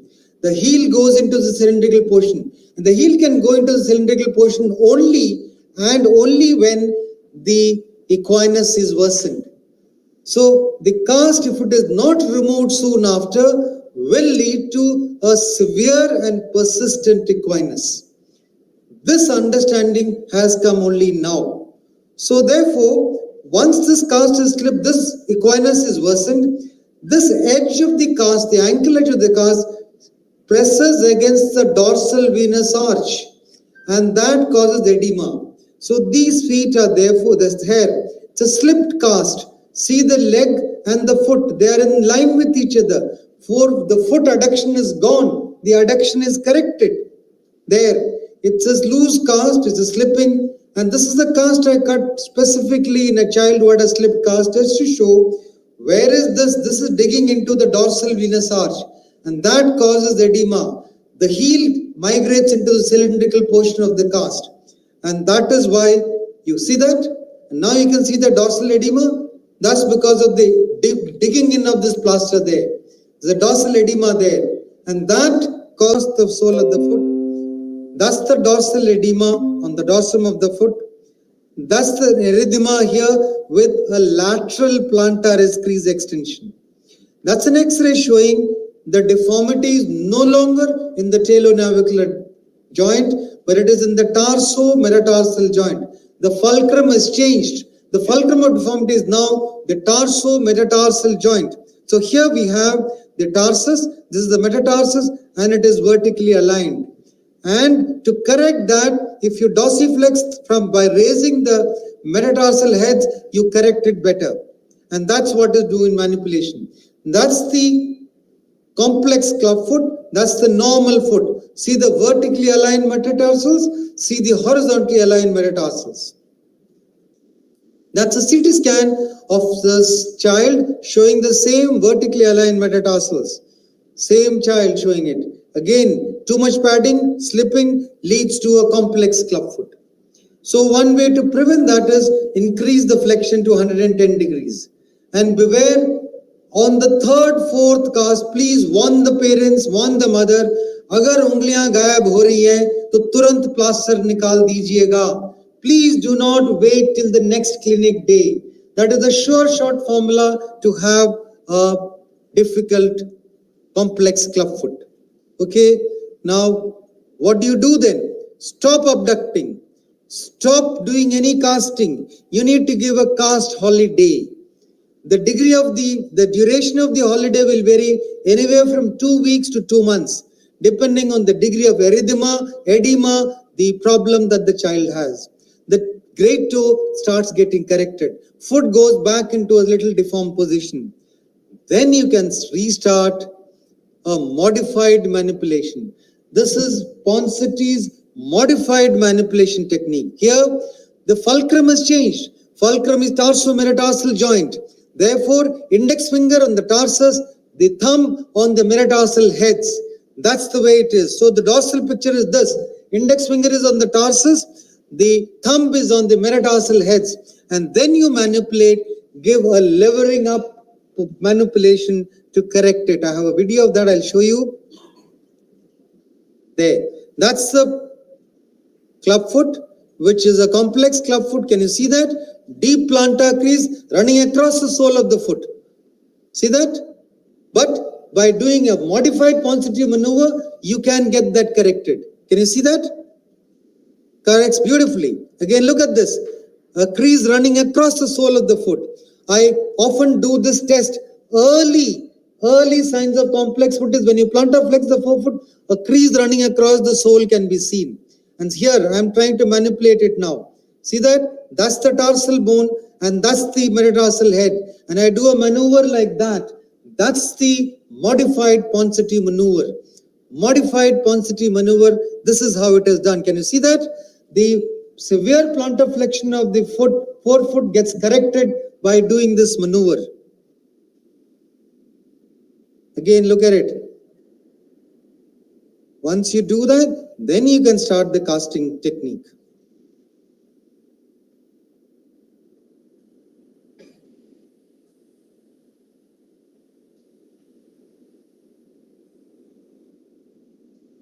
There. When you're casting, that's the manipulation that you do. You don't keep digging your finger at the same place, otherwise you'll have a pressure sore coming up there. So you need to do it constantly changing your position, but keeping it around the tarsal bone for the index finger on the dorsum and on the plantar surface, the thumb that is there. You maneuver it. While you're doing that, you keep molding it around the ankle, around the heel, on the plantar surface, around the ankle. Both ways you do that. You keep molding it. That's it. That's the picture showing you again from this side how it is done. That's the modified Ponseti maneuver.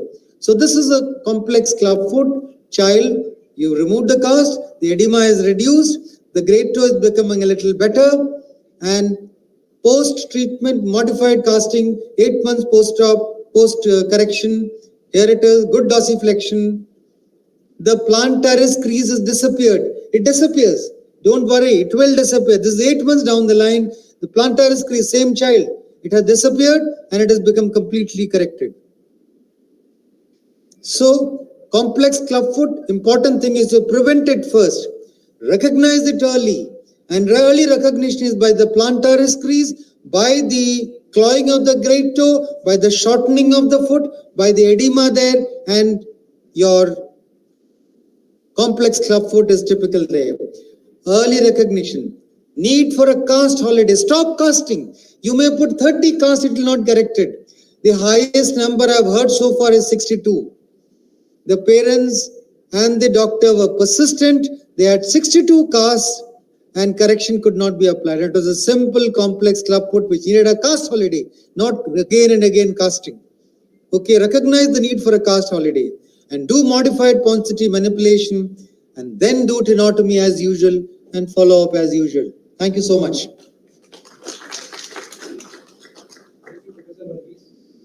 Nice illustration. All you for discussion now. All the three speakers. Thank you. भैया आप सही question कहिए लीजिए.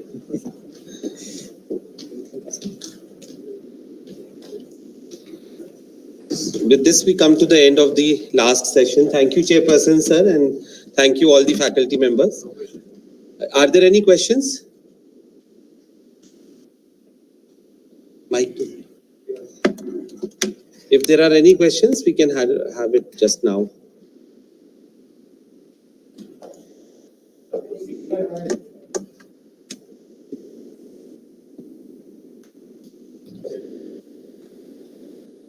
Okay. So with important announcement. So with this, we shall now proceed to the workshop part of the course.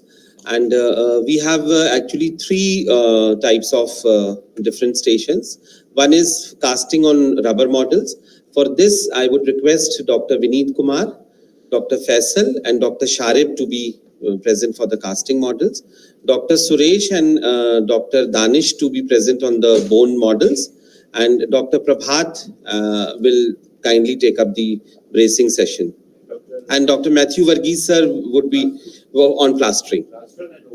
And over also. So I request all the faculty members to please occupy your stations, and then the delegates might proceed.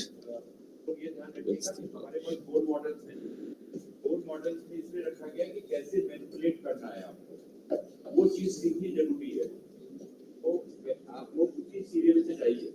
अगर 4 रबड़ models हैं और जो है bone models के बाद how to apply Clubfoot attraction brace. तो सभी को जाके आपको देखना है. There would be one person dedicated to each. तो जितना भी क्वेश्चन हो जो ना समझ में आया वो आप पूछिए. ठीक है.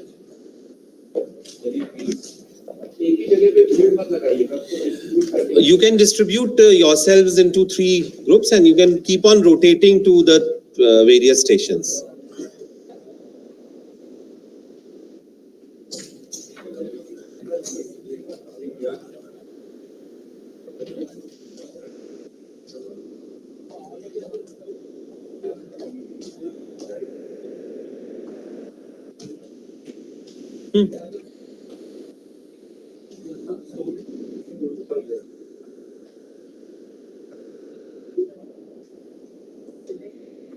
Thank you, Kami.